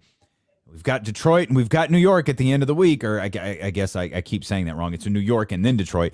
We've got them coming up at the end of the week. But the way that the Kings are playing, man, you just need something to hold on to tonight. Even if it's not a win, you've got to have something. Right. No 20-0 runs, no lags in the third quarter, no crappy starts. Don't fall behind 15 and be battling back. Have something that you can take from this game and carry over into that back-to-back that's coming up at the end of the week. And that is something that has frustrated a lot of Kings fans. I know it's frustrated me, where it's not just the losing streak, but they haven't really been competitive in any game. The Chicago game was close at the end, but that game was probably the closest one. But you talk about Brooklyn, they were down 20 plus in that game. Miami, they were down 20 plus in that game. Even Memphis and Orlando, they got down 20 plus in those games. And that's something, like I said, that has bothered a lot of people when following this team during this losing streak. They just haven't been competitive. So when you talk about this game tonight, yes, show us something. Show us signs of life, please. Pretty please. Just anything. And again, they've got to play perfect, right? They've got to play perfect. And you probably need Brooklyn to do a couple of things wrong along the way. You need Brooklyn to turn the ball over. You need James Harden to have a bad shooting night. You need, Kyrie to have a bad shooting night. Hell, you probably need Kyrie and James Harden to have a bad shooting night. You need to have a defensive effort that you haven't had in a couple of weeks. And that's probably not fair. I hate saying defensive effort as if they're being lazy. You need to have you need to have an execution. Thank you. You need to have some defensive execution that helps you quiet a team that is scoring about 123 points per game right now. Yeah, they've got to get back to basics. I'm talking about the Sacramento Kings on the defensive end. Little things like communicating, little things like helping the helper. They're just not doing it enough. not allowing straight line drives. They turn back into being turnstiles. Yeah. I mean, there's far too many straight line drives from the perimeter where a guy's coming from the 3-point line and getting all the way to the bucket for a layup. No kind of resistance from the person that's guarding them. No kind of resistance on the back end with somebody trying to protect the rim. So when I say get back to basics, it is the basics. It's communicating. It's keeping the guy in front of you. It's helping the helper. Little things like that. And then you got to talk about the actual scheme that they're trying to have out there on the defensive end. But the defense has to be a lot better and a lot more intense than what it's been in the last 8 games. It feels like the Kings are, because we have seen times this year where they've played well enough on defense. It feels like they're defensive front runners, meaning if they're playing well offensively, they can play really well defensively. Yeah. But if that game is off on the offensive side of the ball, it's kind of similar to what we talked about with Buddy Hield a little bit ago. Buddy Hield will chase that shot. He'll chase that feeling. He'll chase that streak. We joke that Buddy Hield is a guy who has a heat check when he's not hot. He is just desperately trying to find a groove. And I feel like that happens with the Kings a lot, is they have a couple of bad possessions offensively. They go down 4, they go down 6. All of a sudden, they start trying to cut into the lead. They go down 8, and they stop trying on the defensive end. They stop doing all of those things on the defensive end that helped them against Boston, that helped them against Denver, that helped them against Los Angeles. And they slide back into that team where it's like, okay, we don't know what the hell you are. Yeah. And that can't happen. That can't happen. That's the mark of a bad team. And I've been on record. I don't think the Kings are a bad team, but that right there, what you're talking about, is the mark of a bad team. Your offense should not dictate how you perform on the defensive end. It just shouldn't. They should be completely separate. If anything, it should only get you even more hyped. Like if you're hitting shots, then yeah, you're going to be active a little bit more. You're going to be hyped up on the defensive end. But you should always have that as a solid basis that, no matter what's going on off, if we got I used to coach these kids in high school, and I used to tell them all the time, if we got to win this game 15-14, cool. You know what I'm saying? Yeah. You missing shots is not my concern, but we have to play defense. We have to play defense at all times because it gives you an opportunity to always be in there to try and win a basketball game. So the Kings got to get back to defense first and then let the offense fall where it may. And that's the frustrating thing about how laying out a game plan for the Sacramento Kings tonight is there's a lot of, I think it's the old Kings of Comedy line. We wish Kyrie Irving would play bad. We wish James Harden would play bad. Like, we wish they would miss shots where it's like, no, execute a defensive strategy. It puts them in a position to miss shots. Execute a defensive strategy that makes life difficult for them. It's going to be extremely hard to do it with both James Harden and Kyrie Irving. But if you've got Harrison Barnes at your disposal, if he's able to go, and you've got Tyrese Halliburton, work some things around. This is a team that's not, this being the Brooklyn Nets, they're not going to extend a ton of effort on the defensive end. That doesn't mean that you have to do the same. Right. Don't fall into that trap. Yeah. Don't fall into that. You dictate the pace this time. Yes. Like last time, the Kings fell into the Nets pace. It was just, that's why it was 135 to 126 or whatever it wound up being. It was just up and down the floor, back and forth, back and forth, back and forth. It's why Corey Joseph had a big night. It's why Hassan Whiteside had a big night. It's why Marvin Bagley had a big night. It's why that's why. It's because the Nets let them. With all due respect to those guys, that's ultimately what it was. You can't do the Nets better than the Nets. Right. Simple as that. So do something different. Yeah. And that's the defensive end. Do something on the defensive end. Yeah, I agree. And whether that's Hassan Whiteside, who you speculated this may be an audition of sorts. I'm saying, look, they need help. The Kings got maybe what they need. Show them good. Hassan, go 26 and 15 again, or 26 and 16. What do you have the first time? 26 and 16. Yeah, you got it. Do it again. Let them know it's not a fluke, Hassan. Make them work. You know what? Do all that, but get the 5 blocks also. Yes. Get those 5 bucks that you have there, because we know Hassan Whiteside is the apple of some team's eye. We've seen trade rumors regarding the Los Angeles Lakers. The Los Angeles Lakers, coming. The Brooklyn Nets are actually in search of the same thing that the Los Angeles Lakers are. And I mean, I'm of the mindset, if Sean Marks hasn't called about DeMarcus Cousins yet, I don't even know what you're doing. Like and I'm not talking about the Sacramento King. Olympic gold medalist, 4-time, or I think he wasn't a 4-time All-Star in Sacramento. I think he had one in New Orleans, but you get what I'm talking about. I'm not talking about that DeMarcus Cousins. I'm talking about a big body who could contribute, who could score points, who could play in what will ultimately be a limited role, because you've got KD and you've got Kyrie and you've got, James Harden. For me, it feels like the perfect fit to me. I think so. And KD and Boogie, they have a relationship from Golden State. So, it seemed to be everything was all good then. I'd be trying to make that move if I was Sean Marks. Absolutely. Well, let's step out. Let's come back. We'll hear from Luke Walton. We'll hear what he had to say about tonight's game. We'll get some final thoughts on the Brooklyn Nets. We'll hear what BetQL thinks about tonight's game. If you want to spice up your evening a little bit, lay some wagers.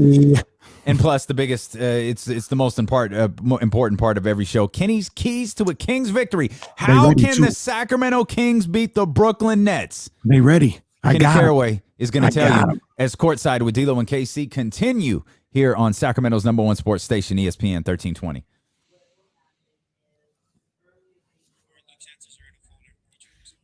I did not notice until this very moment that you put Terry Rozier's game winner in here for me to play. Oh, okay. All right. Gotcha. Let me get this granola bar. Be right. Yeah. Get at it. Man, the chat's quieted down, man. What y'all doing in the chat? What's going on in there? Y'all got shy because a new show started? Harden don't want Boogie there? Why not? Is there beef? Am I missing something? Oh, Houston. Oh, that's right. Oh, shoot. No, I think Harden. I don't think Harden would care. I don't think they need to run it by Harden either. I assume you're talking about Kenny's keys to a Kings victory. Dude, I could barely say that once without screwing it up, much less 5 times fast. Y'all are in here behaving, man. The chat was wilding out for 3.5 hours. And now Courtside. The bosses aren't watching Courtside. It's not like somebody it's not like somebody's monitoring us now, man. We're just talking Kings. That's all. We just gave it a different name. Y'all could the key. I like that. 1320 the key. I think we might be settling on 1320 the People Station. Really do like that. 1320 the People Station. And we believe, man, that's absolutely what we are. I got to figure out how I'm going to play this Luke Walton sound, because I'm going to have to implement a different strategy than I normally do. Let's see here. Sorry, I'm with y'all. I'm here. Maybe Sean Marks is scouting the newspaper box scores for Pigs. That's accurate, Roddy. Maybe that's what he's doing, man. Maybe that's what he's doing. I'm making my life so difficult with this Luke Walton sound. I'm so stupid, man.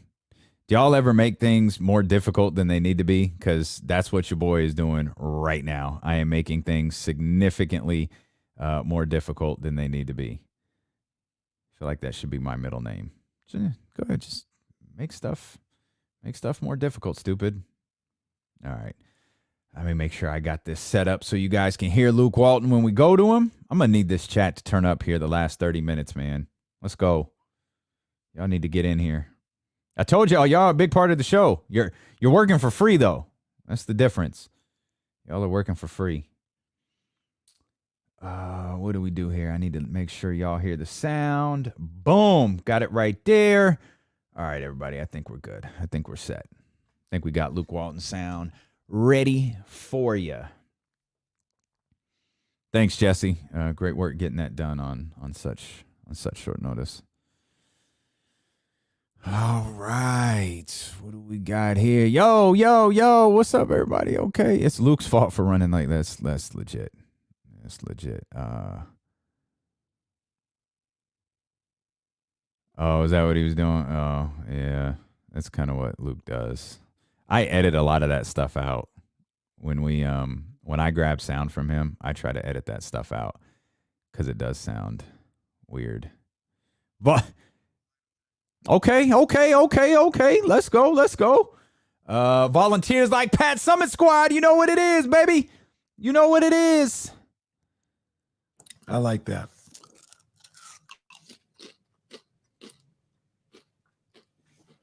Yeah, I love that.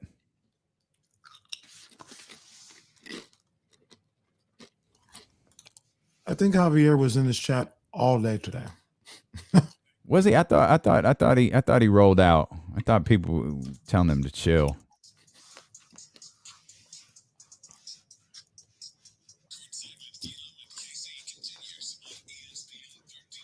Indeed it does, and we are so happy that you're here with us. An extended version of D-Lo and KC is Courtside is underway. We get you ready for Sacramento Kings basketball. It is a full night of NBA action as the Hawks and the Cavaliers are going at it tonight. The Pistons and the Magic. We've got the Warriors at the Knicks, the 76ers at the Raptors. The Raptors surprisingly hot right now. Man.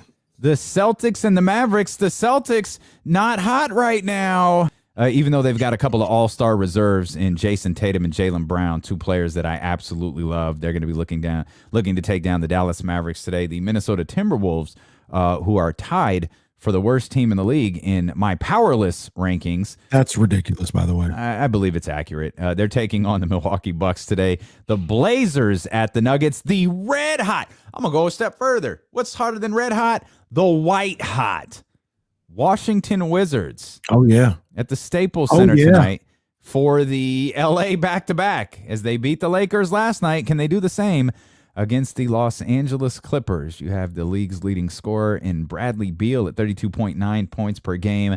Kawhi Leonard sitting at 26.9 points per game. And then, of course, the game that we are all focused on tonight, the Sacramento Kings versus the Brooklyn Nets. You'll hear from Luke Walton here in just a couple of minutes.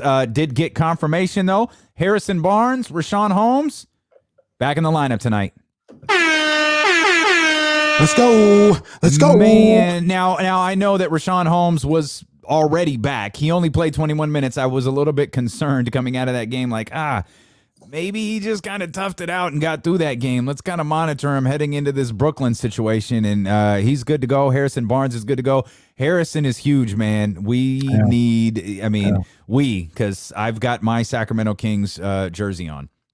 Obviously, is everybody watching on twitch.tv/ESPN 1320 in the it's okay YouTube to channel. say we. I'm a proponent of saying I'm not okay with that. You're not part of the team, but you're part of the culture. I get it. Like if like Jill and Roddy and the crew here who takes part in the show all day. Like D-Lo and KC is we. Yeah. Like it's all of us. So like I get it. Like part of the culture. I'm good with that. But yeah, Harrison Barnes back in the lineup. It's that old familiar starting lineup with Harrison Barnes, De'Aaron Fox, Buddy Hield.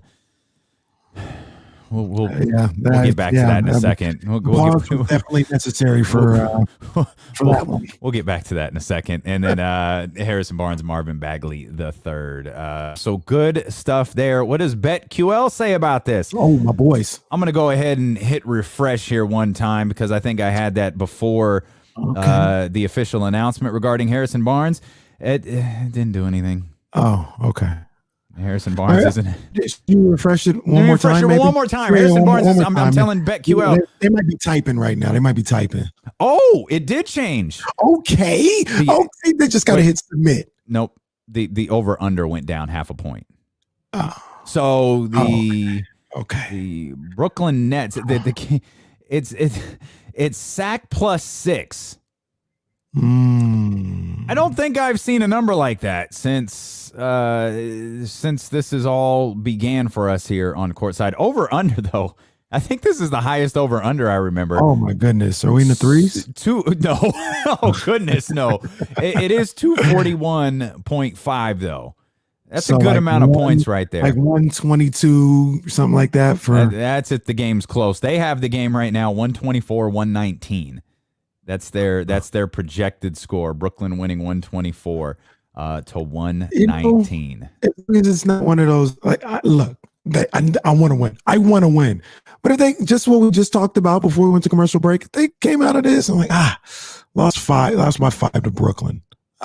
As long as they showed us something, then we could use that. BetQL, they say consider taking the underdog in this one. Oh, BetQL. I don't know what BetQL know that we don't, but I'm going to keep my money in my pocket. Yeah, that's a good call right there, my friend. That is a good call right there, my friend. But again, the over-under set at 241.5. That is on BetQL. If you want to go check that out, obviously they're incredible stuff. Get more information before you place your bets. Check out BetQL.com, an awesome website that uses data and simulations to help you be a better. Bet smarter and beat the books. Download the BetQL app today or visit BetQL.com. We took a brief pause there when we talked about Buddy Hield being in the starting lineup. Obviously, we expected Buddy Hield to be in the starting lineup. However, we would like Buddy Hield to maybe not be in the starting lineup. We've been asking, over the course of the last couple of days here, and it's probably going to be a conversation that continues tomorrow. What can the Kings do immediately? I mean, we could talk about trades and we could talk about long-term plans and all of these different things. And, we talked about how the season feels like maybe it's slipping away with this losing streak. But the fact is it's not. The fact is that this 8 spots, 9 spots, 10 spots, they're still very much in reach because of the way the conference has shaped out through the first part of the season. What can the Kings do right now to potentially get better? And we think one of those things is perhaps a change in the starting lineup. Yeah, and I think that a change in the starting lineup might be good for the team, and it also might do wonders for Buddy Hield. I know we talk about last year a whole lot, but Buddy really took off when he went to the bench. He was more efficient.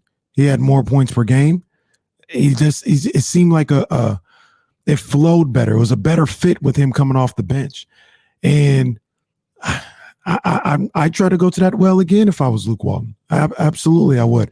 I know a lot of people are saying Tyrese Halliburton should take that starting 2-guard spot, and I have no problem with that whatsoever. Tyrese Halliburton, by his play, has that opportunity, and I'm good with that. I gave the curveball yesterday that maybe you might want to keep Tyrese with that second unit and helping Buddy out, helping him find the shooting stroke and get some good looks, and maybe bring a Daquan Jeffries into the starting lineup at the 2-guard spot. But I think that's the immediate move that they can make, is changing that starting lineup. And I think in a certain way, especially when you see somebody like Harrison Barnes coming back, it may even stretch out that roster a little bit. Like, you're not super deep, but one player in that roster that you can rely on could help a whole lot as far as being able to allocate minutes just a little more loosely now. If you got another guy, and when I say another guy, I mean like Daquan Jeffries, that you can rely on a little bit. Well, I'd make the argument that, and I understand your point completely. I'd make the argument that even, and I would very much like a change in the starting lineup as well. I understand your point regarding Daquan Jeffries. It keeps the chemistry, if you will, with Tyrese Halliburton and that second unit with Corey Joseph. Though we don't really know what Buddy Hield's impact will be on that, because there were times last year when Buddy was moved to the bench, he would be the primary ball handler instead of Corey Joseph. I think Tyrese Halliburton being the primary ball handler for that second unit has really benefited Corey Joseph this year. But that was also one of the things that drove Kings fans crazy, was Buddy Hield having the ball in his hands a little bit too much, a little bit too long, and sometimes falling into mistakes, sometimes falling into, the ball bouncing off his foot, off his knee, or him, just throwing it to an imaginary teammate in the corner who actually isn't there. The sixth man. Yeah. Yes, indeed. But I think Tyrese deserves that spot. But with the way that Daquan Jeffries has played, why this roster desperately searches for depth, they have a little bit more of it now with not only Daquan Jeffries being back in the lineup, but Daquan Jeffries being back and playing. What I should have said is not just Daquan Jeffries being back, meaning healthy, but the fact that he was forced into a position, because had Marvin Bagley not missed games and Rashawn Holmes missed games and Harrison Barnes missed games all kind of successively in order, Daquan Jeffries may not be playing yet. It's true. And Luke Walton said as much, Daquan is back. He started his on the court work. We're in a good groove right now. This was after the Philadelphia loss when he returned to the court. And it was kind of like, yeah, we don't really know yet what we're going to be able to do with him because we've got a good rhythm going on right now. We don't want to mess that up. Friday night comes around. De'Aaron Fox is out. Marvin Bagley's out. Daquan Jeffries is on the floor warming up. He winds up getting in the game, and I think it was 2 nights later he was starting. Like, all right, the life comes at you fast. And now he could be a really key part to what the Sacramento Kings do with that second unit moving forward. Yeah, it's a guy that I was looking forward to at the start of the season. I had high hopes for Daquan Jeffries, not necessarily be like, some all-star or anything like that, but I thought he was a really good piece for this team and really filled in a lot of holes that they had on that roster. And not having him, there was times when I forgot about him. I forgot that he wasn't there, and somebody would mention, oh yeah, he's moving along good in his rehab. And I was like, oh man, I forgot about Daquan. And to actually see him get out there on the floor, because I thought he was going to have a big season coming into this year based off the way he ended last year. And to see him, maybe a little prematurely, a little earlier than he expected, but go out there, put together some good minutes, put together some good production out there. I love what I'm seeing, and it just helps this roster out. It's another guy that you can rely on, and they're kind of lacking in that. I think Luke probably has about 6.5 guys that he can really trust out there to bring. One of these, I think, is Corey, so that's why I put it a half. Is he the half? I was going to say, who's the half? He may not produce like numbers wise and things of that nature, might not even shoot well, but I think Luke Walton trusts him out there. Like he trusts him to play smart and to play hard. And I think that's kind of where you get the half from. Okay. Half Corey Joseph, half a player. Let's see what winds up. You know who else? He only played 5 minutes the first time Brooklyn and Sacramento played a little bit ago. But Nemanja Bjelica, he was again, you're forced to do some strange things here when you have so many guys out of the lineup. And Belly, who hadn't been playing, he came out and he had a decent little run here over the course of a couple of games. And then he got to be DNP-CD this weekend. I don't know where. So we're already worn out with Nemanja Bjelica. Like, all right, like in an offense, all right, what I should say, in a defense that comfortably gives up points, maybe this is a spot for Belly to get back in. Yeah. I could see a situation tonight where Belly is out there. And Belly, I talk about these other guys taking care of business inside. We forget Belly's about 6'10" himself. Yeah. And sometimes he'll get in there and, whether it's a post up or him getting on the offensive boards or something like that, he'll get in there and score on the inside. And on the defensive end, he'll do some good job, do some good things on the boards. So if he does get in there, I'm looking for him to just go out there, play free, go out there, play hard, go out there, be a leader, and just give solid minutes out there. I'm not asking for 25 that he had the other day when they played Miami. I'm just looking for him to go out there and be solid in the minutes that he gets. I think he can provide that. Okay. Well, let's check in with Luke Walton and what he had to say in the pregame press conference. He was asked if there is any benefit to playing the Nets twice in such a short span of time. Yeah, I wouldn't call it a benefit when you're trying to come off of a losing streak to go up against probably the hottest team in the NBA that has, 3 MVP guys on their team, even if they're not all playing. It's a great opportunity for our group as far as, we've played against them. We've seen what it's like. Can we grow from that? Can we learn from that? Most importantly, can we play a much better game on the defensive end? And those are all things that we have to keep getting better at. And when we were winning games, we were doing those at a pretty high level, and that's dropped off with the losses. And we have to understand that win or lose, like we have to keep playing with the same type of way. And so it'll be a good opportunity, but I don't know if it's a good thing. And he was asked the difficulties of playing this Nets team. He was asked about dealing with their superstars. The superstars that they have create. For years we've been game planning everything for just one of them, and now there's like multiple. They start with a high split last game with Kyrie and James, and So it starts with just, really being locked in to not, to trying to get them out of their rhythm, because when they play in a rhythm, they're just too good. There's nothing you can do. And we did a poor job of that when we played them a few weeks ago. I mean, you look at Kyrie and how efficient he was, and James had a big night, and then everyone else on the team, the role players got going as well, because they were in that rhythm most of the night.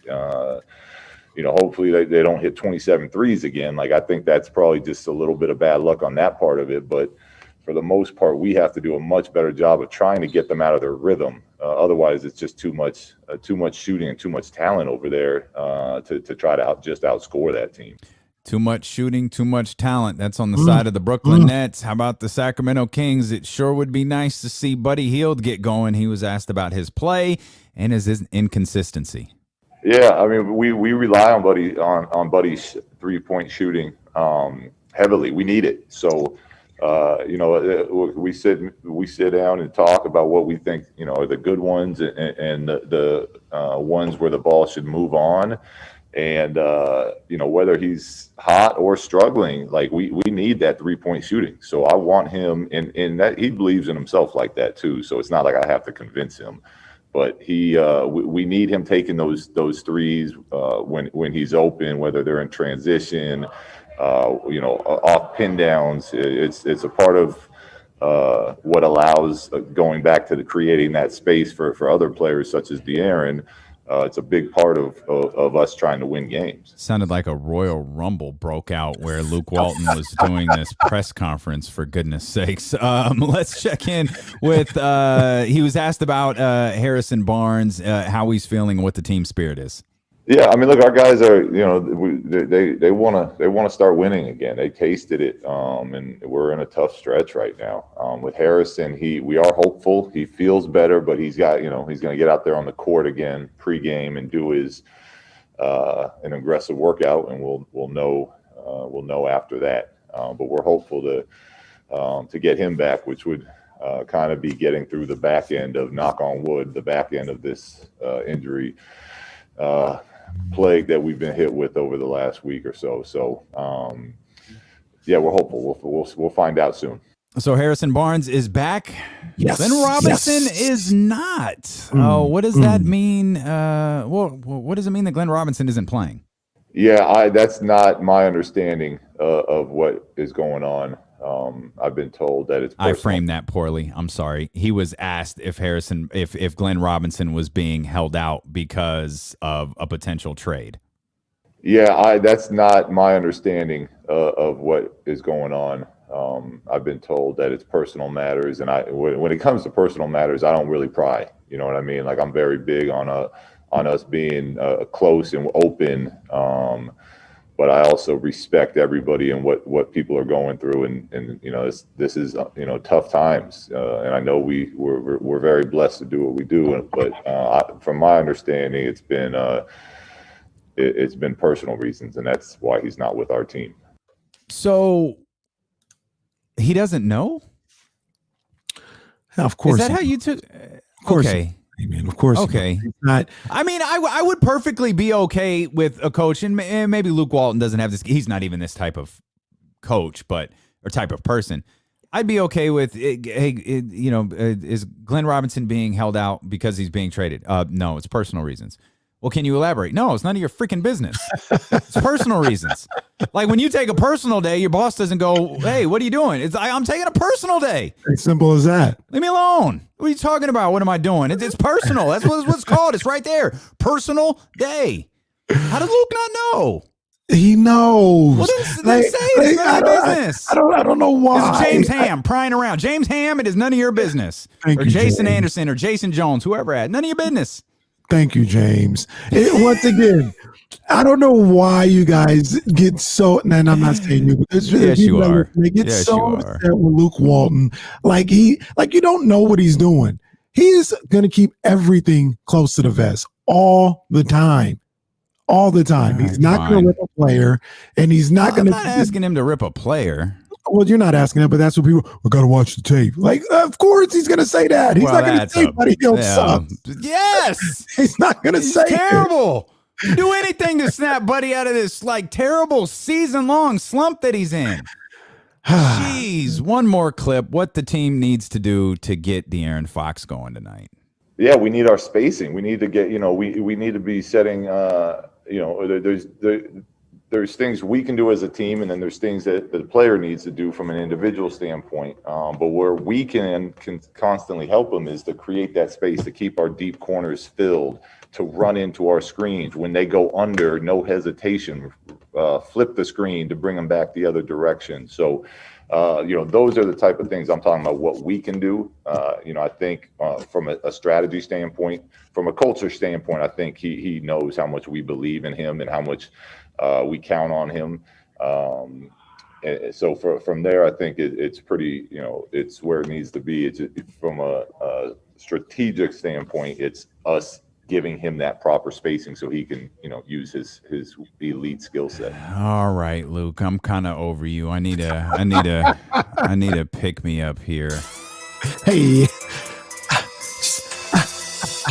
It is the best part of every single episode of Courtside. We appreciate those watching on twitch.tv/ESPN1320. For those watching on the ESPN 1320 YouTube channel. For those listening on radio.com and everybody listening on ESPN 1320, it is a tall task ahead for the Sacramento Kings to break their 7-game losing streak. But it can be done.